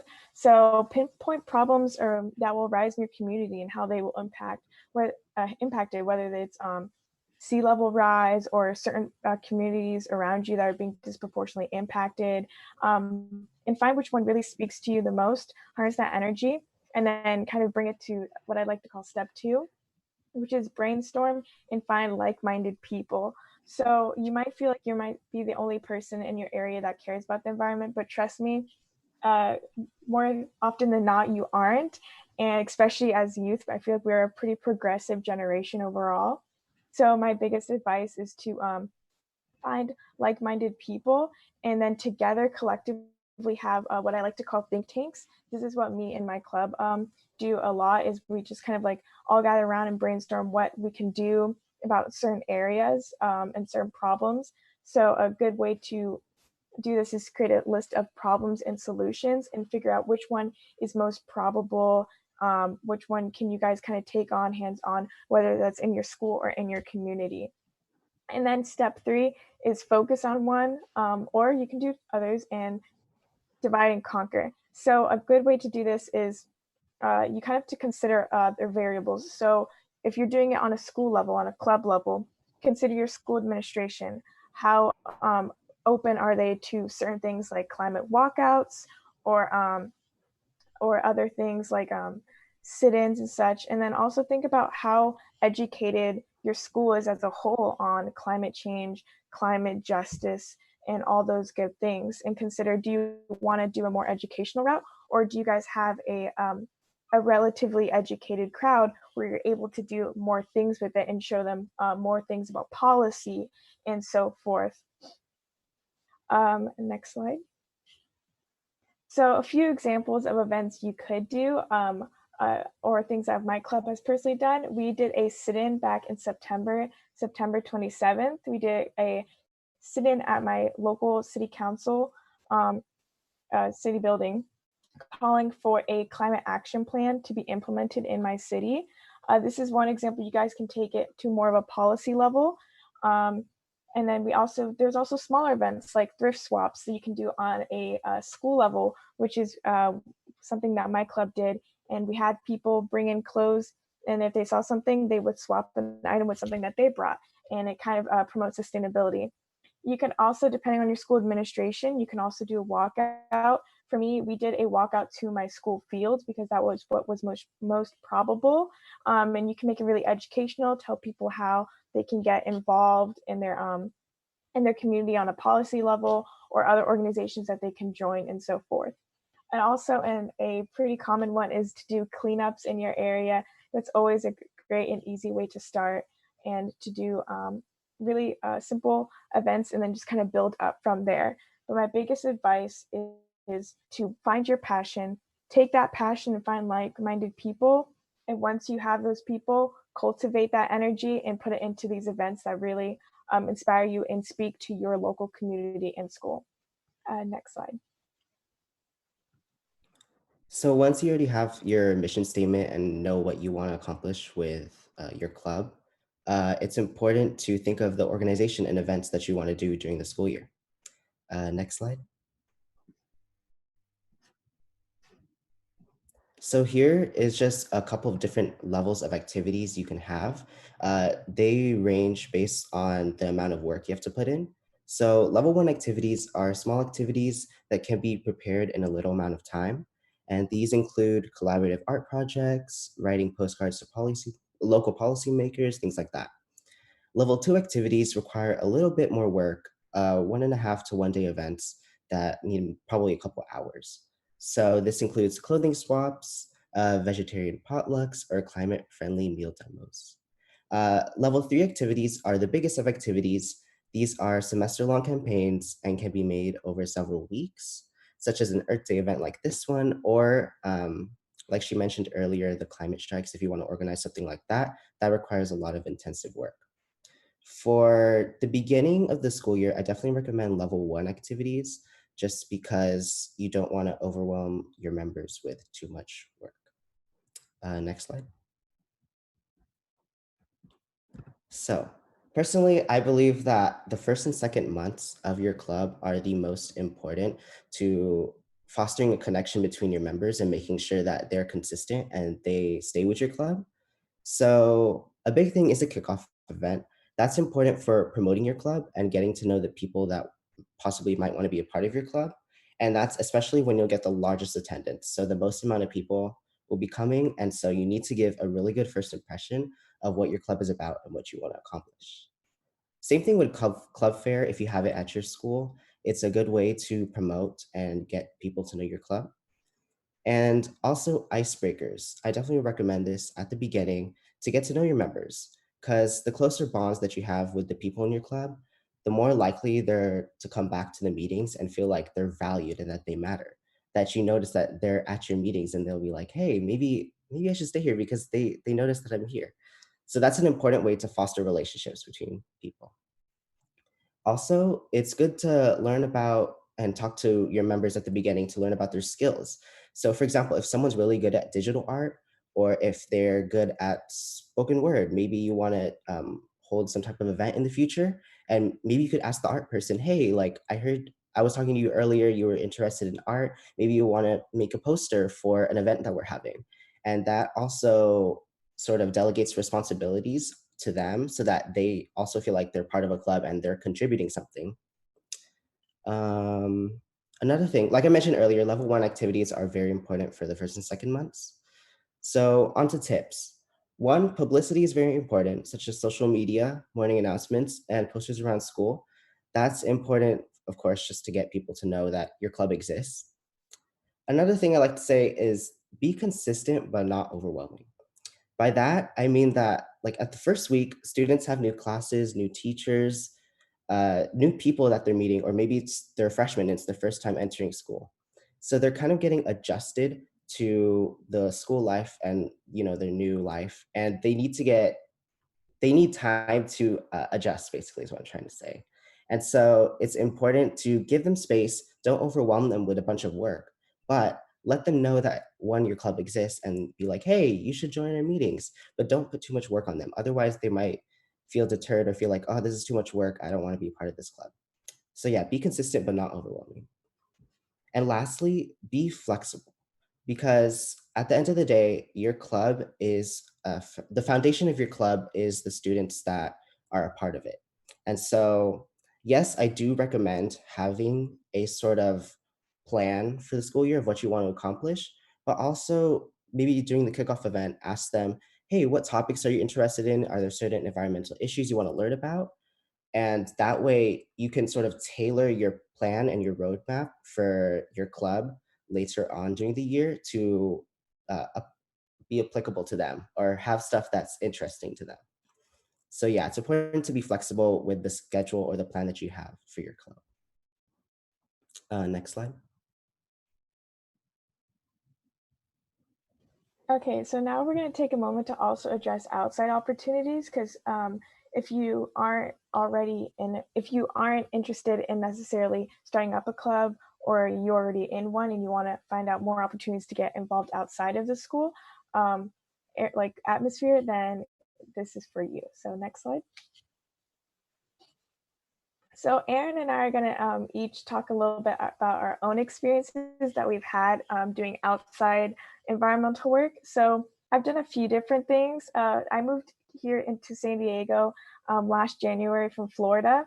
And ever since then, I've tried to take a part of so many different opportunities that San Diego has to offer, and as well as any other areas. So the first one I want to talk to you about is internships. So I did a more STEM-based internship, but I think this is an important thing to recognize how you can mix your passion for the environment with other things you're also equally passionate about. So I'm really interested in science. So I did a research internship with Agua Hindiona Lagoon Foundation as a trail manager and a research intern. So during my time there, I helped on this invasive species project which was trying to use solarization to deter the growth of an invasive species called Algerian sea lavender. And we holded a lot of things called tarping events because the use of solarization requires tarps over these invasive species for months at a time. And that was a great way to kind of learn about environmental nonprofits in the area, as well as combine my passion for STEM and the environment. I also have done work with another nonprofit called Cleaners for Kids. Here I'm a youth board member and a co-lead team lead for Team One, which is more about climate action plans, sustainability, and renewable energy. And through them, I usually speak a lot at city council meetings or other things like that. Work on trainings, on grants, and that's another great thing that you can also do during your time with other people. Um, Another thing you can also do is just go to cleanups and just kind of network with people there. A lot of people there are also in the environmental circle, and you can just kind of see what they're interested in and what they're doing and trying to bounce off that.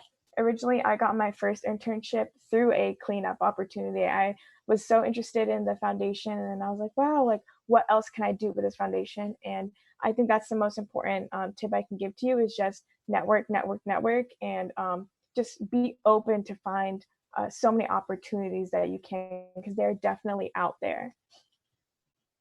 So next slide.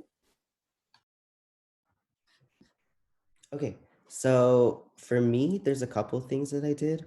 One is volunteer at the Living Coast Discovery Center. That is a nonprofit zoo/aquarium that has a lot of like sustainability initiatives and focused on like conservation and things like that. So that's one of the things I did.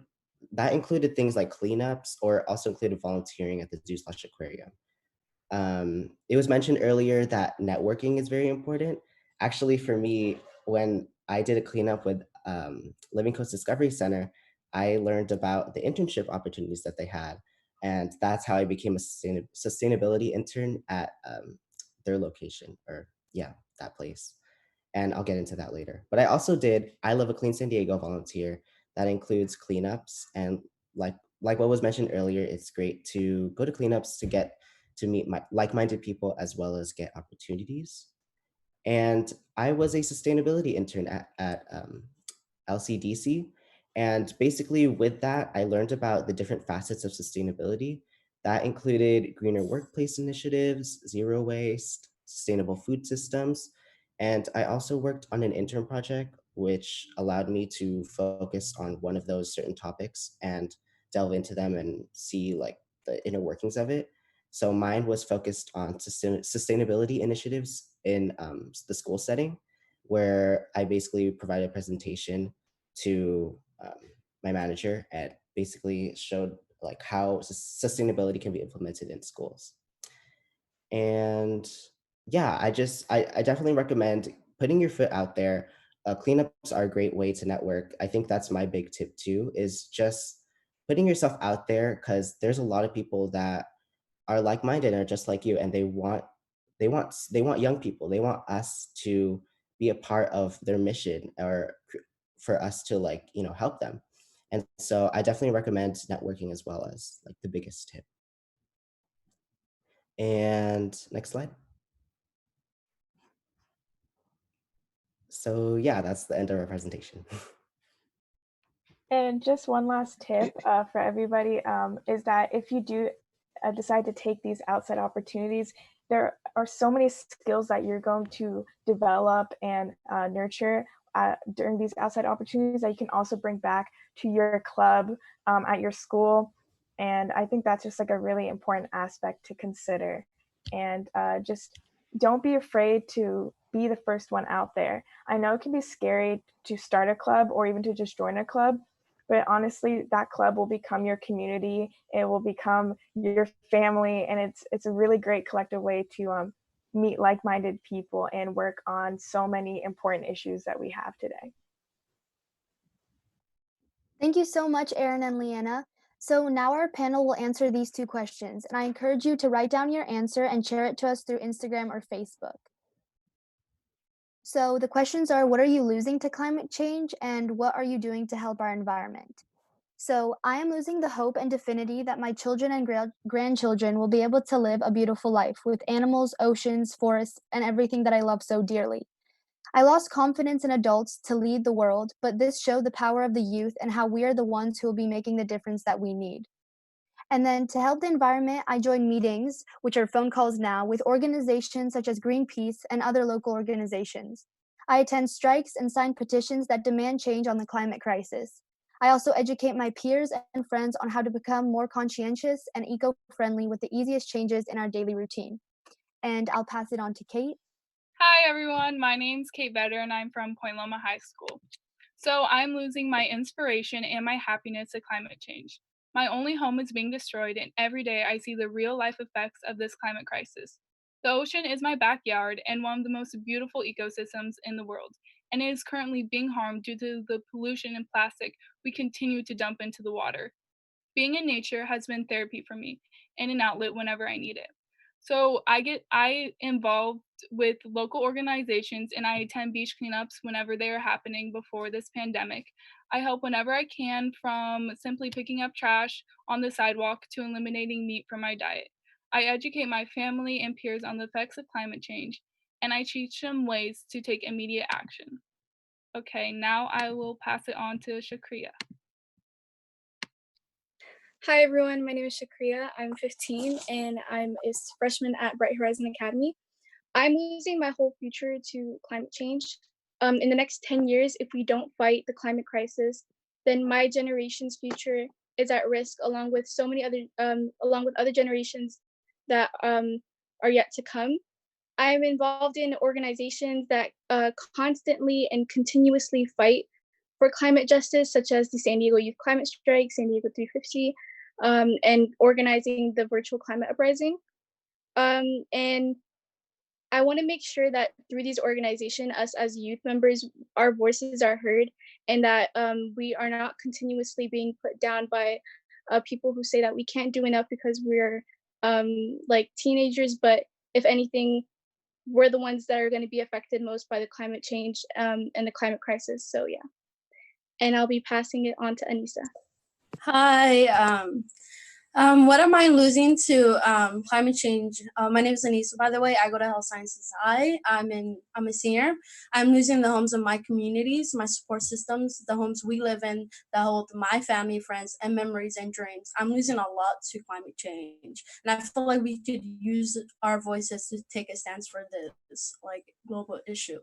I'm involved in many organizations that believe in climate change. I advocate and organize to help those who are affected by climate change. I'm also a volunteer at many nonprofit orgs that give back to my communities and many as well.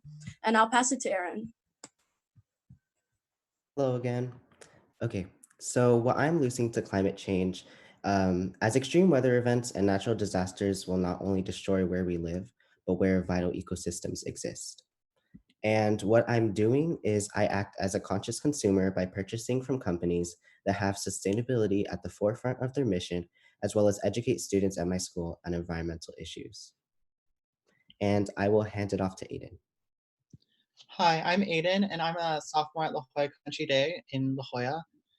And we're all losing our futures to climate change. And to be quite honest, the list of what climate change is stealing from us is endless. Like our environment, our happiness, our safety. And personally, what I do to help our environment and to help stop climate change, I try to vote with my dollar, as Erin said, and I try to buy products that, you know, that come from companies that prioritize climate change as one of their missions.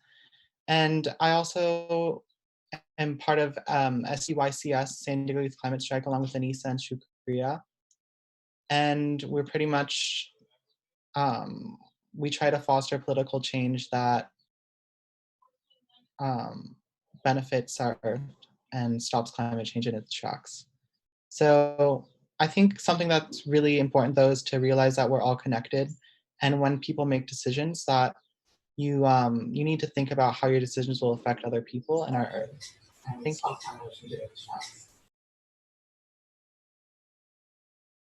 Okay, now I'll give you a few things you can do beyond Earth Day to make a difference. Next slide, please. So you could join or create your own eco club at school, and hopefully you got a better idea from Leanna and Aaron. And you could join weekly calls with SD350, which are at Tuesday at 4, organized by the students for the students. And it's to learn together about the climate crisis and to develop leadership skills, motivate and inspire each other, and to take collective action.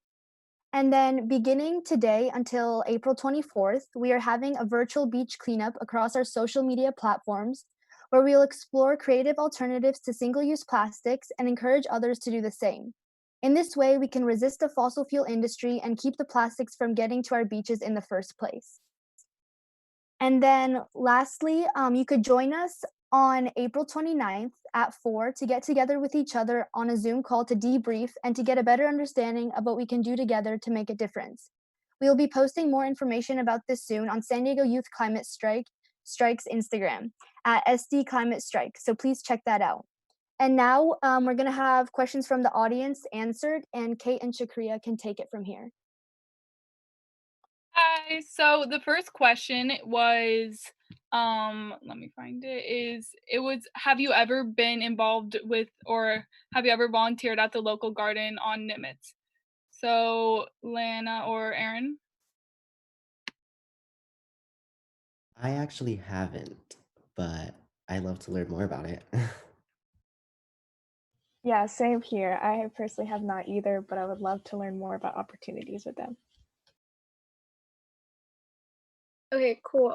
So the next question was, how do you get your friends like to be involved in these movements? So how do you recruit your friends to the movement? If you guys want to answer. Okay, I guess I'll go first then. Personally, how I feel like I've gotten my friends into the movement is just like start with little steps depending on how active they are. So I know I have a lot of friends that are also like kind of activists. However, those who aren't, I kind of give them a small entry or like gateway to into climate activism or just climate involvement. So you can do that by like saying like, oh hey, like did you watch a certain film? Like you could watch a film about like the earth or anything like that. Or you could just say like, oh, did you know this was going on? Send like small little articles just to get them educated first and so that they can also have their own unique stance on it, but also show them what you're doing. And I think youth are really good at inspiring each other when we see each other doing so many like wonderful things. So I think that's a good way to just kind of like ease into it, depending on their level. I also, oh, sorry. I also wanted to add that it's important to like when you're promoting events or activities that are going on that are like environmentally related. I would definitely recommend talking to them directly instead of just putting up a post or on social media and be like, "Hey, this is happening," but maybe like calling them or like DMing them or like literally like texting them on your phone. That way, it's sort of like a pressure for them to feel like, oh, they like talk to me directly, so like I feel like I should say yes. And so that's another good way to get them involved. The last question is, what do you do when adults don't give your voice any credit?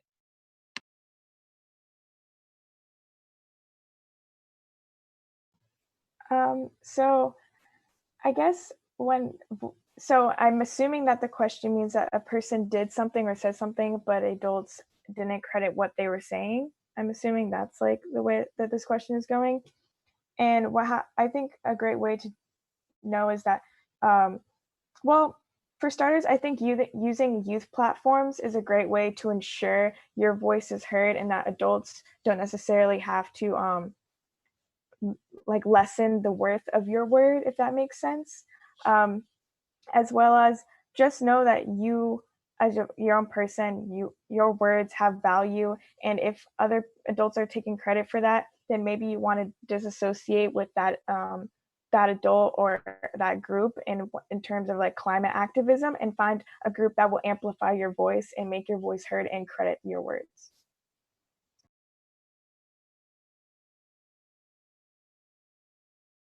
Okay, I think this concludes our high school panel. So I thank all our speakers and everyone who tuned in. So I hope you enjoy the rest of the agenda. All right, thank you so much, y'all. I think it's really important to bring young people into the movement, just to like, it's our future, you know? And I really appreciate you all coming out to do the panel today. So we're gonna do some brief transition videos, and then we'll have the college youth panel as well. Thanks.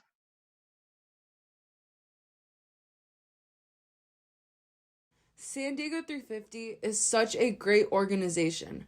We're totally grassroots and almost entirely led by volunteers.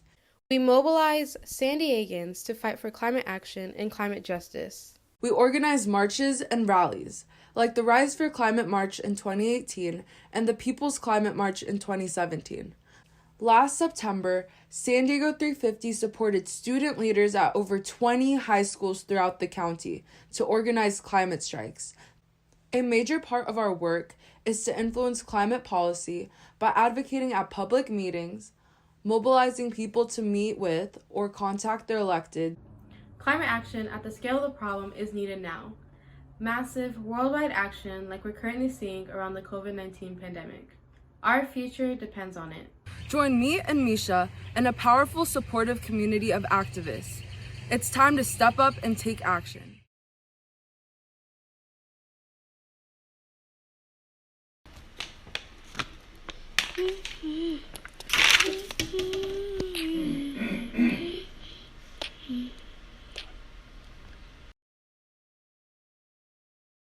Hey, I'm Courtney. Happy Earth Day. I'm the Sustainability Commissioner at the Associated Students of San Diego State University, and our Green Love Sustainability Commission has the goal of creating a full-scale sustainability movement at SDSU. We've been super hard at work this year and definitely appreciate the environmental leaders in San Diego who have shown us how movement building and people power really help create change. This pandemic has been stressful for students, as I'm sure it's been stressful on everyone, but we've definitely been taking the approach that it shows us that people and our environment and economy really can't be separated, and we think that is a great tool to use for change making in the future. So thank you for your leadership and your environmentalism and everything in between. Have a great day. 10 years, the weight of the world, counted, balanced, on just your hands. It can feel like that sometimes. I feel it. To plan, to save, to talk about your dreams, it's hard. When you hear the tick of our carbon clock echoed in your future, it's scary and overwhelming. But you don't have to feel it alone. I joined the Sunrise Movement because we have a vision. A 21st century American dream. A vision for us, by us, for all, not the few. A vision of an America mobilized to fight the war of our generation for the people and places we love. We fight the climate crisis with the Green New Deal. Right now, it feels dark and uncertain, but you can join us, end this nightmare, and raise dawn on our dream of a better America.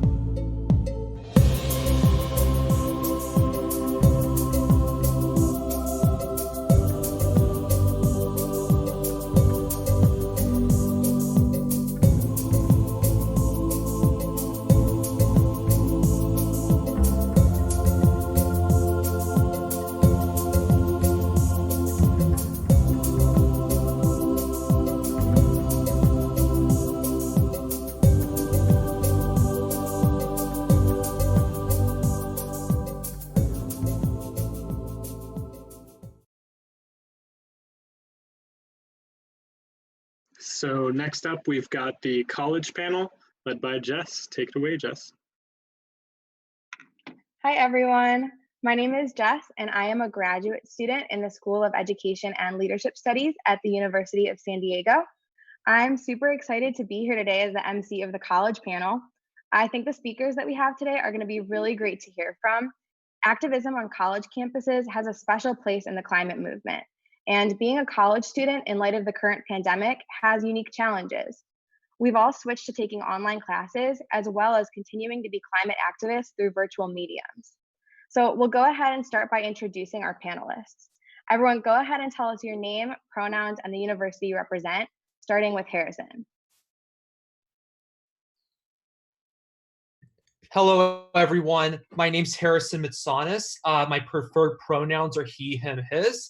I'm from the University of California, San Diego, and I'm here representing the Green New Deal.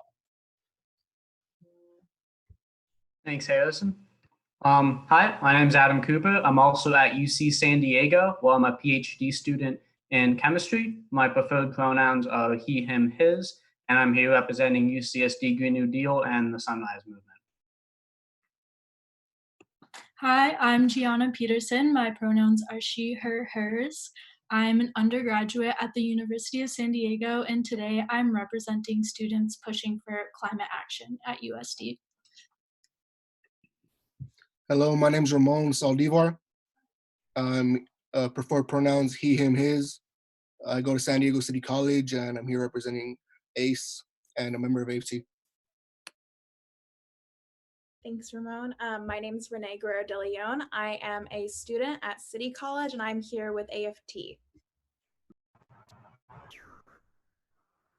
Hi, I'm Steve Stair. I'm an intern with AFT and a student at City College, so I'm joining those, and happy to be here, guys. Thank you. Hello, everyone. My name is Charlie Trujillo. My pronouns are he, him, his, and I am here representing San Diego State University's Sustainability Commission, Green Love.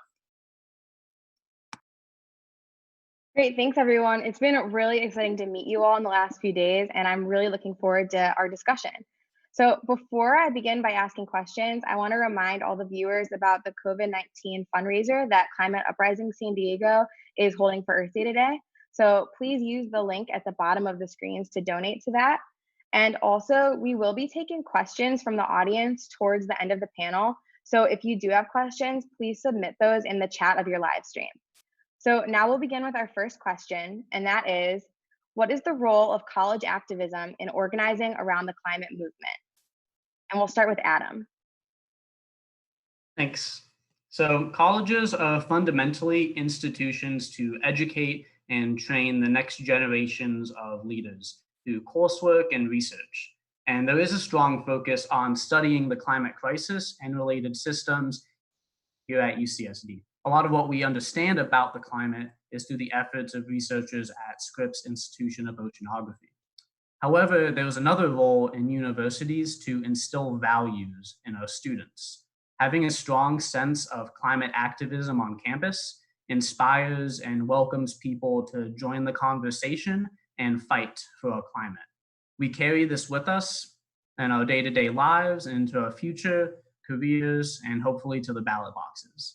And so without this sense of activism on campus, I truly believe that we're missing a fundamental dimension of learning.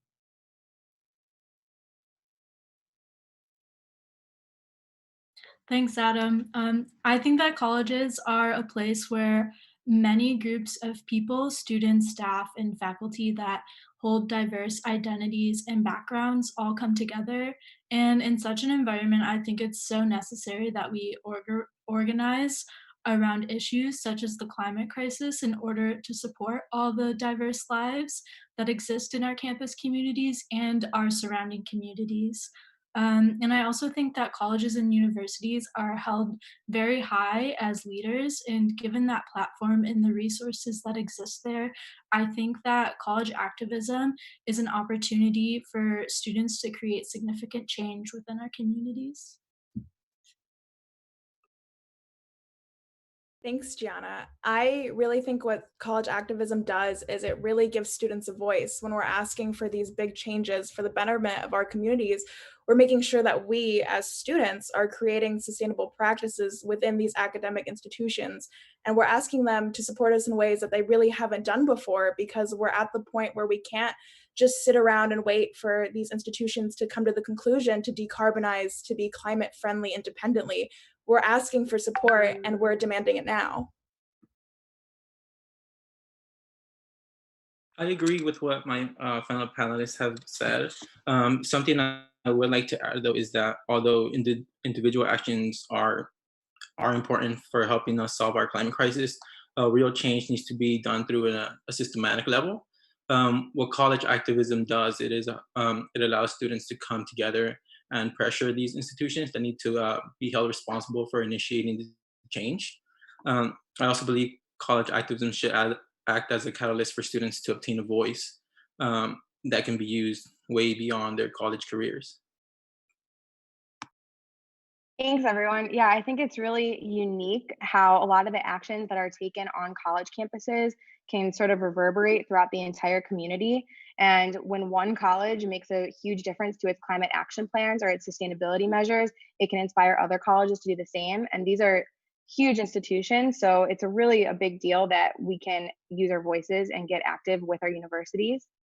So the second question is, what climate issues are a priority on your campus and what action are you taking? And we'll start with Harrison. Okay. So in terms of what climate issues are a priority on our campus, UC San Diego, the Green New Deal is proud to have four main goals: decarbonization, teaching, divestment, and a UC-wide movement.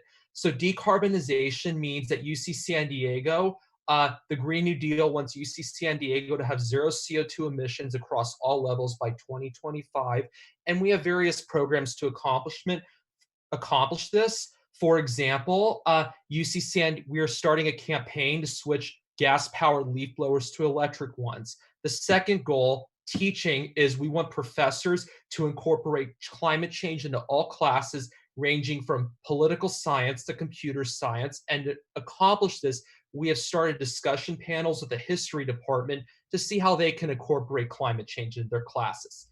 The third goal, divestment. We want UC San Diego to take out all their money from fossil fuel companies and entities that support them. Because quite frankly, it is unacceptable how this is happening. And to accomplish this, UC San Diego has the Green New Deal started to protest outside of Chase Bank a couple months ago because Chase Bank has strong investments in fossil fuel companies and UC San Diego has done deals with them. And the fourth one is, as it sounds, the UC-wide movement. We want all 10 UC campuses to unify under the Green New Deal. And to accomplish this, we have partnered with UC Berkeley and have spoken at other UC town halls to get our voice heard. Awesome work, Harrison. At USD, students organizing around the climate crisis and other environmental and sustainability related initiatives are really pushing for leadership and transparency on the administrative level, because we've seen that although our institution advertises its commitment to the care and keeping of our planet, there is a lot of inaction and lack of information when it comes to implementing those goals and stated values. We're especially fighting for transparency when it comes to our climate action plan. In 2016, the University of San Diego published a climate action plan that outlined goals in reducing carbon emissions, reducing the use of resources such as water and energy, reducing waste, and a few other goals. And since then, we have yet to see the tracking of these goals and how far we've come in meeting these goals, and actual leadership on who is making sure that these goals are being met and what is being done. That's what's going on at USD. I 100% agree with that. You know, about this right now that I would like a little bit is the root causes of a lot of these problems, why it's taking so long sometimes to make a change in an institution. Um, at City College, a pretty significant effort goes toward water conservation. That's probably our biggest thing. But there's a lot of different things that we need to work on. But really, this one, the Sustainable Agriculture Program, is on point, and we do a really good job over there. There's 3 sustainable farms actually, and we practice xeriscaping, and we use drought tolerant species. San Diego is an arid climate, and in order to have a sustainable system, if you're going to rely on agriculture, which I'm pretty sure we will be for a long time, you're going to have a sustainable farming system. So, I mean, San Diego receives about 80-90% of its water, I think, still from sources hundreds of miles away, like the Colorado River, Northern California. We buy, and it actually runs down about 290 municipalities before it gets here. And that clean, our guys do a great job here. But the very fact that the water takes so long to get here, and there are so many people in San Diego already, and it's fundamentally unsustainable. So we can't really do much about that. We love San Diego. We're not really going to go anywhere, but it's an example of how there's so much effort put towards, so much time and energy put towards something that's really just going to be in the long run, Band-Aid. So one of the things I do with my club, the sustainability, we're calling it Scholars of Sustainability. Then you have SOS. Not that clever. One of the things we really want to start with is just simple things, building, where it really begins, in my opinion, is building solidarity amongst people.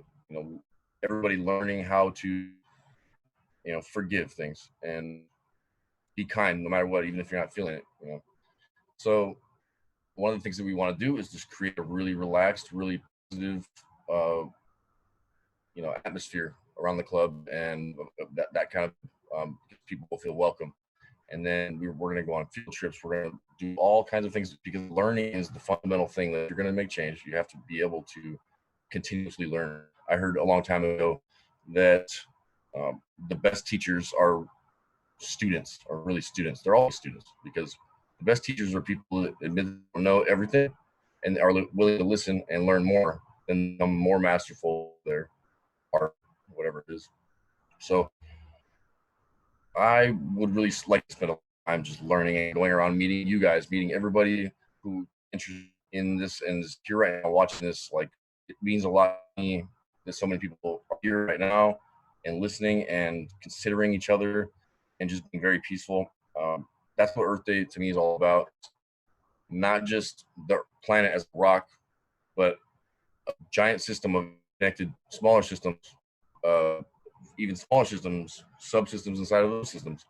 And at the bottom of that, not quite, but we, the human race, is a pretty amazing phenomenon in nature. And it's not about the environment, it's about us. We are the environment. The environment is us. We are all one big system. So we are all interconnected. And I would like to kind of spread that message, that perspective. I think that's really, really important. So thank you guys for being here. I'm really stoked to see all of you. So as far as San Diego State, we've been persistently pursuing several goals ever since our climate strike back in September. The first one is to reach carbon neutrality through decarbonization. Our goal is to decarbonize via electrification, decreasing our net energy use, and increasing renewable energy sources, including 5 megawatts of solar. Another one of our goals is to establish staffing at the university that will help to implement climate action and help follow up on it. One of our main asks is to establish a sustainability director that can report directly to the president's office or the vice president, somewhere higher up, and also to establish a climate action committee consisting of students, staff, faculty that can monitor progress and recommend actions that need to be implemented. Our third goal is to extend the carbon neutrality to SDSU West, our up and coming site at Mission Valley. And we believe that's crucial because it's important to lay down the foundation now to have to be sustainably successful in the future, as opposed to trying to retrofit or take action later on. Um, as far as what we're doing now to help that achieve our goals, is that a group of students have written up a climate action resolution that is actually being presented to the university council as we speak, and they're actually going to vote on it today. So hopefully that goes well. Great. Thank you all for sharing. It's really interesting to see how each campus takes a unique approach to the goals that are a priority for them and the specific things that affect you at your campus. So it's really inspirational and cool to see all of that. We'll have one more question before we move on to the audience questions. And that is, how do your orgs take an intersectional approach to action? Okay, so again, I'm Harrison from UC San Diego, and intersectionality is the DNA of the Green New Deal. There are many ways in which intersectionality is a part of our organization, but for the purpose of time, I'll name two. So the first one is the teaching goal of our organization. So for example, the Green New Deal is currently working with Carl Girth, a UCSD history professor, in order to design a curriculum for his class about the history of ancient China that incorporates climate change. And so what we're asking is that he incorporates into his class the perspective of climate change from the Chinese perspective, using Western scholarship and Western schools of thought to combine with them, because quite frankly, climate change is something that affects the entire globe, not just the West, and we really want to emphasize that with the teaching component of our goal. The second thing is demographics. We are proud as an organization to say that we have undergrads, graduate students, and faculty in our organization. And each of these groups are of all different ages with different life experiences and different connections. And because at UC San Diego, we're trying to impose environmental change on all levels, we basically want each group to create change on their own for the common cause of climate justice with the resources of what they have. Thanks, Harrison. That was all really well said. As I said before, college campuses are places where diverse identities and backgrounds meet. And in organizing around the climate crisis, it's important to not just acknowledge the diversity that exists in your campus community, but also to make sure that it's present in all action and organizing and demands that you're asking of your institution. Um, and we do this at USD by making sure that when we talk about climate action and sitting down with our administrators and the people who are in charge of making decisions, that we do not leave climate justice out.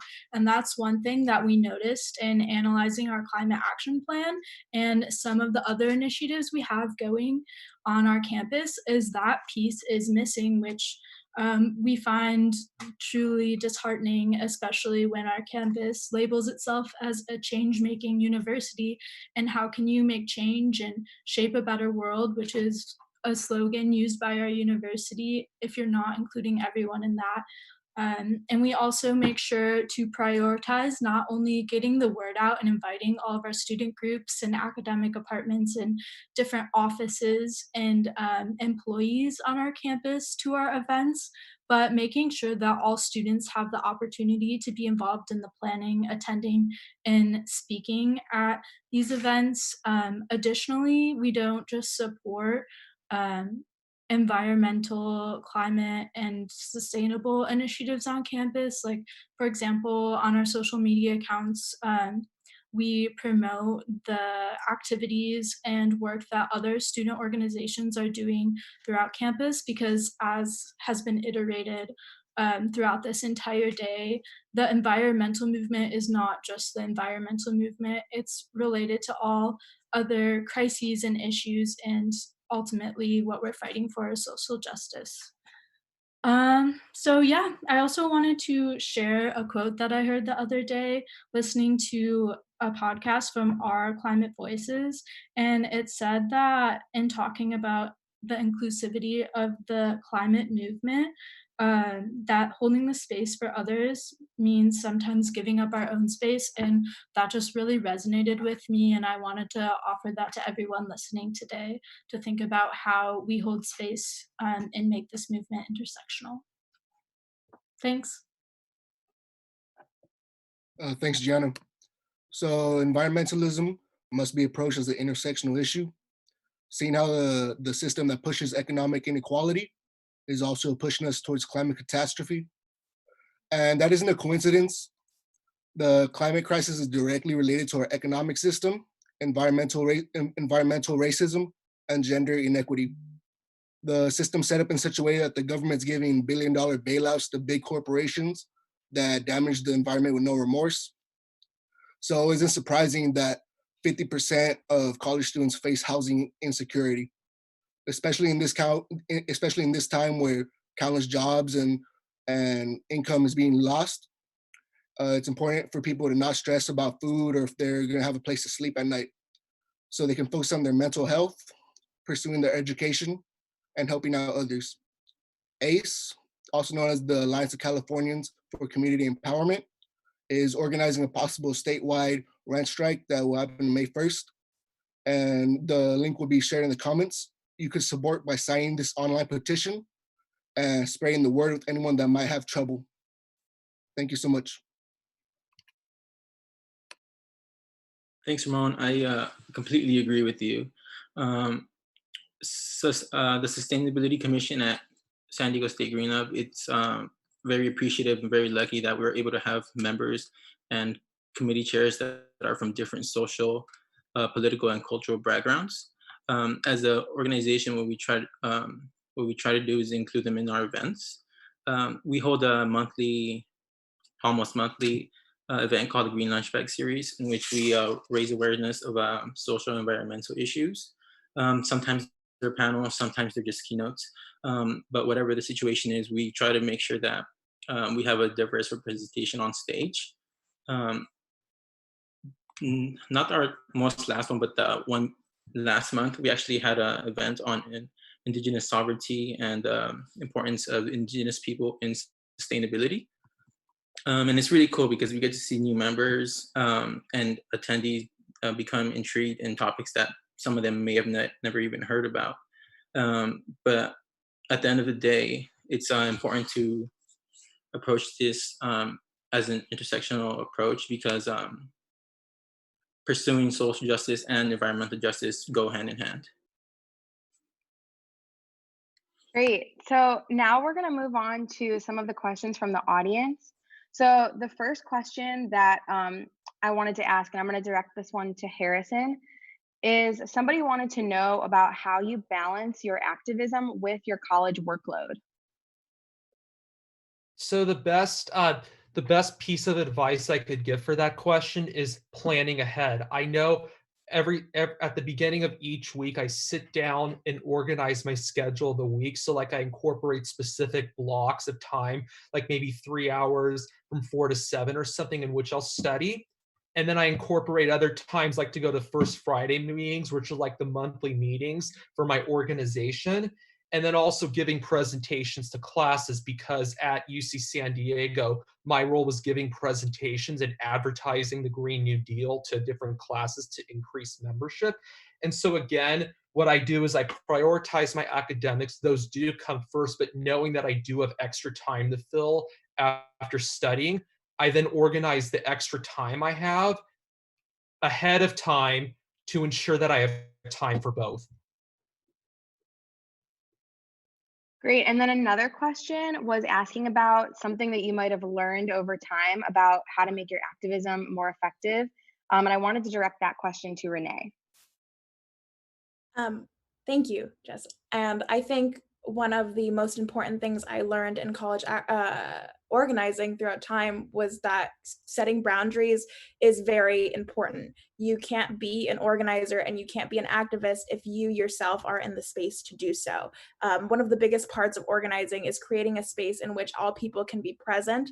And in order to show up for other people, you need to show up for yourself first. And I feel like that's very important. in terms of connecting to your peers, letting them know about climate justice and everything like that. So self-care, setting boundaries, and knowing that sometimes you can't do everything, and that's completely okay. And doing your best is frankly enough.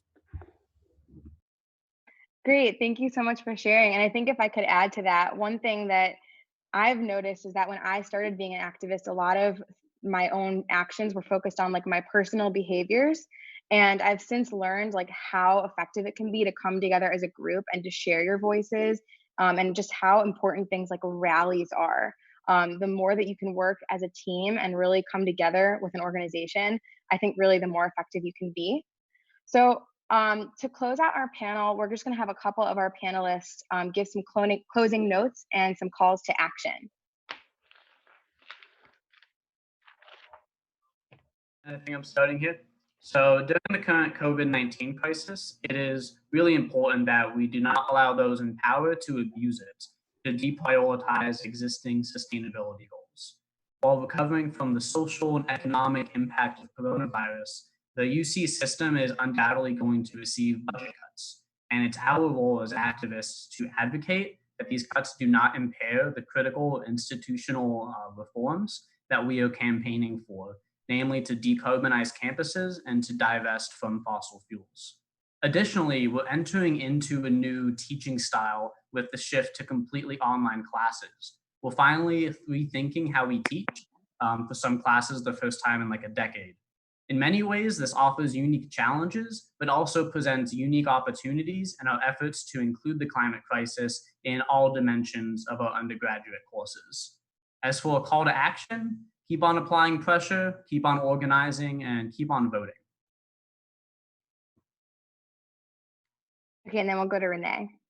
I think, thank you. I think a lot of my priorities moving forward in the climate movement is centered around accessibility and the fact that we need to make this climate uprising accessible to everyone and inciting change. It's really important to know that the solutions aren't going to come from those at the top.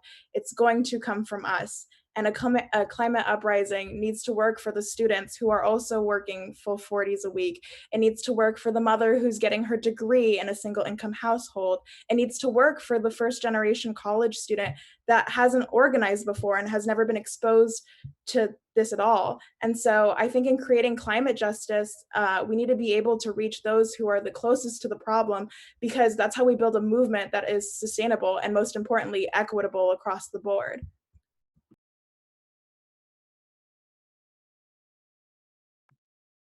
As far as my call to action for any students watching this, well, first of all, if you're a student that isn't really involved and would like to be, I would like to invite you to reach out to any clubs or organizations at your school. I think you'll find that becoming more involved, you start to grow a passion for the movement. And also for those that are already involved, continuing to apply pressure for change is very important. It's not something that's going to come overnight, but if we all just keep applying pressure, it's bound to end up in some sort of change. Great. So for the final minute of our panel, I would just like to take the time to thank all of our panelists for participating today. It's really great to hear about the important role that college activism plays in the climate movement, and I hope everyone will be inspired to take some specific action. And one thing we as a group would like to focus on is any budget changes that might be happening at colleges in the next year in light of the current pandemic. So as a final call to action, we would like to encourage everybody to send a tweet or another social media message to their local or their alma mater college campuses to ask them to continue prioritizing sustainability in the face of any budget changes. So we'll go ahead and display an example of that tweet now.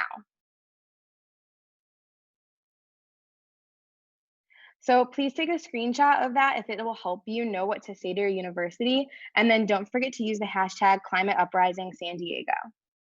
And that is all for us. So thank you, everyone. Enjoy the rest of your Earth Day. All right, thank you so much for all the speakers. I think it's really important to organize in spaces where we know that a lot of young folks are. So it's really good that y'all are doing that. I want to give a quick shout out to KNSJ. They're streaming our live stream audio on the public radio 89.1 FM, and they are the only station broadcasting our live stream. You can find them in the TuneIn app, that's TUNEIN, or at knsj.org. So next up, we'll go to some transition videos, some art from local artists, and then we will have our environmental justice panel. Thank you so much.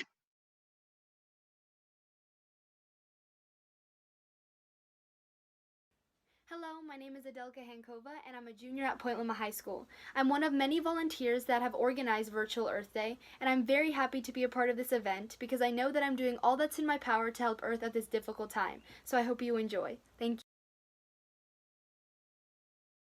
Hey guys, my name is Angela. And my name is Hannah, and we are Angela and Hannah. and we're going to be singing Back to the Earth by Jason Mraz. We hope you enjoy. Happy Earth Day! I'm going back to the earth. I'm going back to the earth.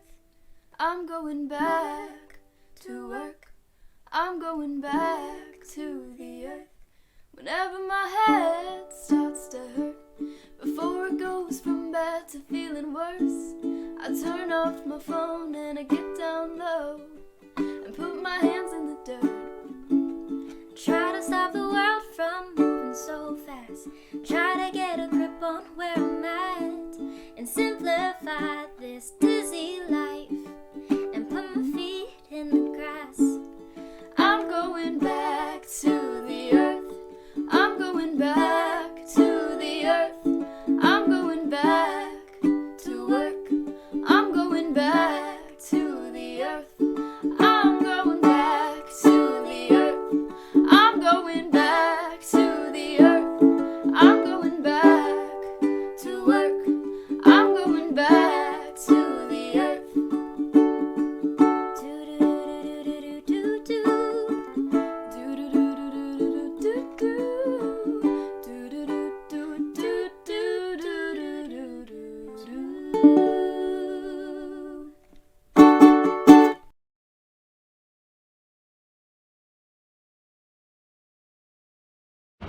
Hi there, I'm Ann Barron. I'm with the Peace Resource Center of San Diego.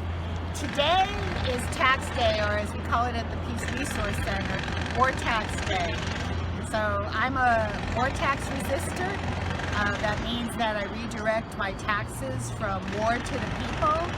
Today we came down to the IRS building downtown San Diego to give them our message. My message is, instead of paying more taxes, I will be paying my peace taxes.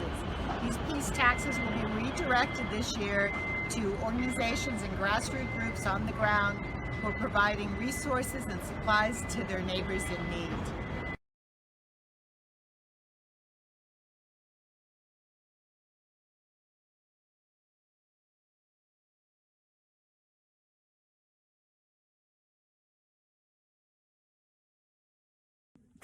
Hi, I'm Gary Butterfield with the San Diego Veterans for Peace. We are proud to endorse and participate in this 50th celebration of the anniversary of Earth Day. We are a group of concerned veterans and supporters dedicated to the cause of world peace. We do this in a nonviolent manner. We strive to educate the public as to the true total costs of war. This also includes the relationship between the U.S. military and climate change. Climate change and U.S. militarism are both existential threats. Let's spend that $1 trillion we give the military each year on green projects that benefit the earth rather than on things that destroy it.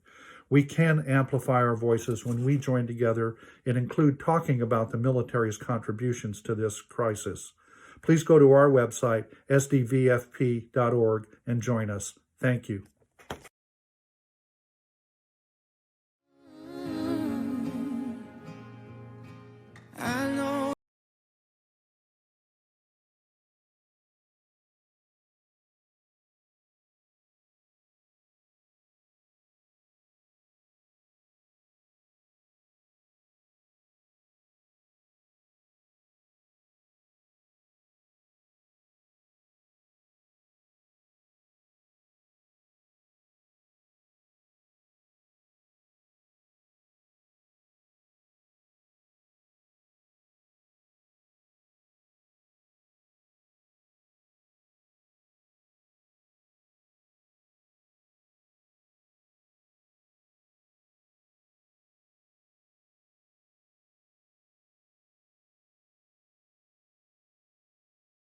I just want to remind everyone that we've got a really important fundraiser for COVID-19 going on right now. So we'll be donating all those funds to COVID-19 relief.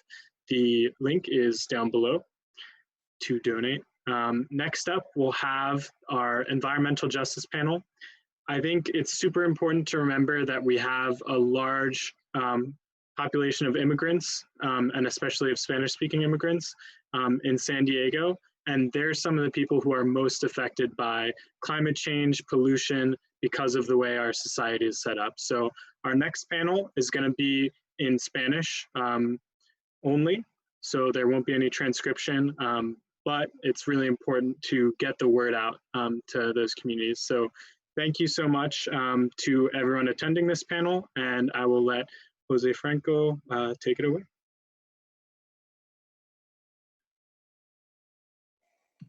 Hola, aquí estoy, soy José Franco García de la Coalición de Salud Ambiental. Estoy aquí y para darles a todos la bienvenida, los que están aquí participando, escuchándonos hoy, aquí participando con nosotros virtualmente por los diferentes medios donde pueden participar. Muchas gracias por estar aquí con nosotros y en este evento que pues está conectando con tanta gente. No poca información de mí, que estoy aquí representando a la Coalición de Salud Ambiental. Somos una organización que tiene más que 40 años trabajando para la justicia ambiental en toda esta región. Trabajamos aquí en San Diego, nuestras oficinas están en National City, trabajamos ahí, también trabajamos en City Heights, Barrio Logan, y también trabajamos cruzando la línea en Tijuana, que ojalá algunos de Tijuana están participando hoy. Por los medios sociales. Pues estamos aquí hablando sobre la justicia ambiental.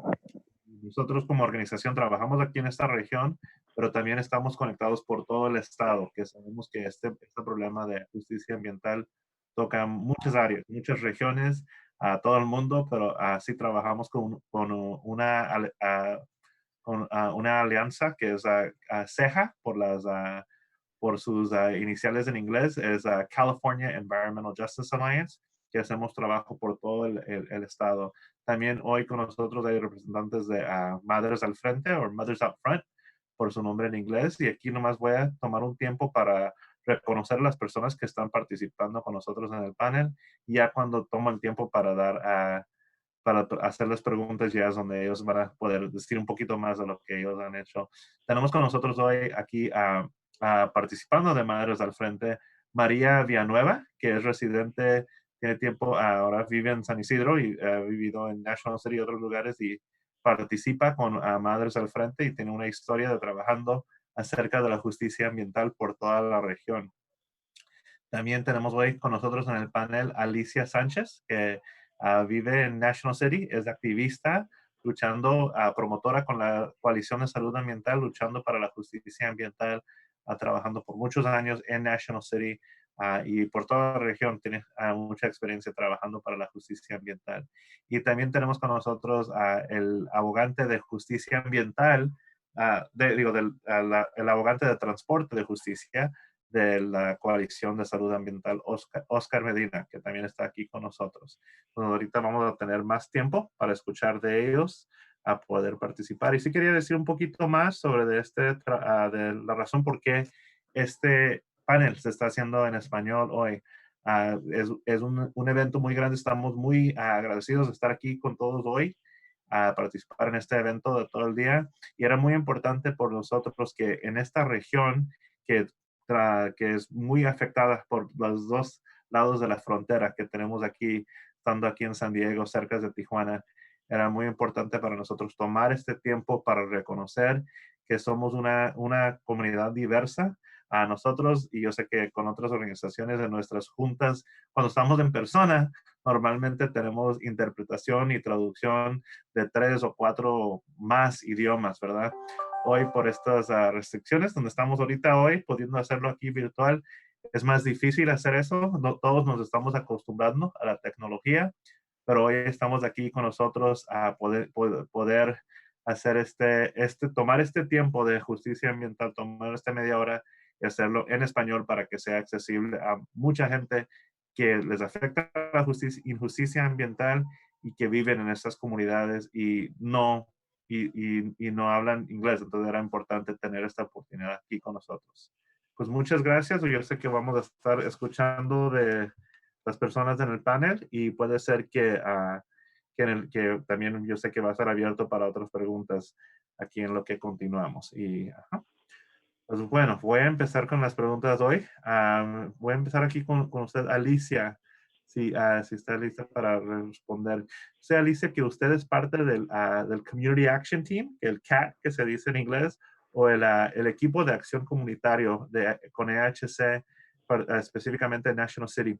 Según su experiencia, si nos puede decir qué impactos negativos usted ha visto que afecta a su comunidad, que su comunidad de National City sí es una comunidad de justicia ambiental que está luchando por justicia ambiental. Habla de los impactos que ha visto, de las injusticias que usted ha visto y usted por qué siente la necesidad de participar en este trabajo. Bueno, buenas tardes. Mi nombre es Alicia Sánchez. Como lo dijo el señor Franco, vivo aquí en National City, soy residente de más de 20 años. Yo tengo participando con HC desde en el 2008. Los impactos que he mirado negativos en mi comunidad es que tenemos muchos talleres y mezclados con residencias. Eso ha impactado a que se haya un índice alto de enfermedades en la comunidad, con los niños, con las personas de la tercera edad, como es el asma y problemas respiratorios. Nosotros estamos luchando en NHC, trabajando por hacer amortizaciones, sacar talleres que estén dañando a la comunidad. Ya tuvimos unos logros de haber sacado 2 talleres de National City. Queremos que pues seguir en ese trabajo. También hemos estado trabajando con Oscar Medina sobre el transporte. Es muy eficiente, lo están subiendo de precios y también sus horarios son muy anormales.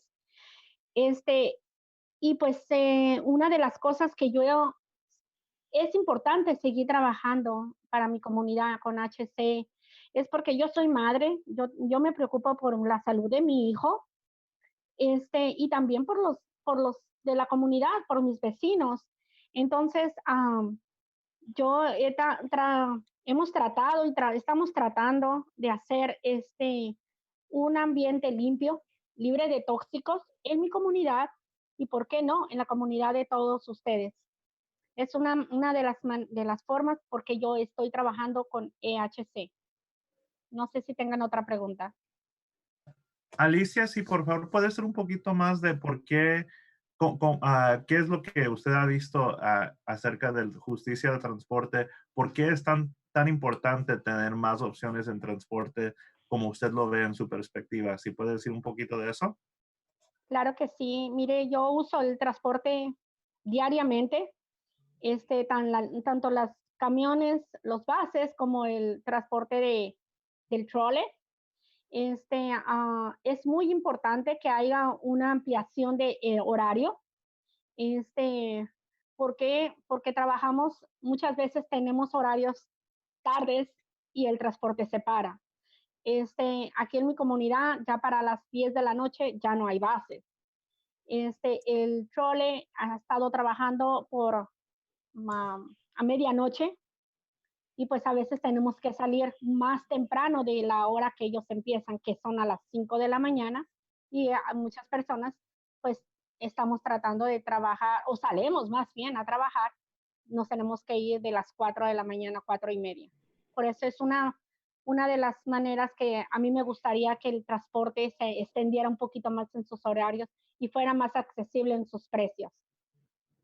Muchas gracias, Alicia. Y sí, sabemos que el transporte es una de las causas más que impacta más lo que es lo que nos afecta acerca de la justicia climática y el cambio climático. Nosotros sabemos que esta prioridad de poder tener muchas más alternativas y no que todos tienen que depender nomás en el carro es una cosa muy importante. Y sabemos que nuestras comunidades son las primeras que están afectadas por esto, ¿verdad? Así es. Que es muy importante. Ajá.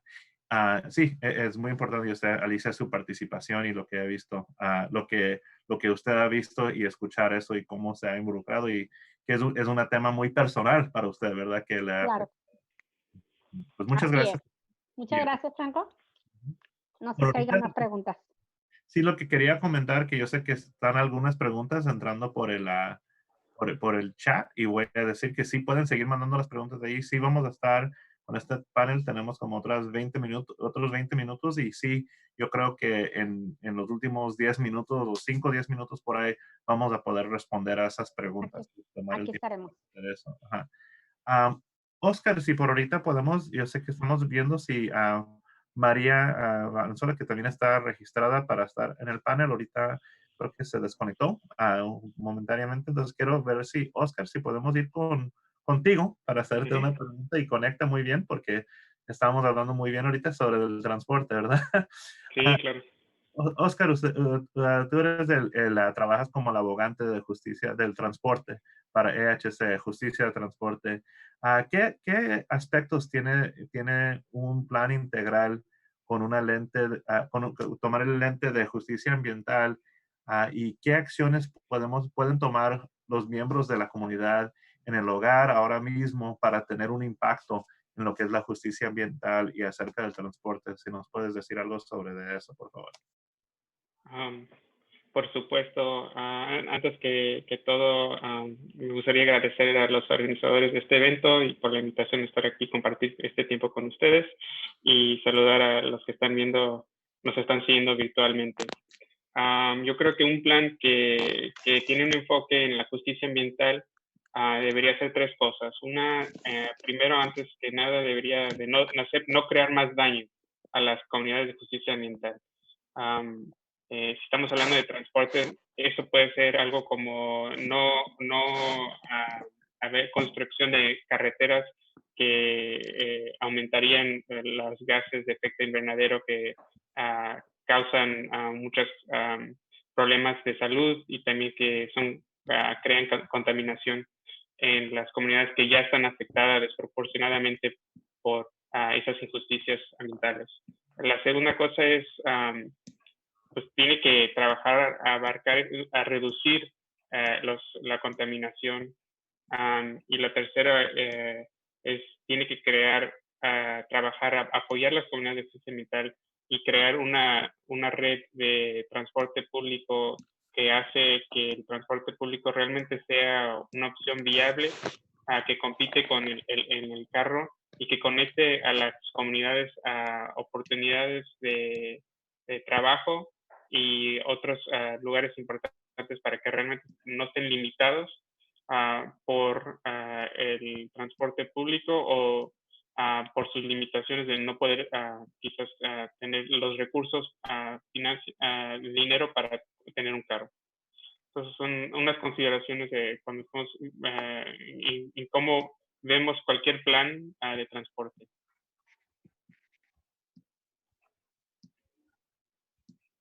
Muchas gracias, Oscar, por esa respuesta. Sí quería darle un poquito de seguimiento acerca de eso. Yo sé que hay, esta región tenemos, muchas veces se ha estado enfocado en lo que es el carro y la habilidad de hacer transporte así. Pregunta como el abogante de transporte, ¿hay ahorita esperanzas realistas que se pueden hacer estos cambios o hay cambios que ya se están haciendo de que pudieras decir algo sobre eso? Por supuesto. Desafortunadamente, hace una semana se hizo oficial lo que todos ya sabíamos, ¿no? De que MTS, el que hace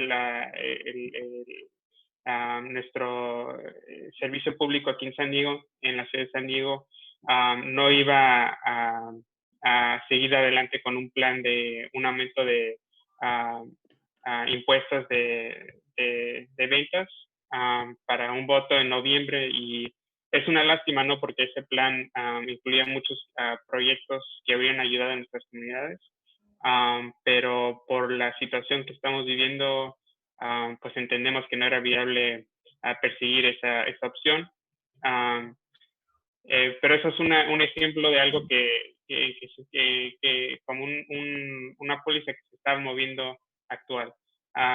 Otro ejemplo es el plan regional de transporte que va a sacar SANDAG, que no debe tardar en sacar. Yo creo que lo habrían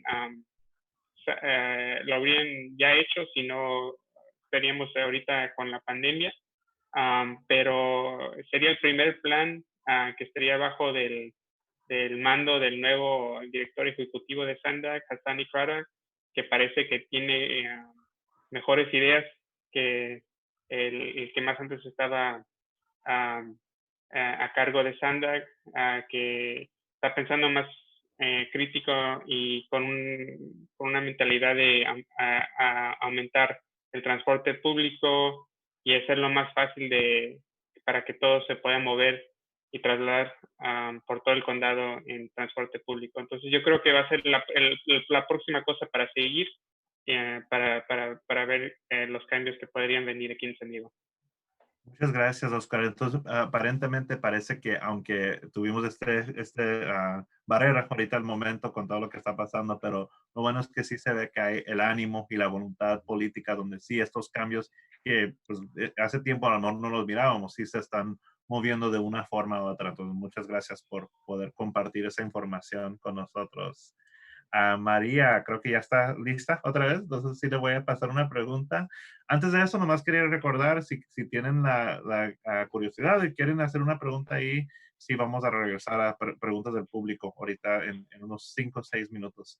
María, usted ha estado involucrada, está trabajando en Madres al Frente, y si pudieras decir un poco de qué han hecho o están haciendo ahorita los miembros, usted que ha visto los miembros de la comunidad para lograr la justicia ambiental. Muy buenas tardes, sí, me da gusto participar en Madres al Frente. Estamos trabajando en este momento en un proyecto que se quiere empezar a emprender, que es cambiar de bases diésel a bases eléctricos.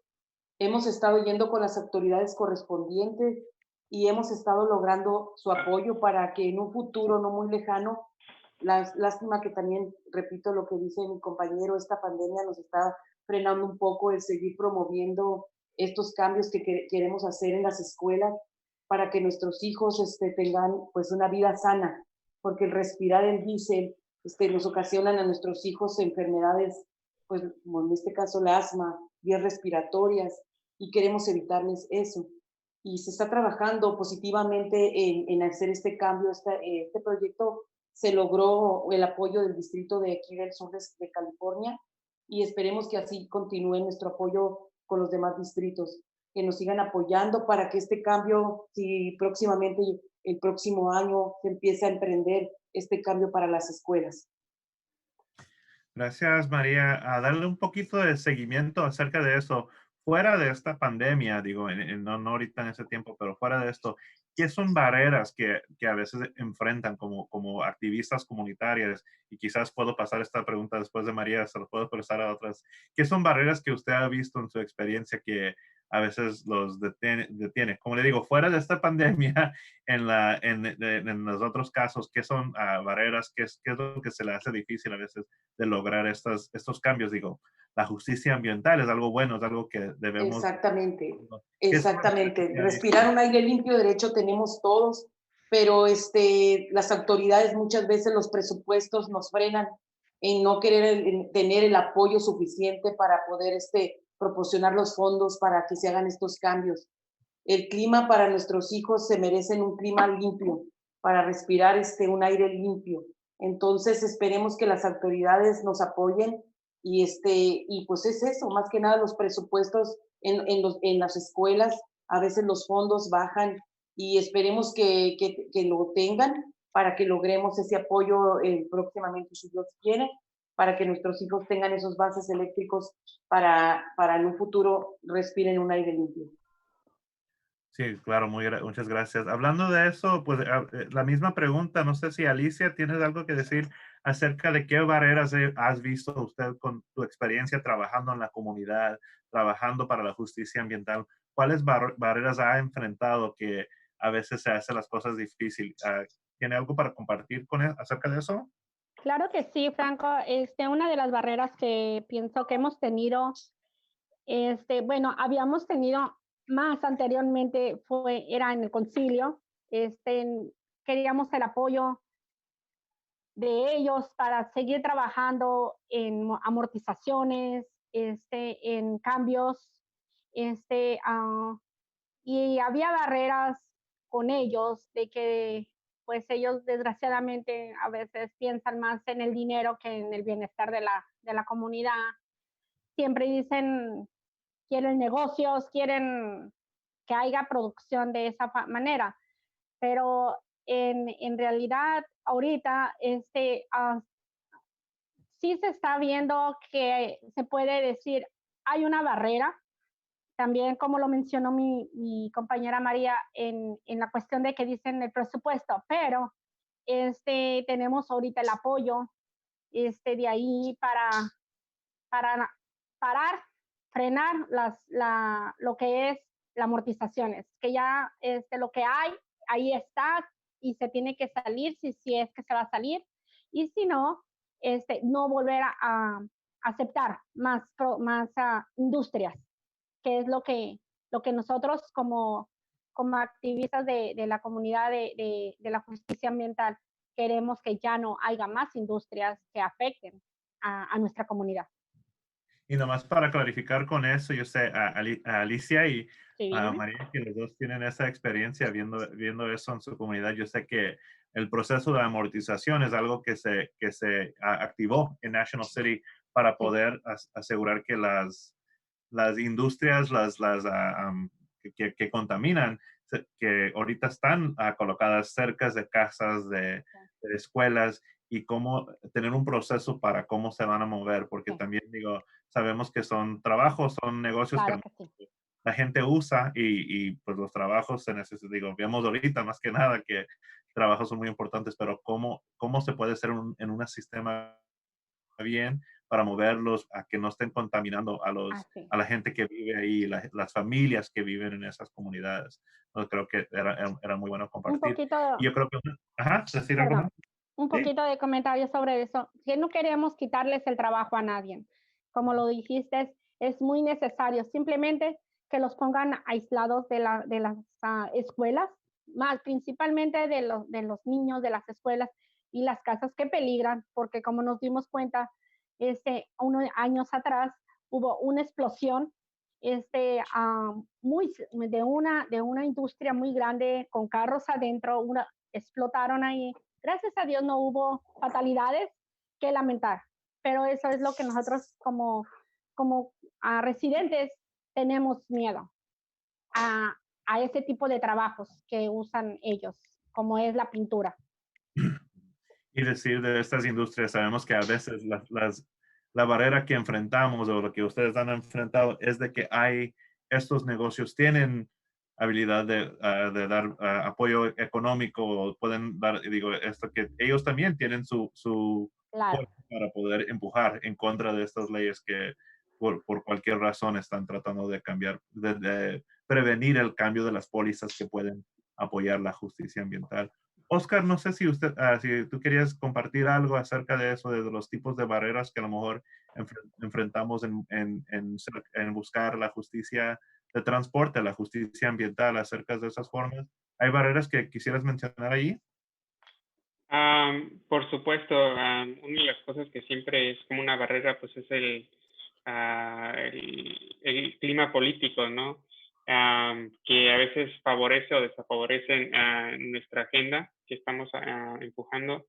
Hay algunos políticos que tenemos como unos más vínculos, ¿no? Como somos más aliados en nuestra visión de justicia ambiental, y hay otros que tienen posiciones de poder que tenemos que seguir trabajando, ¿no?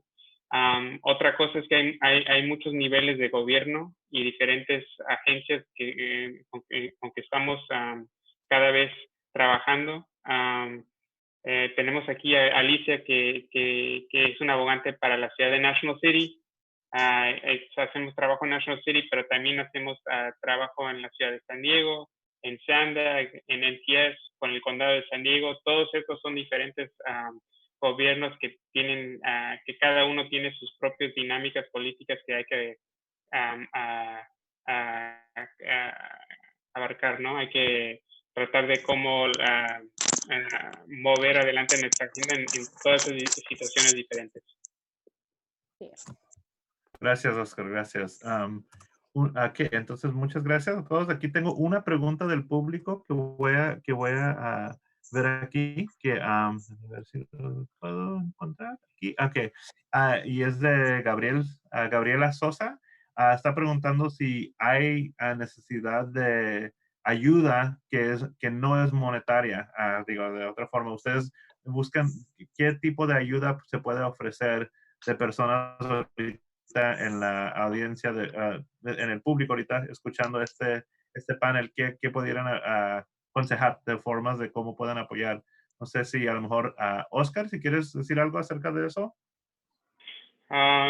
Por supuesto que siempre hay oportunidades siempre estamos tomando acciones colectivos y ahí no sé si alguien te puedes meter a nuestro sitio de línea, environmental, ahí me puedes corregir, Franco, si no lo digo bien, environmentalhealthcoalition.org, ¿es EHC.org o cómo es? Environmentalhealth.org, casi, environmentalhealth.org. Métete en environmentalhealth.org y pongan su correo electrónico para que se pueda quedar al tanto de todas las acciones que estamos tomando. Siempre estamos buscando a nuevas personas que se involucren y tomen acción con nosotros. Sí, muchas gracias por esta información, Oscar. Y sí, yo puedo repetir eso, que environmentalhealth.org. Ahorita estamos buscando más oportunidades de cómo hacer cosas accesibles por el Facebook, por el medios sociales y por el Internet para que ahí pueden buscar. Pero si ahorita se mete ahí, habla sobre la justicia de transporte, también nosotros hacemos trabajo sobre elecciones, sobre del censo, que ahorita es muy importante, hablando de que creo que antes María estaba mencionando eso de recursos para la comunidad. Esa información se ve ahí y ese trabajo es muy importante, como sabemos, porque acerca de lo que es la justicia ambiental, siempre hay necesidad de cambiar pólizas, de hacer esto y involucrar a más gente y que conecten con la habilidad de qué es lo que la comunidad está pidiendo es muy importante. Tenemos esas oportunidades.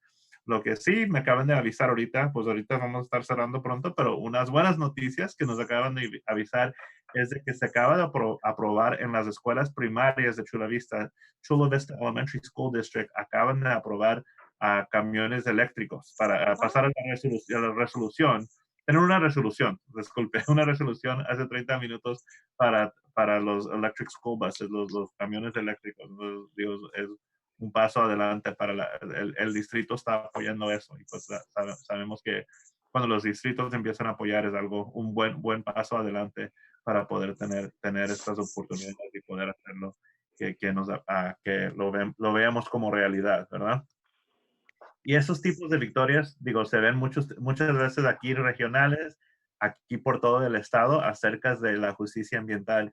Como había mencionado, también trabajamos en el colectivo Chilpancingo en Tijuana, que también hemos visto victorias en los últimos 20 años ahí, acerca de limpiezas de la comunidad, acerca de cambios de leyes para proteger áreas como el arroyo a la mar en Tijuana. Hay conexiones en todo eso. En nuestro sitio de environmentalhealth.org, también yo sé que buscando a Madres al Frente o Mothers Out Front por los medios de internet también pueden encontrar más información sobre ellos. Yo aconsejar a todos que se pueden conectar ahí. Y otra vez aquí cerrando, muchas gracias a todos que asistieron hoy, todos que están participando y a todos aquí los del panel por participar hoy y estar aquí con su tiempo. Muchas gracias a todos y seguimos Gracias por la adelante. oportunidad. Muchas gracias. Gracias. Gracias por estar con nosotros. Gracias. Thanks so much, y'all. Really appreciate everything you had to say. And I think like issues like transportation affect everyone. And the work that y'all are doing on those issues, helps the whole San Diego community. So we're so grateful for your work on that. Thank you again for the opportunity. Yeah, for sure. So next up, we're going to have a quick set of art videos again, and then we'll be going to a video from Amy, who is an Indigenous rights activist in the area. She's going to be introducing us to some of the plants, medicinal plants in the area. This was initially advertised as an introduction to San Diego tribes, but there's a lot of Indigenous folks in our area, and Amy thought that it might take a little too long to do that. So we'll get an introduction to those plants after the transition. So thank you all for tuning in. And last thing I want to mention is that we are at $2,300 for our fundraiser. Our goal is $3,000. So, we're about 2/3 of the way through the stream, and please continue to donate because we can definitely hit that goal. So thank you. And we'll see you after the break.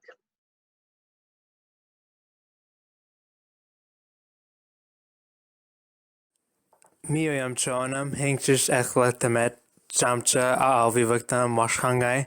Hello, everybody. Happy Earth Day. We are the Rincon Youth Storytellers from the Rincon Indian Reservation, and we travel to local schools and colleges performing traditional songs, stories, and games. And we're here today to showcase some songs that we've previously recorded for this Earth Day. Noshun Lovik, thank you.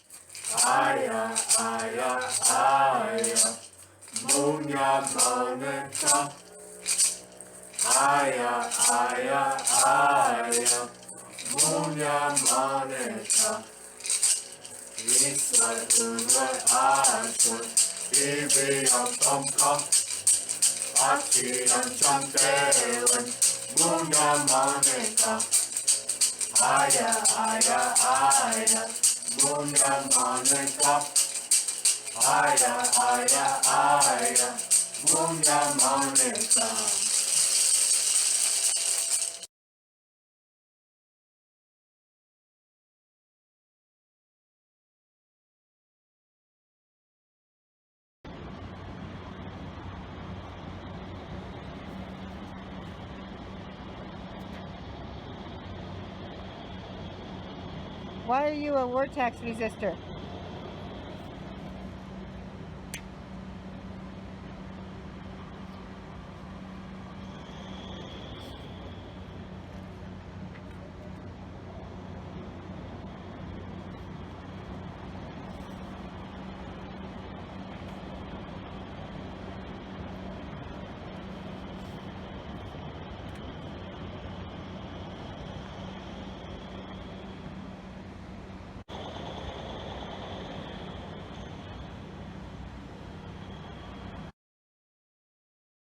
I really gotta hold on.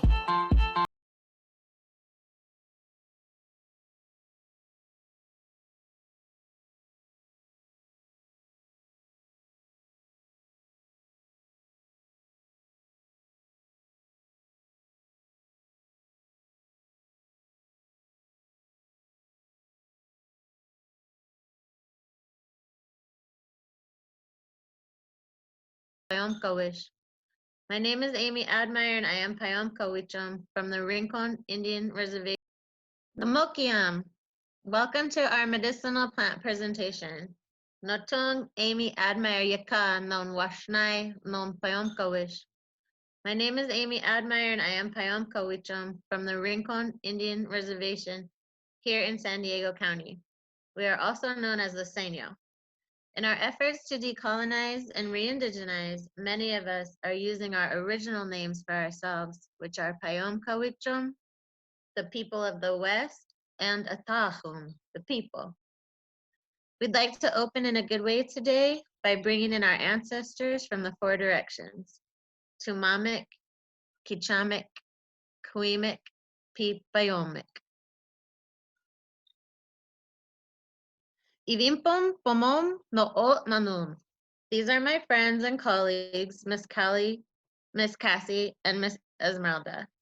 Together with donations from our elders and our Indian Health Council's Native Connections Grant and the Rincon Indian Education Center, we are able to provide services such as our 20-year strong Rincon Youth Storytelling Program.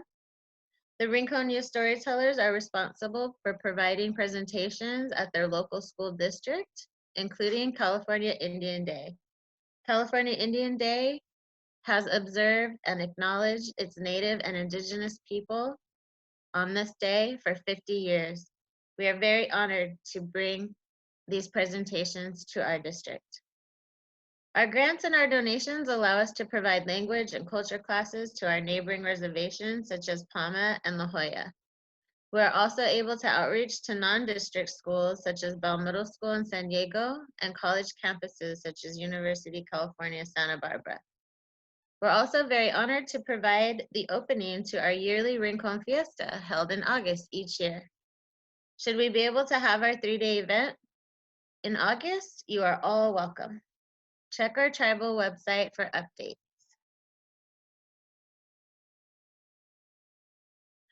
Two of our other programs are the Res Beats and Native and Indigenous Club.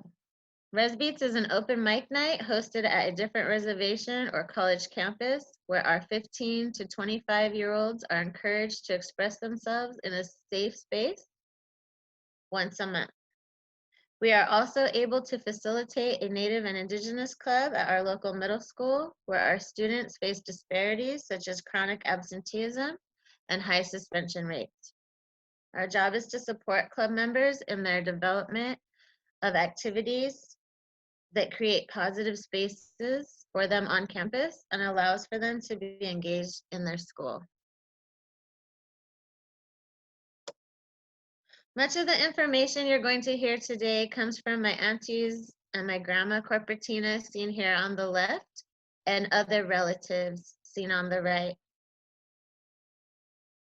My Uncle Lucario is where we get most of our stories from, and Miss Esmeralda and Miss Cassie and Miss Callie bring in their traditional knowledge from their ancestors as well. Our first ancestor or plant today is Wulakla. Wulakla is English, or in English is buckwheat. Buckwheat is used by our Payomkawichum people for asthma. My auntie said this plant saved her cousin's life when she was having an asthma attack and her lungs were full of phlegm. So we make a tea from the flowers when they are ripe. As you can see here, they have a reddish color. When they're not ripe, they have a white or pinkish color. They turn red more in the summertime. The tea you see in the pictures, I made with the leaves as well as the flowers. And this tea helps loosen the mucus in our respiratory system. It's also known as an emetic. Our elders say you can mix the flowers with honey if you need to induce vomiting. It is also used as an eye wash. There are a lot of eye wash remedies. You can mash the leaves and mix them with salt to create an eye drop to reduce inflammation or irritation. My uncle said they would get eye strain when they were out in the sun all day, much like looking at a computer screen, I suppose. As a food, the new or fresh sprouts are eaten and can be eaten raw. Our next ancestral plant is ayayaka. Ayayaka is known as witch's hair. Ayayaka is specifically known as a black widow bite remedy that can be used for any insect. As you can see here on the left, it also makes a good sponge for cleaning out your oyas, clay pots, or dishes. It's best used that way when it's fresh and not when it's dry. When it's dry, it would fall apart. Our elders remember that their ancestors ate ayayaka, but they can't remember why. Although I'm thinking it might be as a preventative measure, much like a vaccination possibly. We love this parasite whose host is buckwheat. The texture of the parasite is like plastic. So it's cool to the touch and it's fun to play with. Our next ancestral plant is known as tulovat. Tulovat. Tulovat is a wild peony. Wild peony is not just pretty, and this picture doesn't do the flower justice, but typically the flower is bright red when it first emerges. This plant also has a very limited window. So right now is that window and for the next several weeks. The leaves can be eaten after being boiled 3 times, and you throw your water out each time or recycle it. And the roots can be made into a soap. The roots can also be pulverized and made into a paste and spread all over the body to relieve excess perspiration. Our next ancestral plant is cauchel. Cauchel is known as white sage. Cauchel is known for many things besides smudging. Cauchel is used on long runs or periods of time without water to stimulate the salivary glands. The leaves and the stems are chewed, and our aunt makes a note that children really like to use the sage in this way, and it turns their mouth and their tongues black and makes them laugh. White sage is also good for eczema. You can rub the skin or the leaves directly on your skin, or you can bathe in it by making sage water or a tea. Cauchel is known for helping with colds and coughs, like many of our plants.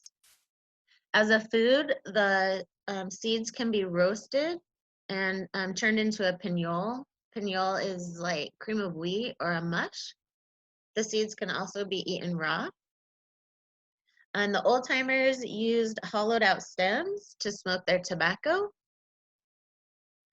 We also fumigate our homes before we had Orkin or other pest control services with white sage, ragweed, and sagebrush. Ms. Esmeralda wants me to also remind us that sage can be used as an air purifier as well. And we also ask and promote sustainability and responsibility when gathering sage. It is in danger. We ask or promote that people use one leaf at a time, especially when they're praying their morning or evening prayers.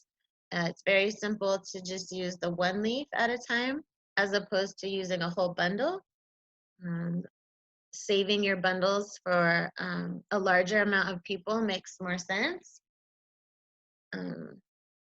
So thank you if you're already doing that. Oh, also, white sage is not recommended during pregnancy or nursing as it dries up the milk ducts. But if that is a goal, then that would be what you want to use. Nahish is our wild gourd. Nahish is used for laundry soap.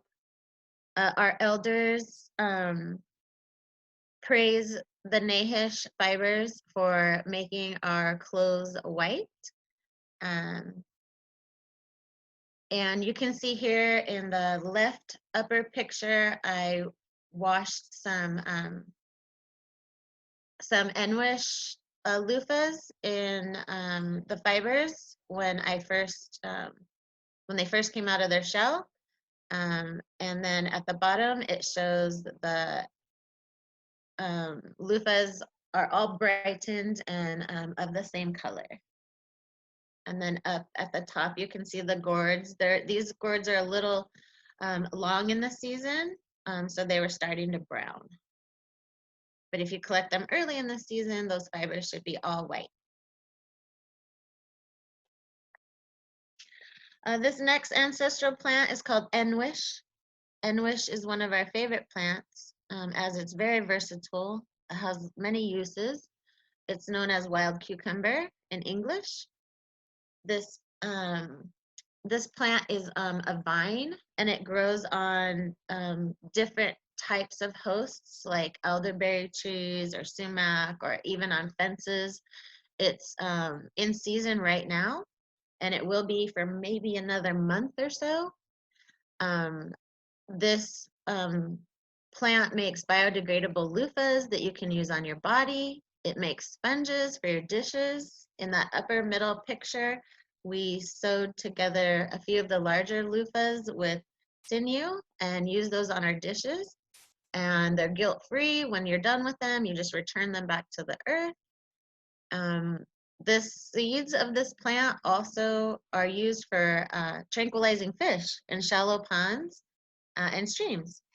And the way that happens is if you look down on the bottom left picture, the seeds are white and brown. The brown seeds have matured and hardened.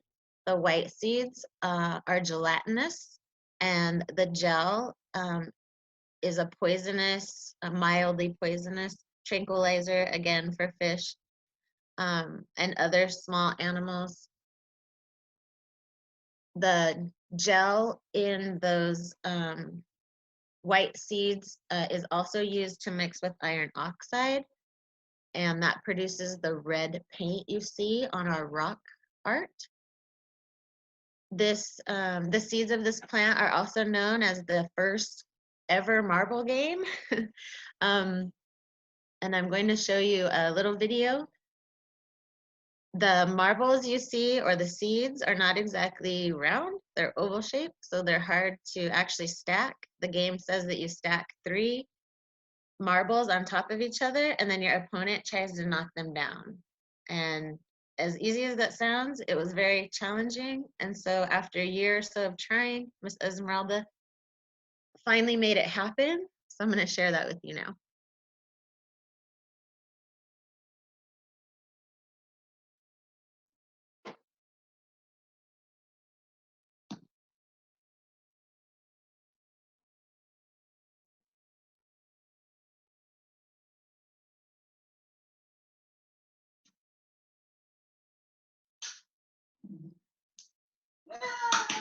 Yay!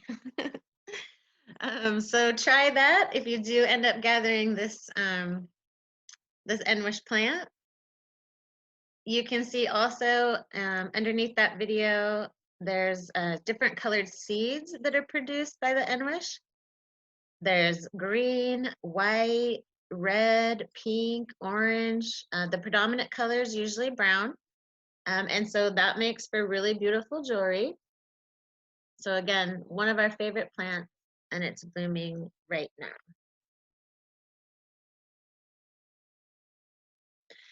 This next ancestral plant is called knockwit, also known as laurel sumac. And I wanted to share this with you because it has a natural SPF.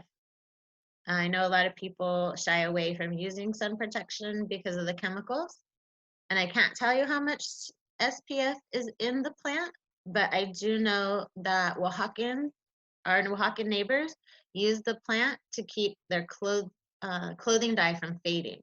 So you can see in Miss Esmeralda's shirt here, she has all these beautiful colors, and that material or those textiles would be soaked in sumac water to set the fibers or to set the dye and to keep the colors from fading.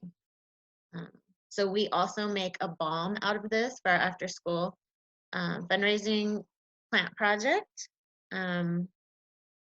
Also the knockwit, my auntie says, is used for chicken pox. So when our children had chicken pox, they would bathe the children to reduce the inflammation and the symptoms. And I use it after gathering to wash away any oils that I may have picked up from poison oak or poison ivy. Our last ancestral plant today is called kuta or kutpat. And kutpat is known as elderberry. Elderberry is known as the buffalo of trees. We make bows with it. We make our instruments such as clapper sticks and flutes. It is also an immune system booster. It's known to reduce fevers, especially in children, colds, and coughs. As a food, the berries are eaten dried, raw, or cooked. And a lot of our ancestors, our elders, still make, they can jelly, and it's really good. We also make a tea. You can see in this picture of our containers.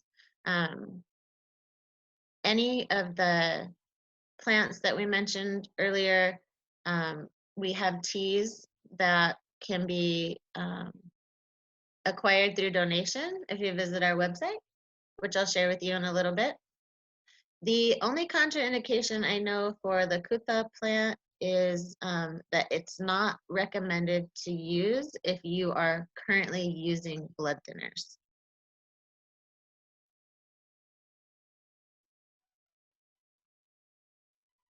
And lastly, I want to mention that anytime if you plan on going to gather, that you make an offering. These plants are our ancestors. We believe plants and trees were among the very first people. And so they offer themselves to us. And so in return, we give them an offering. The picture here with the children heading towards an Enwish vine, they are going to sing to that plant as an offering.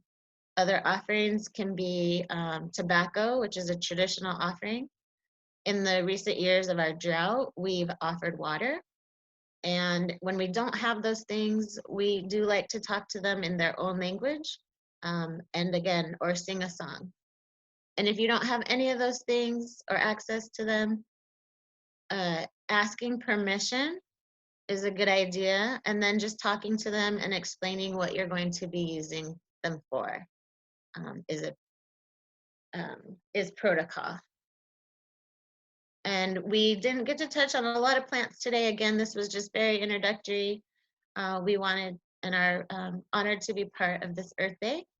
We want to remind everyone that every day is Earth Day. And we also want to give a special thanks to our friends, Amra and Andrea, who help us with our res beats and most of our programming efforts. We are really appreciative of the support they give us. So again, thank you for having us today. We do provide workshops if anyone's interested. We provide nature walks and plant walks. And you can see our information here. That's my phone number, and you can reach us at rinconyoutstorytellers@yahoo.com and aadmire@indianhealth.com. And I just noticed my name is spelled wrong. It's AADMIRE@indianhealth.com. Just take flight, grab it by the wrist.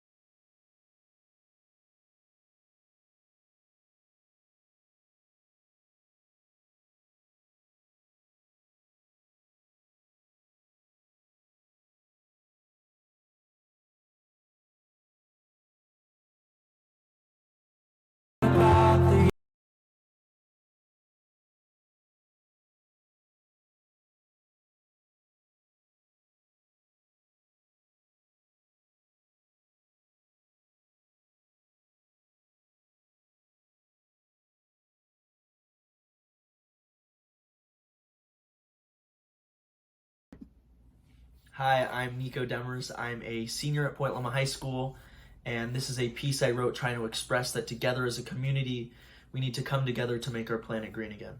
Thank you. I gasp for a breath of fresh air. In and out, my lungs fill with this fresh pain of a crippling planet, my esophagus now stained with oils, carbons, acid, trash, and tears of those who love her, reminding me that soon my dying home will leave its nesters suffocated in an ignorant atmosphere.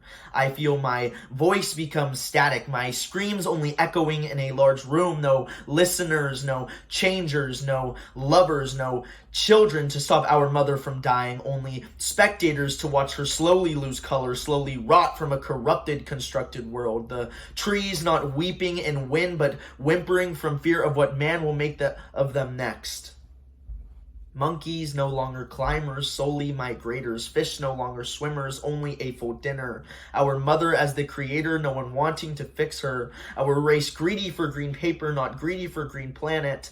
No one there to stop our planet from bleeding all over. We all are here to drown in the faults of a broken society. No bandages will be left to heal helpless wounds from inability to clean our home. We swim in oceans of lies. We walk in deserts of dying truth. Together, though, we must navigate a world overpopulated by human mistakes.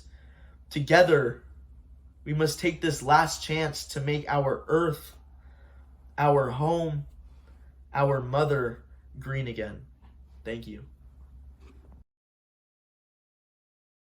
Our goal at Interfaith Coalition for Earth Justice is creating the conditions for what we will need in order to adjust and adapt to climate disruption, building communities of resistance, resilience, and transformation.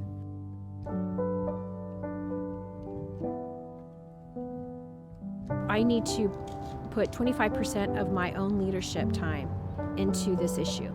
If we saw more clergy and people of faith doing that, I think we could really multiply our efforts. But we have to make that tie, that connection between the spiritual growth and the activism. And that way we'll have a stronger product. More than an activist, I guess I'm a trench worker. I mean, it's just people sitting and talking to each other, you know, and deciding what is good to do.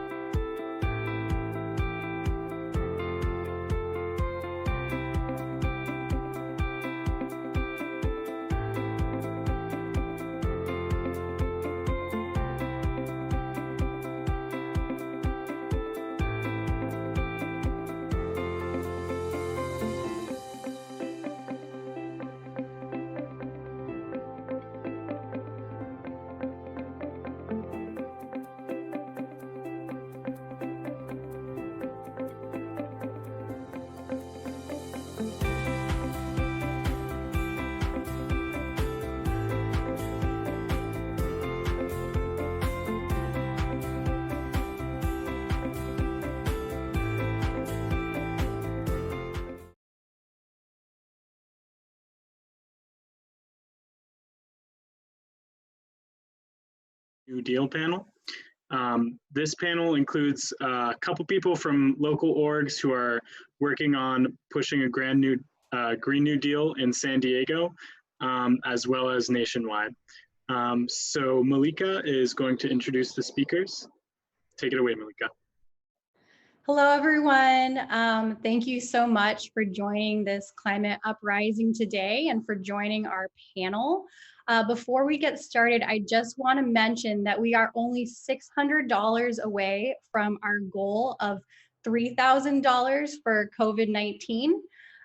So you should see the link on the live stream. Please pitch in if you can. So now I'm going to transition over to intros. My name is Malika Marsden. I am with Climate Action Campaign. Climate Action Campaign is a watchdog organization climate watchdog organization based in San Diego and Orange County that advocates for policies at the local level to fight the climate crisis.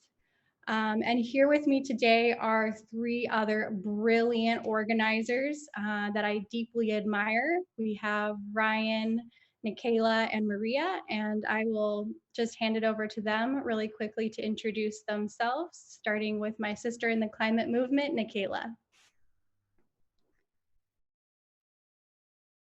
I'm Nikayla. I'm in the Sunrise Movement here in San Diego. And yeah, thanks for the introduction, Malika.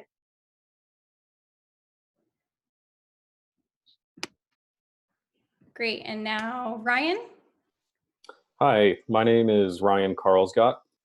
I'm representing Unite Here Local 30, San Diego's Hotel and Hospitality Workers Labor Union. I'm also a former Obama appointee at USAID, where I worked on climate change and international development. And if you're wondering what hotel workers and a hotel workers union has to do with climate change and the Green New Deal, well, the short answer is we all have to do our part, but bigger than that, the hotel workers we represent frequently live in frontline communities impacted the most by the climate crisis, as well as historic pollution and environmental damage. And so we know climate change is going to have the greatest impact on those communities and the people who are least able to adapt. And so that's why we're in this fight. Great, thank you, Ryan. And then Maria. Hi, everybody. I'm Maria. I'm here as part of San Diego 350 today. You can't see my shirt, but has a little sun. You'll recognize us. And we're pretty everywhere. We're grassroots organization, all volunteer-led. So if you want to become a member, please join us at San Diego 350. I think you can just Google that and you'll find us. But we're looking to have more youth and people from all walks of life take on leadership roles because we are all volunteers. So yeah, thank you for having us today. Thank you, guys. So on this panel, we're going to do two different things. First, we're going to talk a little bit about the National Green New Deal and what that can mean for San Diego. And then we will transition over to talking about our local San Diego Green New Deal effort. So Nikayla is going to talk about the National Green New Deal first. Thanks, Malika. And I feel very honored to be on this panel with these other great organizers. So I'm going to talk a bit about a National Green New Deal. For those of you who don't know, the Green New Deal will be a policy package passed by Congress aimed to tackle both climate change and economic inequality. It's modeled after the Depression era New Deal, but the New Deal really only provided for white men, and a Green New Deal done the right way, will create up to 20 million good-paying jobs for everyone on projects to mobilize this country to address the effects and fight the climate crisis. The Green New Deal wants to tackle the foundation, the carbon-intensive structure of America by dealing with housing, agriculture, infrastructure, transportation, energy, all of it. And in addition, the Green New Deal also knows that our natural environment really is our best line of defense against the effects of the climate crisis. And our ecosystems and habitats need to be restored after the 100 years of environmental disaster. So a lot of people are like, so this is a great idea in theory, sounds like a dream. Where is it? Let me see it. Well, good news for you. The first piece of Green New Deal policy was actually introduced in Congress back in November. The Green New Deal Public Housing Act, it aims to address both energy inefficiency in housing and housing insecurity. The idea is to build new and rebuild existing public housing units, but to do it the right way, to do it well insulated, to do it water efficient and powered with renewable energy. The Green New Deal Public Housing Act also wants to hire the right people, the people who actually live in public housing and with good family sustaining wages. So you apply this idea to energy, to infrastructure, to agriculture, to transportation, to our coastlines and our forest lands, and you get the Green New Deal. And I firmly believe that the Green New Deal gives us a chance to turn our country into a formidable opponent against the climate crisis. And it also gives us a chance to empower those people that may have been displaced in a changing economy and bring those along who have been historically left behind by offering the trainings, the tools, and the wages to sustain their family and help cut carbon emissions at the same time. The Green New Deal really is a blueprint for our future. And I think we can all agree that we need it now more than ever, coming off the back of economic ruin in COVID-19. And we've been asked to talk a bit about our orgs, as some of the panelists did earlier during their introduction. So how our orgs advocate for Green New Deal, I'm in the Sunrise Movement, and I feel like our biggest strength is our ability to make that emotional connection to the Green New Deal by organizing actions, marches, protesting, taking over offices, and really articulating why climate is such an emotional issue for us with storytelling and public narrative. I firmly believe that the path to change and accomplishing something like the Green New Deal, it's more than just changing the minds of people. It's changing their hearts and getting them to understand that their lives and the lives of everyone they love are at stake in this fight. We advocate by saying, which side are you on? Are you on our side, your kids, or the fossil fuels? And 9 times out of 10, they give the right answer, which you know what the answer is because you're here. And then we say, here, we have a solution. It's the Green New Deal. So now I'm going to pass it back to Malika, who's going to talk about what that means for us here in San Diego. Great. Thank you, Nikayla. So eloquently said. And Sunrise has been doing a lot of really great work to build the political will for a Green New Deal.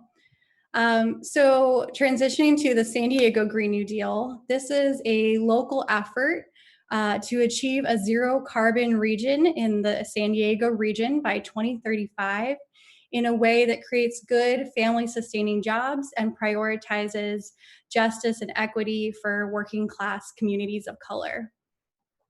So just a little bit of history and background on this effort. Our 4 organizations and several other organizations about a year ago came together to talk about the idea of starting a local Green New Deal. And this was around the time that the National Green New Deal was gaining a lot of traction and momentum.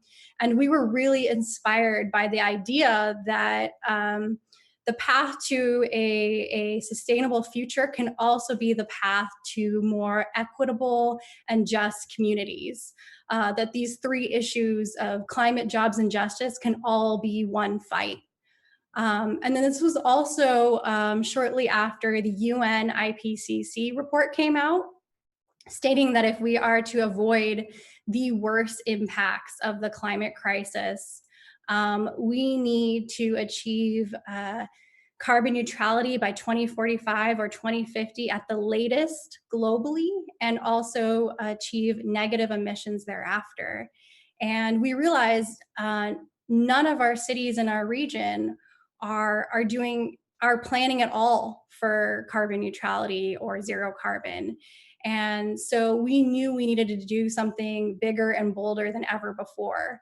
And we also felt that we couldn't afford to wait for Washington. We needed to do everything we could here at the local level to start on the path to a zero carbon future, and also build the political will, the momentum for a national Green New Deal.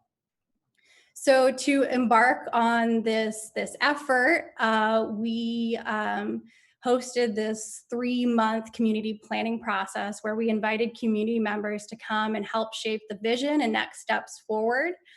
We had a lot of really wonderful minds together in one room. And from that process came this 3-pronged approach. So building awareness and support, transforming political power, and implementing policy change. And out of that has evolved some working groups for community members to get involved and help us use the tools that we have to push this effort forward. And we really urge anyone out there who wants to be a part of this movement to reach out and join us. And then we also have an alliance of several organizations that are also dedicated to this vision. And so please, if you're an org, an individual, please reach out and join us in this effort. Now I'm going to transition it over to Ryan to talk a little bit more about our effort. Sure, thanks, Malika. So like I said, Unite Here Local 30 is a hotel and hospitality workers union. We represent some 6,500 workers in the region. And Unite Here is a part of the San Diego and Imperial County's Labor Council. And that bigger Labor Council is more than 130 unions, I think, and something like 200,000 working families in the region. And actually, the San Diego Labor Council is one of the most progressive on climate issues in the nation. We were one of the first labor councils in the country to pass a resolution of support for the Green New Deal. And I'd like to give a shout out to the other unions locally that are pushing the ball forward on climate change, like American Federation of Teachers, AFT, the California Nurses Association, UPTE, the UCSD union, professional and technical employees, and others. And you may not realize it, but labor unions and environmentalists and community groups were actually natural allies in this fight. We're all generally fighting the same forces that are seeing the majority of the benefits from the status quo. And those forces would love it if we're all disconnected and fighting amongst ourselves. But if we band together, we can address the climate crisis while creating good family-sustaining union jobs and reversing decades of environmental injustice and the environmental damage that's been done to frontline communities. With regard to the Green New Deal in San Diego, like Malika said, I think there's three components: climate, jobs, and justice. And really all three of those have to be addressed in order to be successful. On the jobs part, one critical piece is ensuring that we don't throw some workers under the bus while we create good new jobs for others, because then we're just kind of repeating history, you know. So we need to think carefully about how we transition from fossil fuel jobs to clean energy jobs. We should do the research and know exactly which jobs are going to be lost. We should be prepared to help those workers and their families so they aren't harmed by the transition. And really, if we don't prepare that way, the forces that benefit from the status quo, like fossil fuel companies, they're going to use that inequity to convince their workers that the status quo is in their benefit, and then they'll divide us. So I think we really need to stick together. And locally in San Diego, we've been doing a pretty good job of that, I think. It's not easy, but the Labor Council and Unite Here and AFT and others, we're all trying to work together on the local Green New Deal, so we can get things accomplished. And we've been planning and coordinating for many months, but of course now we have this pandemic to deal with. But as bad as it is, and really I'll say for Unite Here, it's been pretty devastating. Hotel and hospitality workers are some of the hardest hit. The vast majority of our workers are actually furloughed or laid off at the moment. We're hoping they'll get back to work soon. But looking broader, you know, it could be viewed as something of an opportunity. This pandemic will require stimulus measures at the local, state, and federal level. I mean, starting now, but also in the coming months and years. And we should demand that this is the moment for the Green New Deal. We can spur job growth and a more equitable economy while combating climate change and cleaning the air and land and sea.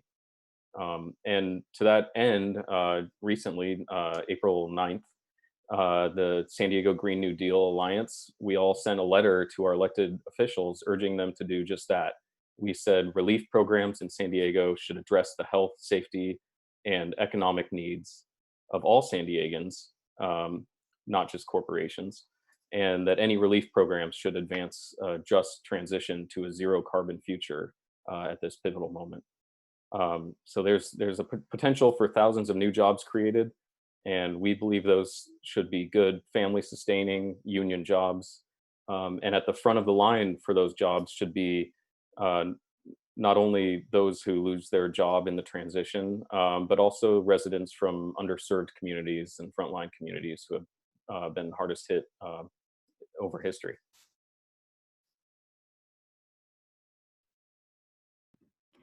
Thank you, Ryan. And let's transition over to Maria now.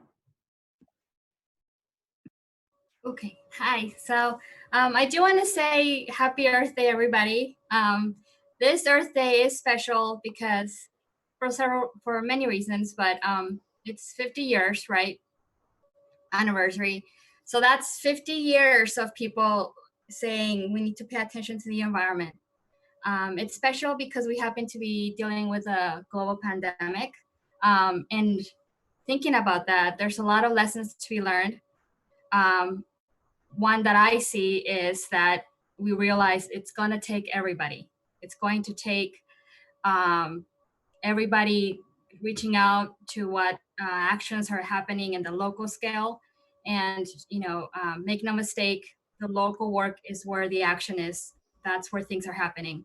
So we definitely people are starting to realize that we need to think in the long term. We can't just think about the GDP for next quarter. We need to think about, how are we going to address these disruptions that our nature, that our planet gives us. And so these are big challenges. But it's also special to me because we finally have a policy that's at the scale, I believe, and many people do, that addresses climate change. So unless we think about our workers, unless we actually take a look at what our systems are doing, the way we produce things, and the way our labor force is sort of safeguarded or not, the transition to a clean energy, to an energy that can not cause so many environmental impacts, is not going to be one that everybody can live through. So just like now, we see how quick one day to the next, you can have the first world economy and then people making lines to get food. Or just how quick you will kind of lose your whole quality of life and your whole lifestyle. So it's a real opportunity, but it is going to take, like the labor movement, all of us mobilizing. And so I really encourage everybody that wants to know about it to just, follow us, hashtag Green New Deal SD, greennewdealsd.org. Obviously, I make myself available to answer any questions, but it is a movement that is going to take local action, but at a global scale, if that makes any sense. So happy Earth Day. And again, thank you for giving us this time. I'm not sure what's next, but I'm good. Great. Thank you, Maria. It looks like we have about 5 minutes for questions. And so our first question from the audience, and feel free to submit questions if you want. What is the first thing a newcomer to the climate movement should do to get involved? And I think Nikayla is going to take this one. Yeah, I'll take a stab at this question. I got involved in the climate movement actually back in August. This is my first time organizing. I'm brand new. And I have to say, I looked at the organizations and kind of what they were pointed at. And I decided that I wanted to be more involved in actions. So I decided to join the Sunrise Movement. But for someone who maybe wants to be more on the policy side of things, there are organizations, and a lot of them helped organize Earth Day that could definitely use your skill set and your voice. So I would encourage you to look around at what organizations are best fit for you.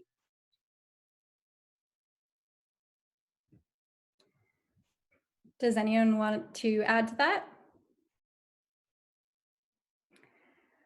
I can just step in and say, I meet a lot of people who care a lot about the climate crisis and want to help, but they always say, well, I'm not an expert. I don't know a lot about this. And that really doesn't matter. The climate crisis is a relatively new issue, and a lot of us are not experts. What matters is that you care and you're ready to join arms with us and help fight. So our working groups for the San Diego Green New Deal, we have a Transforming Political Power working group, and that working group helps train people to give public comment and trains people to get involved in the political process in general. So you are never too new to this effort to be a part of it. And so any other questions? So we have another question. What's the next big thing after Earth Day? Anyone want to take this? Malika, I don't know if anyone really knows the answer to that question. I think COVID-19 has really thrown a lot of our plans up in the air, and we're still waiting to see where we land. But we try to have a climate strike every season. So hopefully in the summertime, we'll have some sort of plan, whether that is online or in person.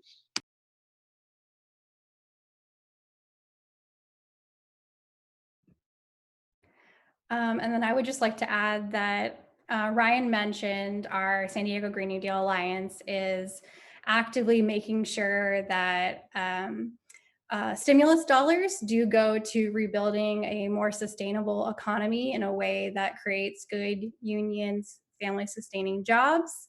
And that is an effort that is happening right now. And we need to hold the line at every level of government, and we need people to help us. So to get involved, you can go to greennewdealsd.org, and we have a form there where you can sign up.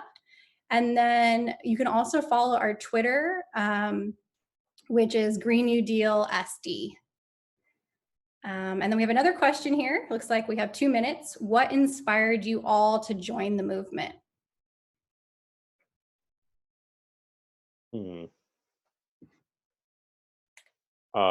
Well, just speaking for myself, I got involved in politics first, but I've always kind of been an environmentalist at heart, and I think the answer for me is that I see it as like an ongoing battle, and you know, I really came of age politically during George W. Bush's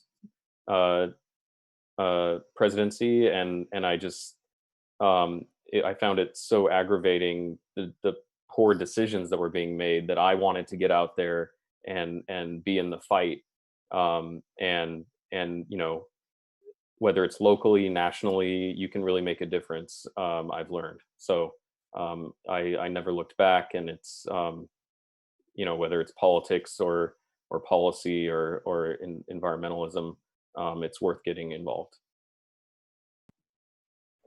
Great, thank you, Ryan. So I'm just getting word that we had $400 donated in the last 30 minutes. That is amazing. Thank you. A big shout out to everyone who donated. We are now at $2,805, very close to our $3,000 goal. So please chip in if you can. Thank you so much. And I think that wraps up our panel. Thanks so much for joining us. Thanks, guys. All right, thanks, y'all. I think the Green New Deal is super important. It's like a big piece of policy that, you know, we can all focus on supporting. So the fact that y'all are doing some really good work on that is so dope. So next up, we are going to have a couple people talking about stuff we can do now to support the climate movement. So that'll be Ann Barron and Trung Nguyen from San Diego 350. And there we go, there's Ann. So Ann, you're gonna be screen sharing your presentation? I guess so. Yes. Hi, everybody. Hello, San Diego. I have a book for you all to read while you're staying inside. It says, I don't know if you can see, This Changes Everything by Naomi Klein. Just wanted to share that as we get started. So thank you for rising up, San Diego. Today, right now, actually, is the uprising part. We're going to be doing some advocacy. We're going to be doing phone calls and emails, so get your phones out if you have your cell phone, and also get started with your email account. Make sure you're logged in. One of the things that I did really want to thank, the title of this today is called Moving Your Money. That's our advocacy. We're going to be advocating for the government to move their money. It's actually our money. And I want to thank all of the donors who've been giving money, moving their money to support people who are going through the COVID crisis. So thank you very much for those donations. So let's get started. If we could, let's see, we're going to get started with we have a PowerPoint with slides with the demands on it. Don't worry if you don't get all the information from this. We only have 20 minutes to go through 5 demands. So don't worry, because we'll be loading it up on the PRC Peace Resource Center Facebook page, as well as I think we'll be loading it on one of our, we'll find out, but we're definitely gonna be loading on the Facebook page for the PRC. And I can share my screen. I have it up if you'd like. Sure, that works great. Thanks, Riley. All right.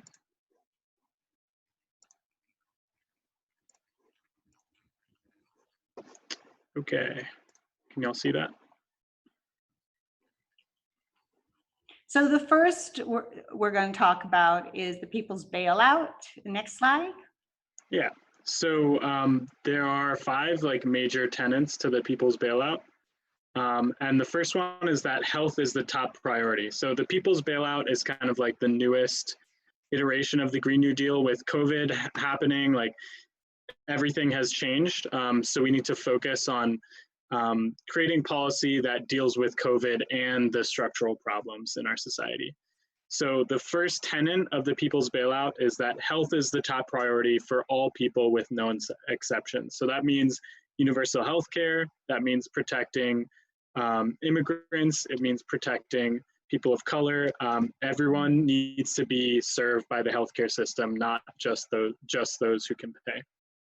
The second tenet is provide economic relief directly to the people. So I'm sure many of you have heard that our government has bailed out banks, is in the process of bailing out oil companies, and is sending all this money that we've put in our tax dollars to the top, sending it to the rich directly, and hoping that trickle-down economics is going to save America, which we know that it can't. So that economic relief has to be provided directly to the people.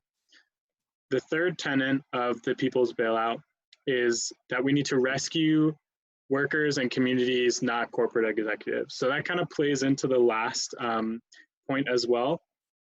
But it's so important that we focus on policy that is going to help communities as opposed to companies or individuals. Because when we raise up our communities and our workers, then we know that that policy is going to be good for everyone. Next up is we need to make a down payment on a regenerative economy while preventing future crises. So this point really plays into the fact that our oil drilling is not regenerative. When you take oil out of the ground and burn it, that resource is gone forever. And any kind of economic gain that you made from that is a one-time thing. Whereas if we build regenerative resources, like wind power, as shown in this photo, or anything like that, then we know that that will keep the economy going for a long time to come. And the last tenet is to protect our democratic process while protecting each other. And this is a pretty important point because it's the reason that it's so hard for us to change the system right now when we have so many people and communities behind this change is because money is so key to our democratic process right now, and it's making it completely undemocratic. Right.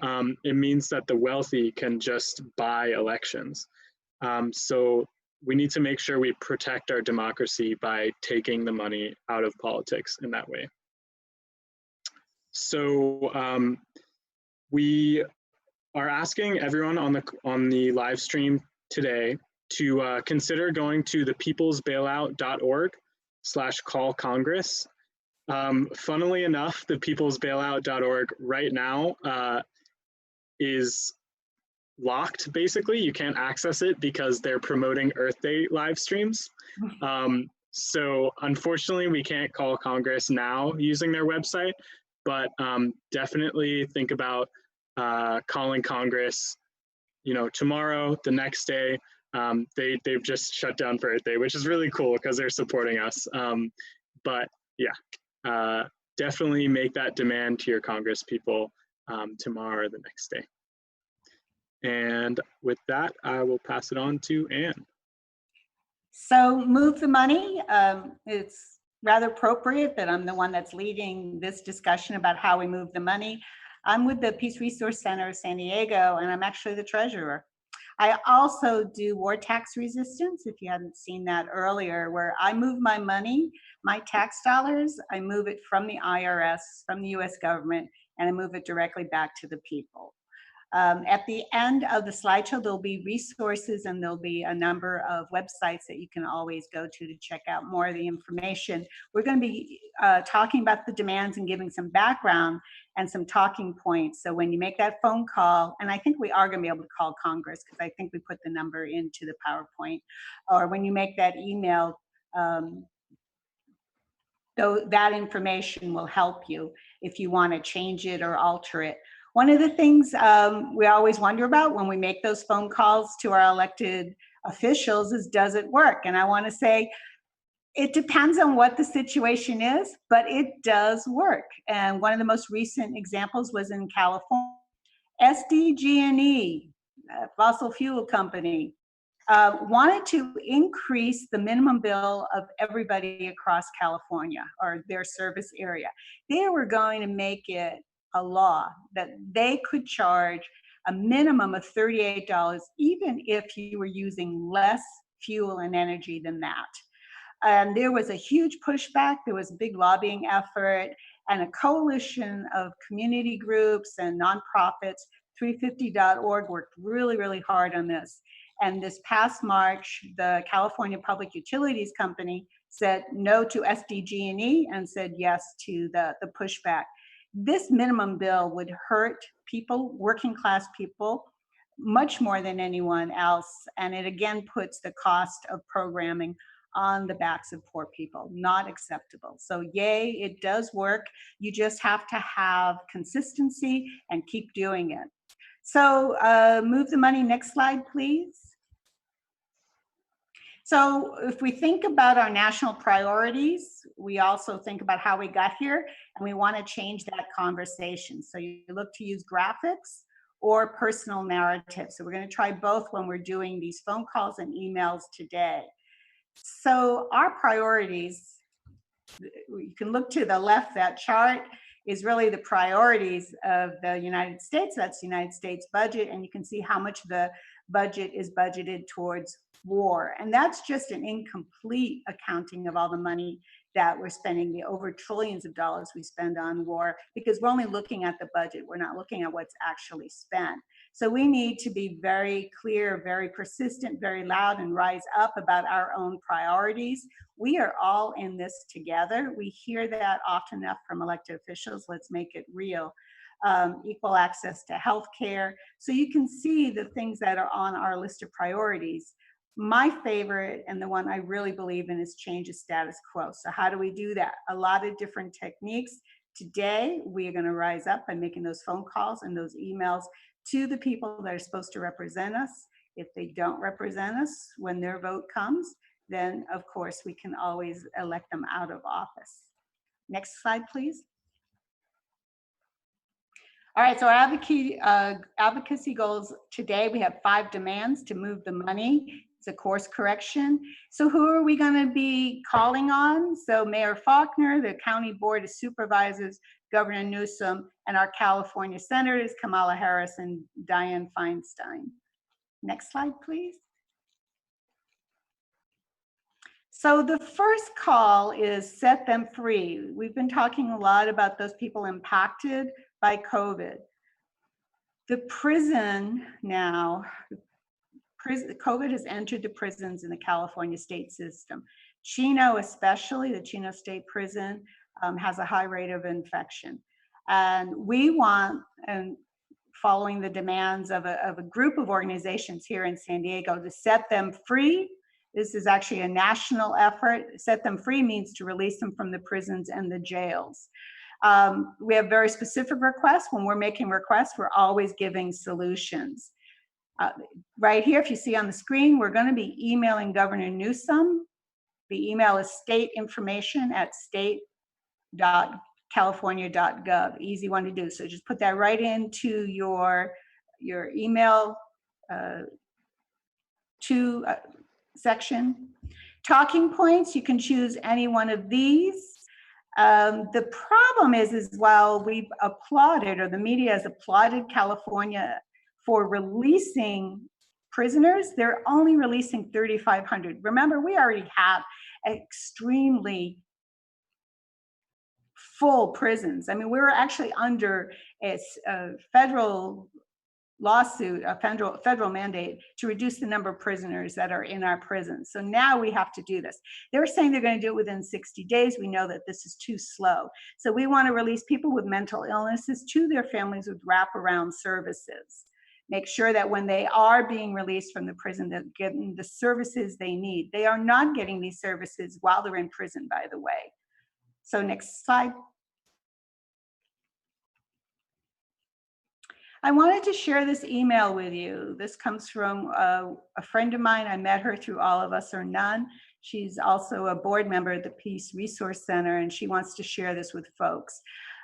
This is her email to the governor about setting her son free, and talks about the conditions in the prison. So I wanted to share this with you all. We'll also post this on our Facebook page, but it's important to see the conditions. Next slide, please.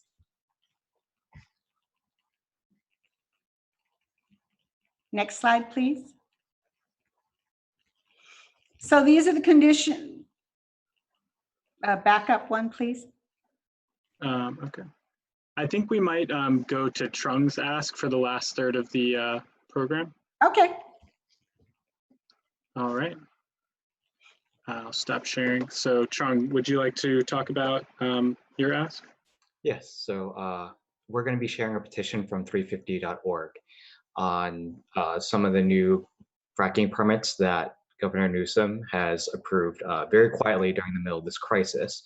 We all know this is not the time to be issuing permits for the destruction of our environment, especially environmental destruction that only leads to more and more health concerns for so many vulnerable communities in the midst of the worst pandemic we've seen in 100 years. So we're sharing a petition from 350.org that we help sponsor and put together for everyone to sign with a message that they can put their name in. Because again, we have to make sure that we're not letting this pandemic distract us from our duty to make sure that our government is doing exactly what they said they would. They did a moratorium. New York has upheld that moratorium on fracking. California needs to do the same. We cannot have more fracking right now when we need to be taking care of our citizens first. All right, and is there a link that they should go to? I can make sure that's dropped in the chat. I just sent it over to the team, but I will send it. Perfect.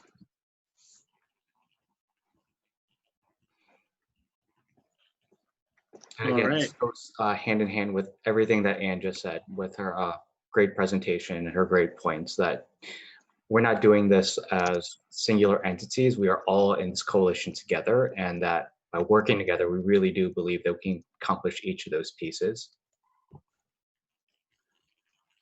Yeah, I think one of the things I really appreciate about this movement is that we are so focused on like coming together as a coalition so that we can use our strengths in different areas. So we've got anti-war and helping out prisoners. We've got the People's Bailout to help out workers. We've got CA Youth versus Big Oil to protect the environment and the climate. So it's really good to have a coalition like this for that kind of thing. And I just received word that we have surpassed the fundraising goal. So thank you so much to everyone who has donated throughout today. I think we can finish out with Anne's demand for the mayor. Okay, so if we could cue up the slide for that one. So we just heard on Friday, we were alerted by activists in the community that the mayor has created a San Diego Economic Recovery Advisory Board. And it turns out, funnily enough, it's the same old players as before. And there is not one green voice among them. There is not an attempt to bring in the environmental perspective and the need to deal with climate change. So the demand is, and if we could call up that slide, I'm pretty sure. Yeah, I'm working on it. But the demand is to call or email the mayor and demand that they put some color into the advisory board. And that color refers also to the fact that there's very little representation, but people of color in the advisory board, and that we need some green in that advisory board, that there needs to be proponents to deal and understand the crushing issue of climate change and the economic opportunities brought about by the businesses and the infrastructure that will be built to deal with climate change. So you can call the offices of the mayor of San Diego. The numbers are right there. Thanks, Riley. There's some background there. And again, I'll post this on the Facebook Peace Resource Center Facebook page so you can read more about it. They had their first meeting this past Monday. They've already started to work, and we want to make sure that the Green New Deal is implemented, as well as the fact that people who are completely underrepresented but make up the majority of our city are also on this board. Most of the economy here in San Diego rests on the mom and pop, the small business owners, and they tend to be ignored. Thanks. Do we have a little bit more time, or are we done? We have 2 more minutes. 2 more minutes. So one last demand. You can call your congressional representatives, your Senate representatives to the United States and tell them to move the money from the Pentagon to the people. They got to move that money to the Green New Deal. Right now, spending over $1 trillion on a military budget when we already spend more than 5 of the other top spending countries in the world is not ridiculous, it's insanity. So we need to tell, this would be to Senator Feinstein and to Senator Harris, move the money from the Pentagon to the people. Thanks. All right, and thank you so much, Anne and Trung, for coming through with those actions that our viewers can take in the next couple days. We are going to go to a short transition period, and then we'll have our closing speakers. I want to give a quick shout out to KNSJ, the radio station that is streaming our live stream audio at 89.1 FM and also at knsj.org. And now we'll go to the transitions. See you in just a couple minutes.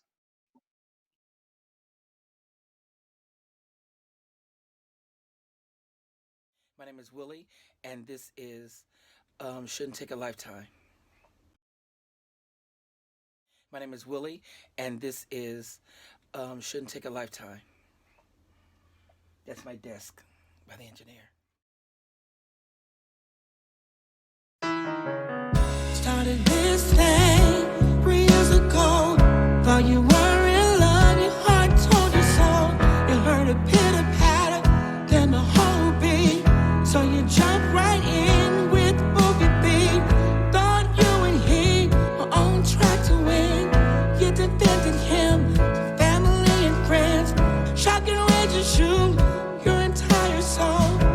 the truth within its entire soul. You were heart-struck, couldn't help a child, but you got hurt.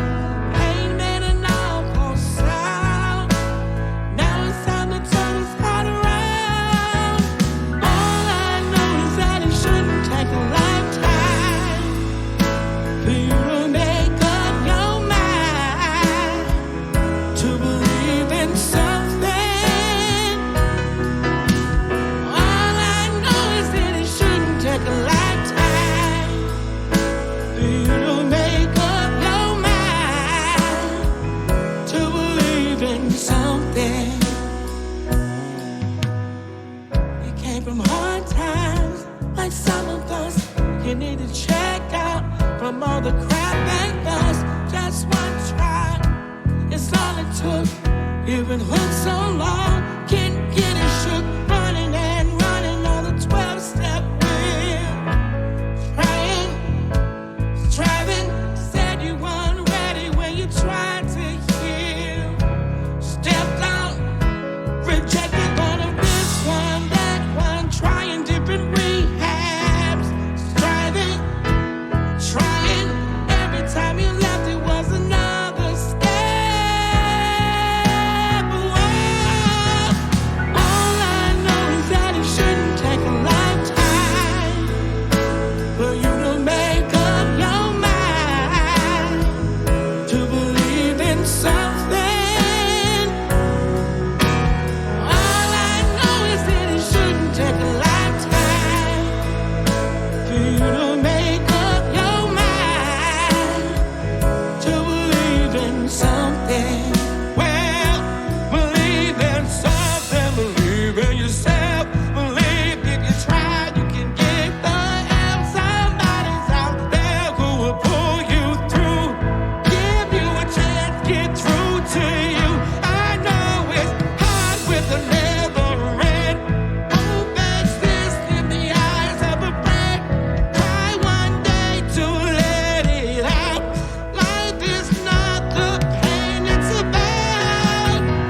All I know is that it shouldn't take a lifetime for you to make up your mind to believe in something.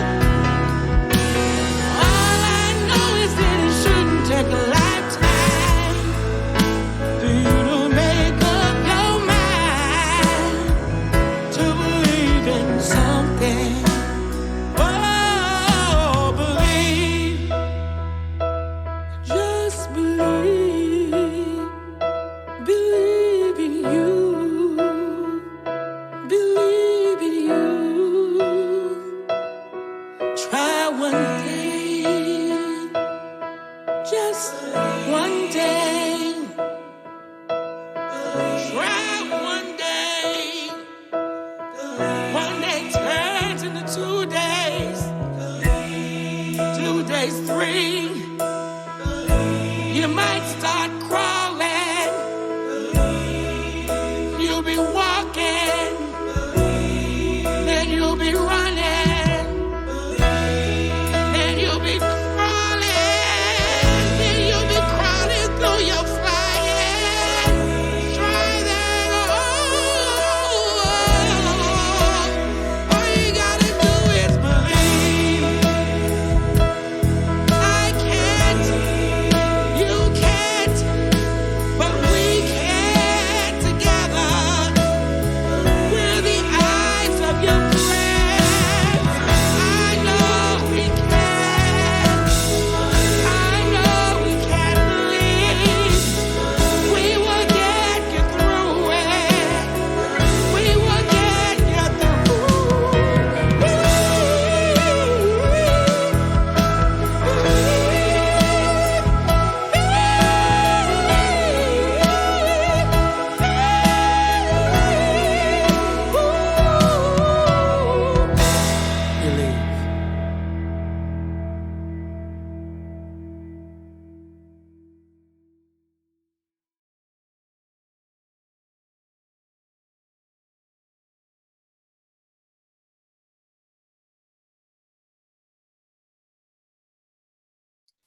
Wow, Hello, what a everyone.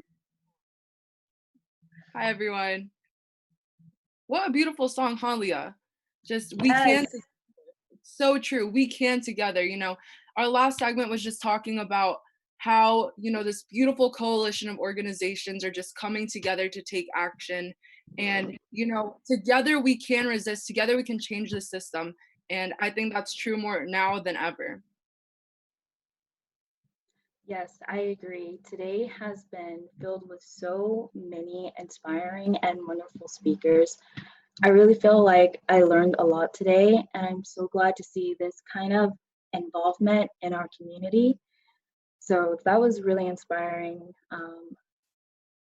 I really enjoyed learning about all the medicinal plants, and the yoga I thought was really good. I love to see that kind of like accessibility stuff that we're trying to do for everyone. So that was really cool for me today. How about Yeah, you? I totally agree. I feel like as activists, we want to do everything. We want to like be involved every second of the day, but a lot of the time we forget that we need to have self-care. Like this movement to go on, to stay strong, we need to support each other, we need to be resilient. And you have to have self-care. You have to take some time for yourself, focus on your breathing.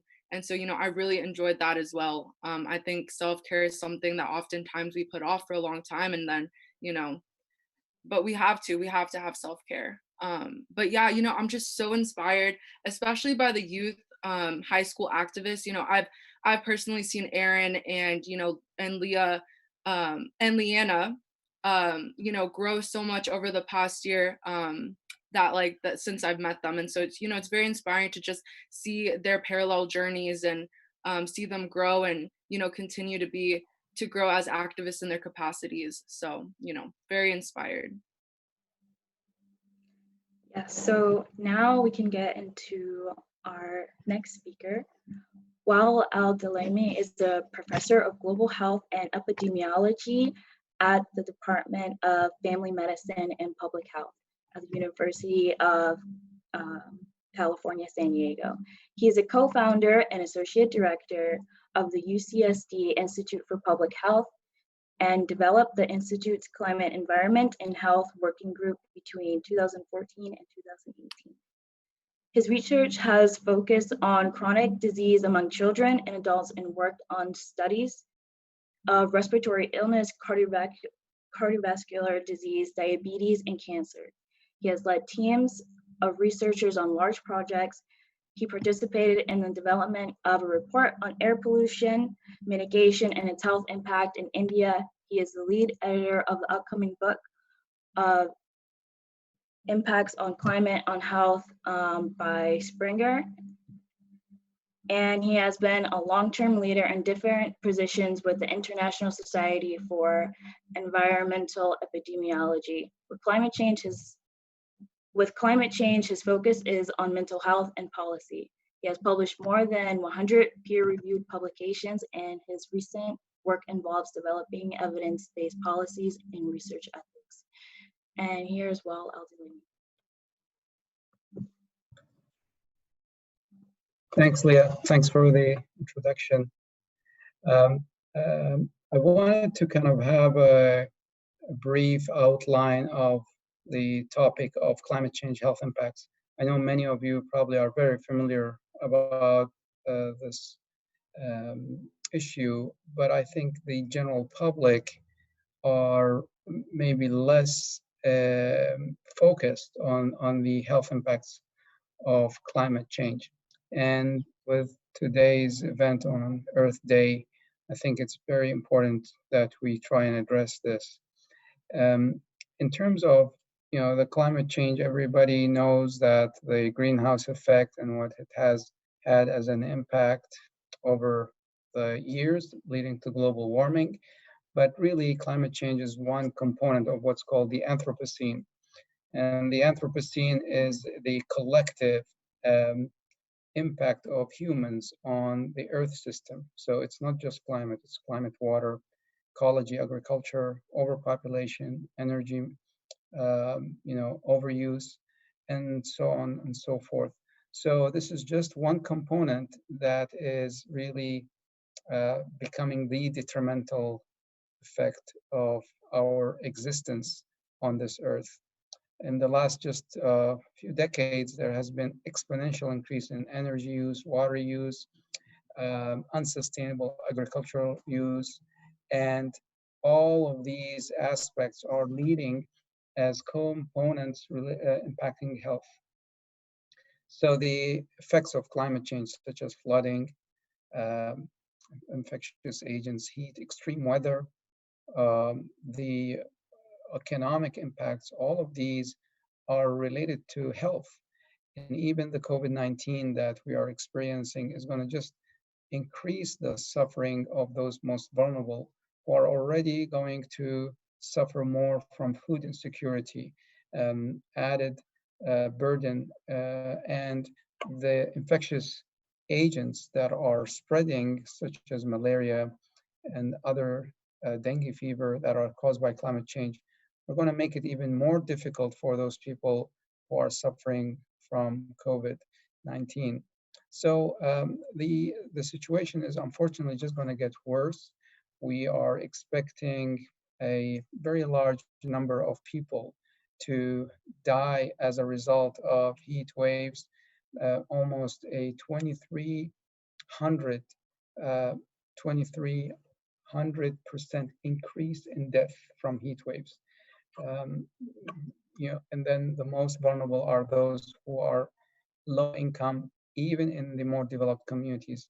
We found in a study in San Diego that those who are without air conditioning are the most affected by heat waves, for as an example. But it doesn't stop there. The wildfire, the droughts. Just in one wildfire event, 19,000 buildings were destroyed in the Paradise. So all these components are something we really have to come together around and address it beyond all the politics, beyond all the kind of disagreements, and so on and so forth. And the need is for people to reach out to those who are maybe denying or maybe ignoring and I think everybody cares about their health, and if not their health, the health of their children and grandchildren. So I think that could be a factor to bring people together. And with this COVID-19, it also became a wake-up call where everybody now knows that they're not immune from this. Everybody can be affected, no matter who they are. And the same really applies to the health impacts of climate change. Everybody will be affected one way or the other, whether it's wildfire or extreme weather. Nobody can be protected.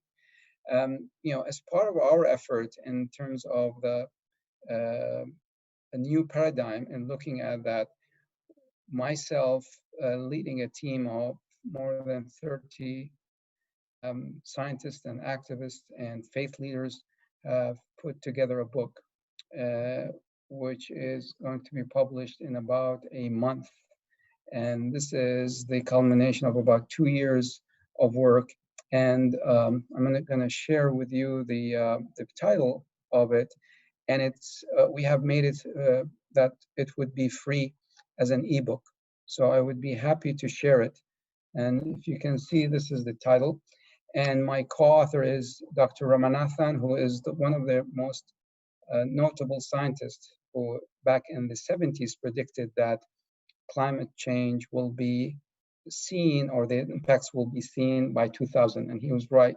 And my other co-author is the Chancellor Sorondo, Chancellor of the Pontifical Academy, because this book was a collaboration with the Vatican, as well as health scientists, physical scientists, social scientists, and others. And you can see here the title is On Our Responsibility. So it's all about action items, how we can do, what we can do in each of the issues that are related to the health impact. I would love to engage you, involve you with some of my plans that I want this book to be the kind of the reference for actions, evidence-based action. So I'll stop here and given the time, and allow others maybe to continue this closing session.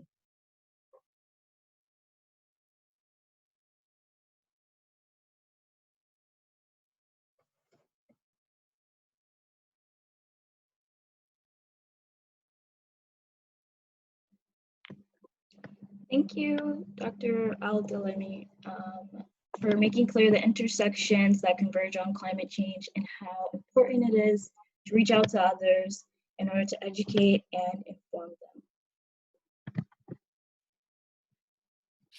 Yeah, honestly, so important. You know, I'm very excited for that book to come out. I definitely will read it. I think it's super important to learn about how climate change specifically impacts our health. And I think it's also useful in making that argument for people who, you know, might not be already like climate activists and they're kind of on the climate skeptical side. It would be a good way to kind of bring them in by talking about how climate change will affect them and how, you know, it will affect the people around them. Because like you said, doctor, climate change will affect everyone. And, you know, it's here, it's now, it's not a problem of the future. It's happening, you know, Black and brown communities are on the forefront of it. And so, you know, we need to take action. And we need to also bring in, have these conversations with climate deniers so that hopefully, you know, they will become part of the side of action and not inaction. Okay, so with that, I'll introduce our next speaker, who is Yusuf Miller. He is a 24-year Navy veteran. Thank you so much for your service, sir. He retired in 2011. Since then, he has fully committed himself to the advancement of social justice issues, including earth justice. Mr. Miller is currently a member of the San Diego NAACP Environmental and Climate Justice Committee, Clergy for the Coastline, Interfaith Environmental Climate Justice of San Diego, and a number of North County earth justice organizations. We are proud to have Mr. Miller with us here today.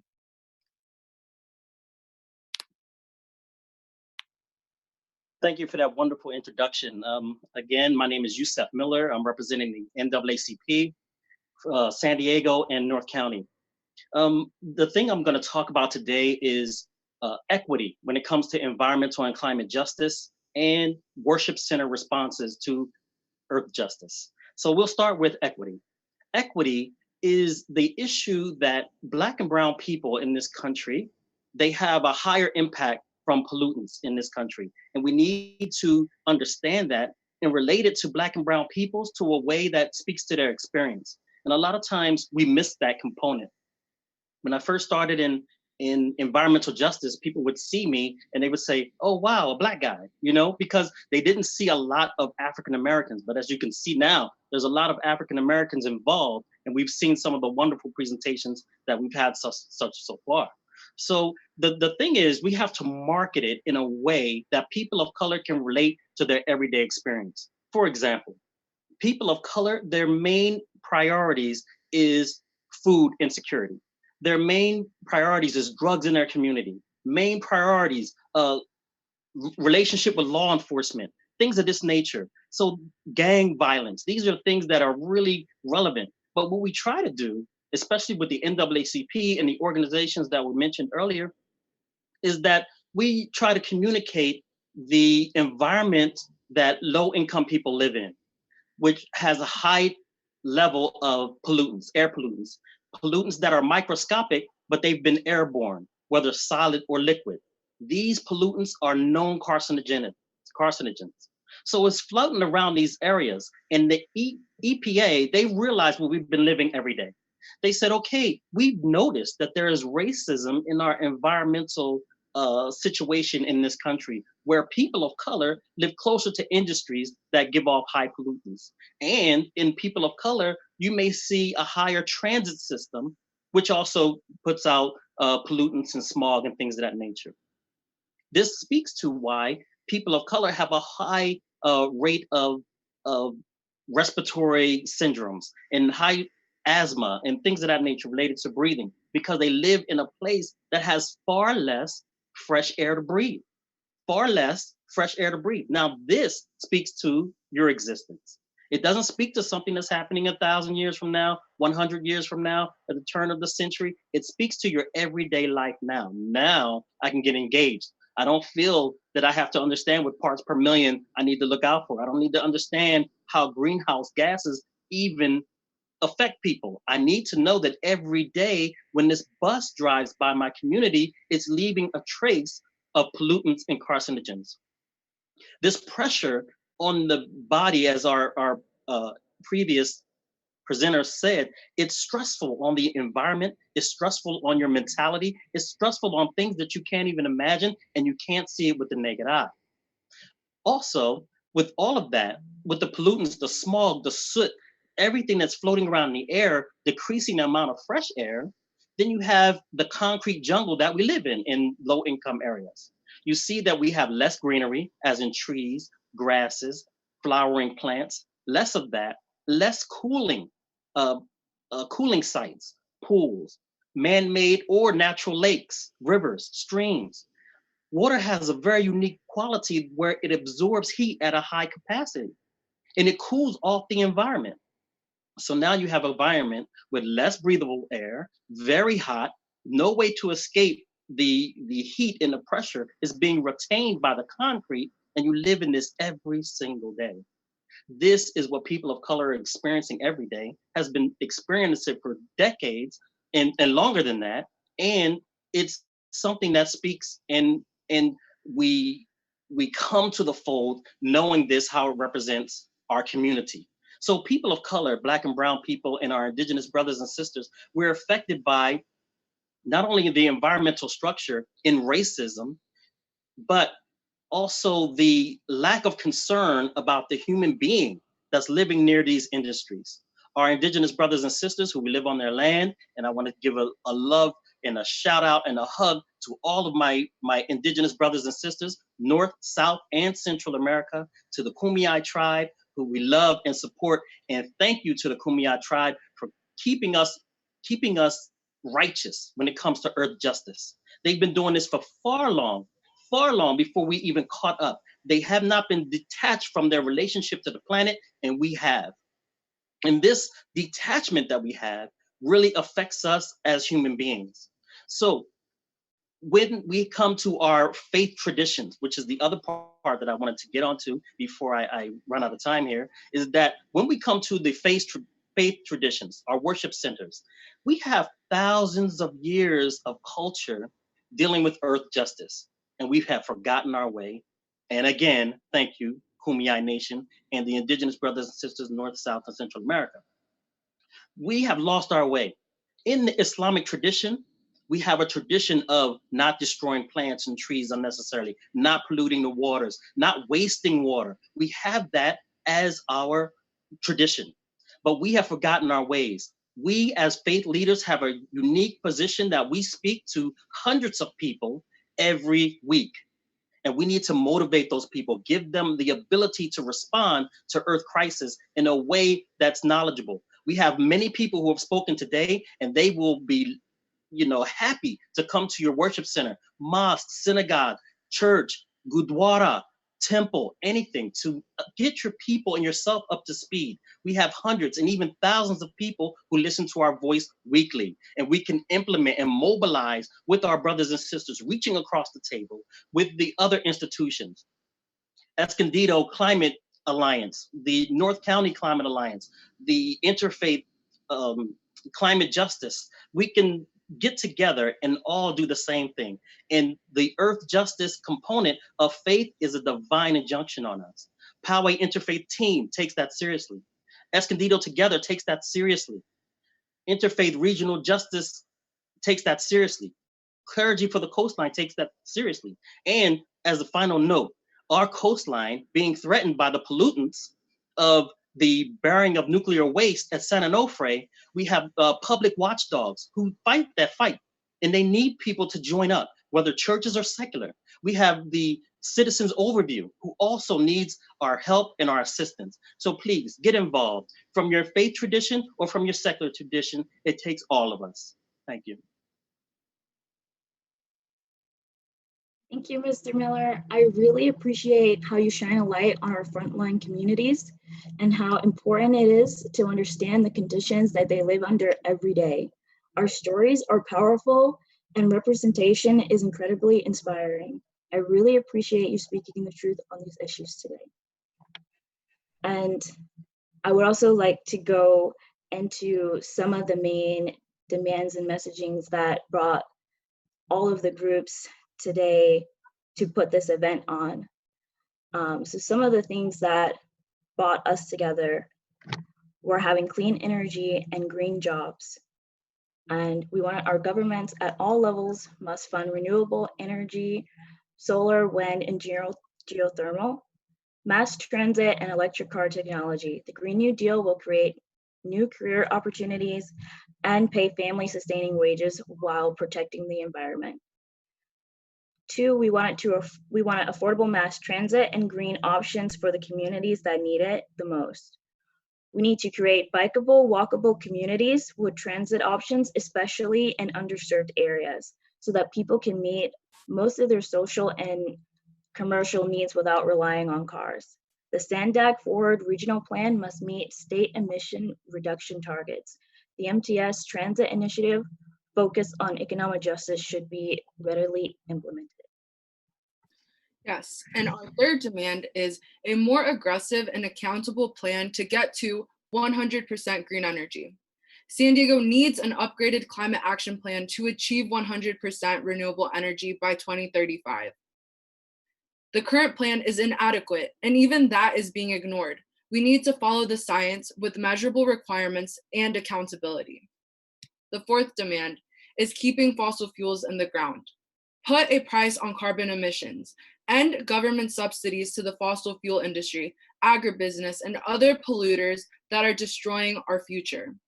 Along with the global treaty to reduce emissions, we must support AB 345 to end oil drilling in California. Our fifth demand, Indigenous land rights. With all the wrongs that have been done to the people and Mother Earth on Kumeyaay territory, today we embark in a new era. The leaders of San Diego must work side by side with the San Diego Indigenous tribes to set policy that restores and protects the beauty of all peoples in the San Diego Kumeyaay territory.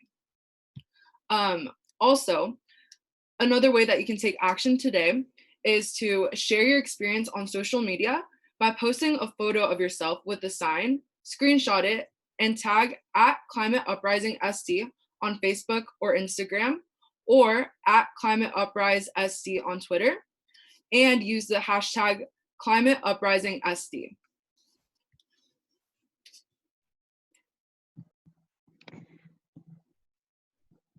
So now we will hear from Rosa Ologaska Vidal. She was born and raised in City Heights, San Diego. Rosa first got involved in community organizing when she was 12 years old with Mid-City Can's Youth Council. After years of organizing, Rosa, along with the Youth Council members, successfully got City Heights a skate park and plaza. Rosa graduated from the University of San Francisco with a BA in politics and minor in legal studies and Chinese and Linux studies. Currently, Rosa is a resident of Paradise Hills and a community organizer at Mid-City Can. Rosa is organizing for transportation justice, for youth opportunity passes. Currently, Rosa represents District 4 and San Diego's Mobility Board. Here's Rosa. Hi, everybody. Good evening. My name is Rosa Lasquada, and I am the community organizer for the Improving Transportation Momentum team with Mid-City Can. Thank you so much for participating today and gathering together in this unique way of building community during the crisis. Today, many of you heard of different stories that tied us together in the fight for a cleaner and healthier environment. Every day, more and more people join the movement, but as we continue to grow and push for change, we cannot forget how important it is to center our frontline communities. I think our last speaker did a very good job on highlighting what the difference it is when you're identifying these communities. These are communities that have been historically oppressed and are going to be the ones that will be mostly impacted by the climate crisis. Currently, we're living through unique times and many uncertainties are coming our way. But something that we can't forget is that right now, our communities of color are being impacted the most and need us to support them. COVID-19 is shedding light and showing a glimpse of how our communities of color will continue to be disproportionately impacted during times of crisis, and especially during the climate crisis. Working families of color are mostly impacted by COVID-19 because many have lost their jobs and now have to prioritize food and housing during the COVID recovery period. Transportation will even be a greater burden and barrier to stay connected to school, jobs, healthcare, and food. So as we move forward in the relief and recovery of COVID plans, we need to continue to hold our elected officials and government agencies accountable in prioritizing the needs of our communities and not continuing business as usual. MTS, our local transit agency in San Diego, can make a difference in the response to COVID-19 and the recovery by ensuring transit-dependent communities, especially our young people, can access transportation safely and without costs. Since 2011, the Improving Transportation Momentum Team has advocated for youth opportunity passes. Those are no-cost transit passes for youth 24 and under. Youth opportunity passes will help alleviate the financial burden on families to ensure youth are connected to education and opportunities and help them stay safe, healthy, and have an economic stability. Youth opportunity passes will not only increase access to educational and work-related opportunities, but for all youth, but it would also increase ridership in our transit system, which we will desperately need post-COVID. No-cost transit passes for youth are an investment in young people, economic prosperity for all San Diegans, and a cleaner, healthier environment.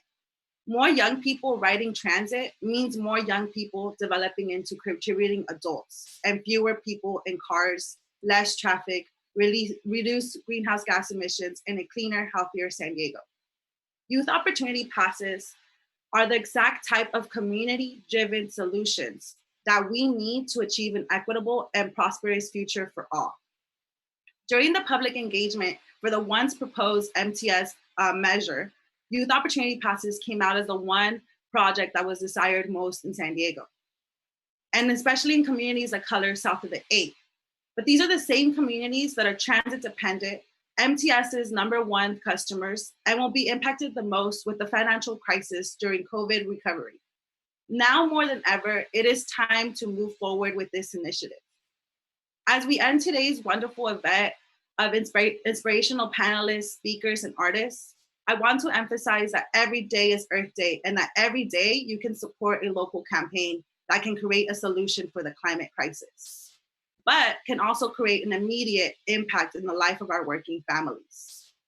COVID-19 will impact our most vulnerable communities. Our future investments must include these communities if they're gonna reassess operations.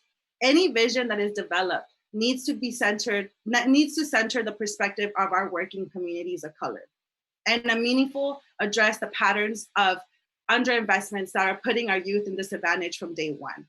The simple plan of eliminating the financial burden youth are carrying in order for them to go to school and reach opportunities. This would also support expanding the access to public transportation, which is gonna be needed in the post-COVID world that would make San Diego a more prosperous city. Thank you so much for your time and have a great night.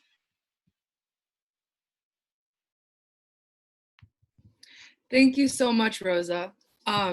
Communities of color are disproportionately affected by climate change and COVID-19. And like Rosa said, every day is Earth Day, and every day is an opportunity for action and an opportunity to get involved in your local community. Policies addressing climate change should be centered in climate justice. And youth opportunity passes should be implemented. We need those. And with that, I'll introduce Malika Marsden, who is co-director of policy at Climate Action Campaign, a watchdog organization based in San Diego. At CAC, Malika works with cities in the region to develop, pass, and implement strong climate action plans. She also authors the annual Climate Action Plan report card to keep cities transparent to the public and accountable to meeting their climate commitments. Malika is also leading CAC's efforts to bring a local Green New Deal to the region. Thank you, Malika. Thank you. Good evening, climate warriors. My name is Malika Marsden. I'm co-director of policy at Climate Action Campaign, as Aisha mentioned, which is a climate watchdog organization based here in San Diego with a simple mission to stop the climate crisis. I want to start by thanking our Kumeyaay friends who spoke earlier today for reminding us that the land on which I stand and many others of you here today stand is the traditional and unceded territory of the Kumeyaay Nation. Today, I pay my respect to the Kumeyaay people, both past and present, and to their continuing relationship to these lands. And secondly, I want to thank all of you for being here today and participating in this climate uprising. As most of you here probably know, the climate crisis is much more than just an ecological problem. It's also a moral problem. Those who have contributed the least to the climate crisis, including disadvantaged populations, indigenous peoples, small island nations, and low-income nations, are poised to suffer the most from the consequences of a warming climate. Which is why when we are fighting to stop the climate crisis, we are fighting for justice. In general, I consider myself a pacifist, as probably many of you do. I only eat plants and I can't kill a spider. But the truth is we are at war. We are at war for a livable future for ourselves and for our children and for others that we don't know. And to win against big oil and gas and their disinformation campaigns and deep pockets, we are going to need a large, vocal, engaged, broad-based, people-powered movement that won't settle for anything less than a just and livable future. And it's obviously not going to be an easy fight. Fighting against greed and power never is, but time and time again, history has shown us that people-powered movements are the mechanism to achieving systemic change for a more just world. Right now, our families, our friends, our communities, our brothers and sisters around the world are suffering from the shockwaves of COVID-19. But as we rebuild, we must fight to build better. We must fight to make sure that stimulus dollars are invested in creating communities that exist in harmony with our planet, rather than harming our planet, and also in creating communities that are healthy, equitable, and inclusive. And that starts with directing investments into working class communities of color most vulnerable to the effects of both COVID-19 and the climate crisis. And with that, I want to share with you the top demands of today's Earth Day climate uprising. First, we need governments at every level to fund clean energy, mass transit, and the creation of good, family-sustaining green jobs. Second, we need affordable, efficient transit and bikeable, walkable neighborhoods, especially in working class communities of color. Third, San Diego needs a path to a fossil-free future and strong, legally binding commitments to doing so. Fourth, we need to keep fossil fuels in the ground by ending fossil fuel subsidies, banning oil drilling, and pricing carbon emissions. And lastly, we must fight to restore and protect Indigenous land rights, including here in the Kumeyaay territory. And we demand that San Diego leaders work side by side with San Diego's tribal communities. As you can see, we've got a lot of work cut out for us, but the good news is it is all worth fighting for. Today, we came to stand in solidarity for Mother Earth, environmental justice, and a livable climate. And now, as we end the day, I implore each and every one of you watching tonight to continue with us in this fight.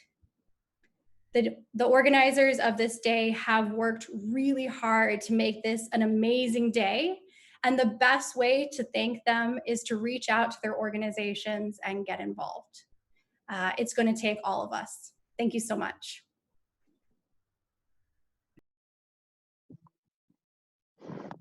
Thank you, Malika. Thank you again for bringing attention to the fact that those who are being the most affected by the crisis are also the ones who contributed less to the crisis, and how significant it is to have warriors that are willing to remain strong and encourage others to join and demand justice. It's incredibly important to move forward intentionally and band together for a better future. And also, I would just like to say that we have surpassed our COVID Relief Fund goal with a total of $3,905. So thank you everyone who donated. This is amazing and we really appreciate it. And once again, as we're closing out, I would just like to say thank you to all the volunteers and organizations who made this event possible. This event was organized and put together in partnership with over 30 organizations from across the county. So we would like to say thank you to you all for making this happen. Y'all are incredible. We would also like to thank all of you for tuning in and for taking climate action this Earth Day. We hope that you will continue to be involved in the movement by becoming involved with the different organizations that hosted this event.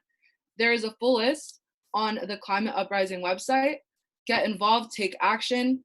We need to be united and confront this crisis so that we can reach the systemic change that we need. Thank you all. We'll be closing out soon, so I just want to say that my name is Leah Spinner and I'm with the Sunrise Movement, and today has been incredible. So here's Amy Admire of Payom Gawicham. Thank you.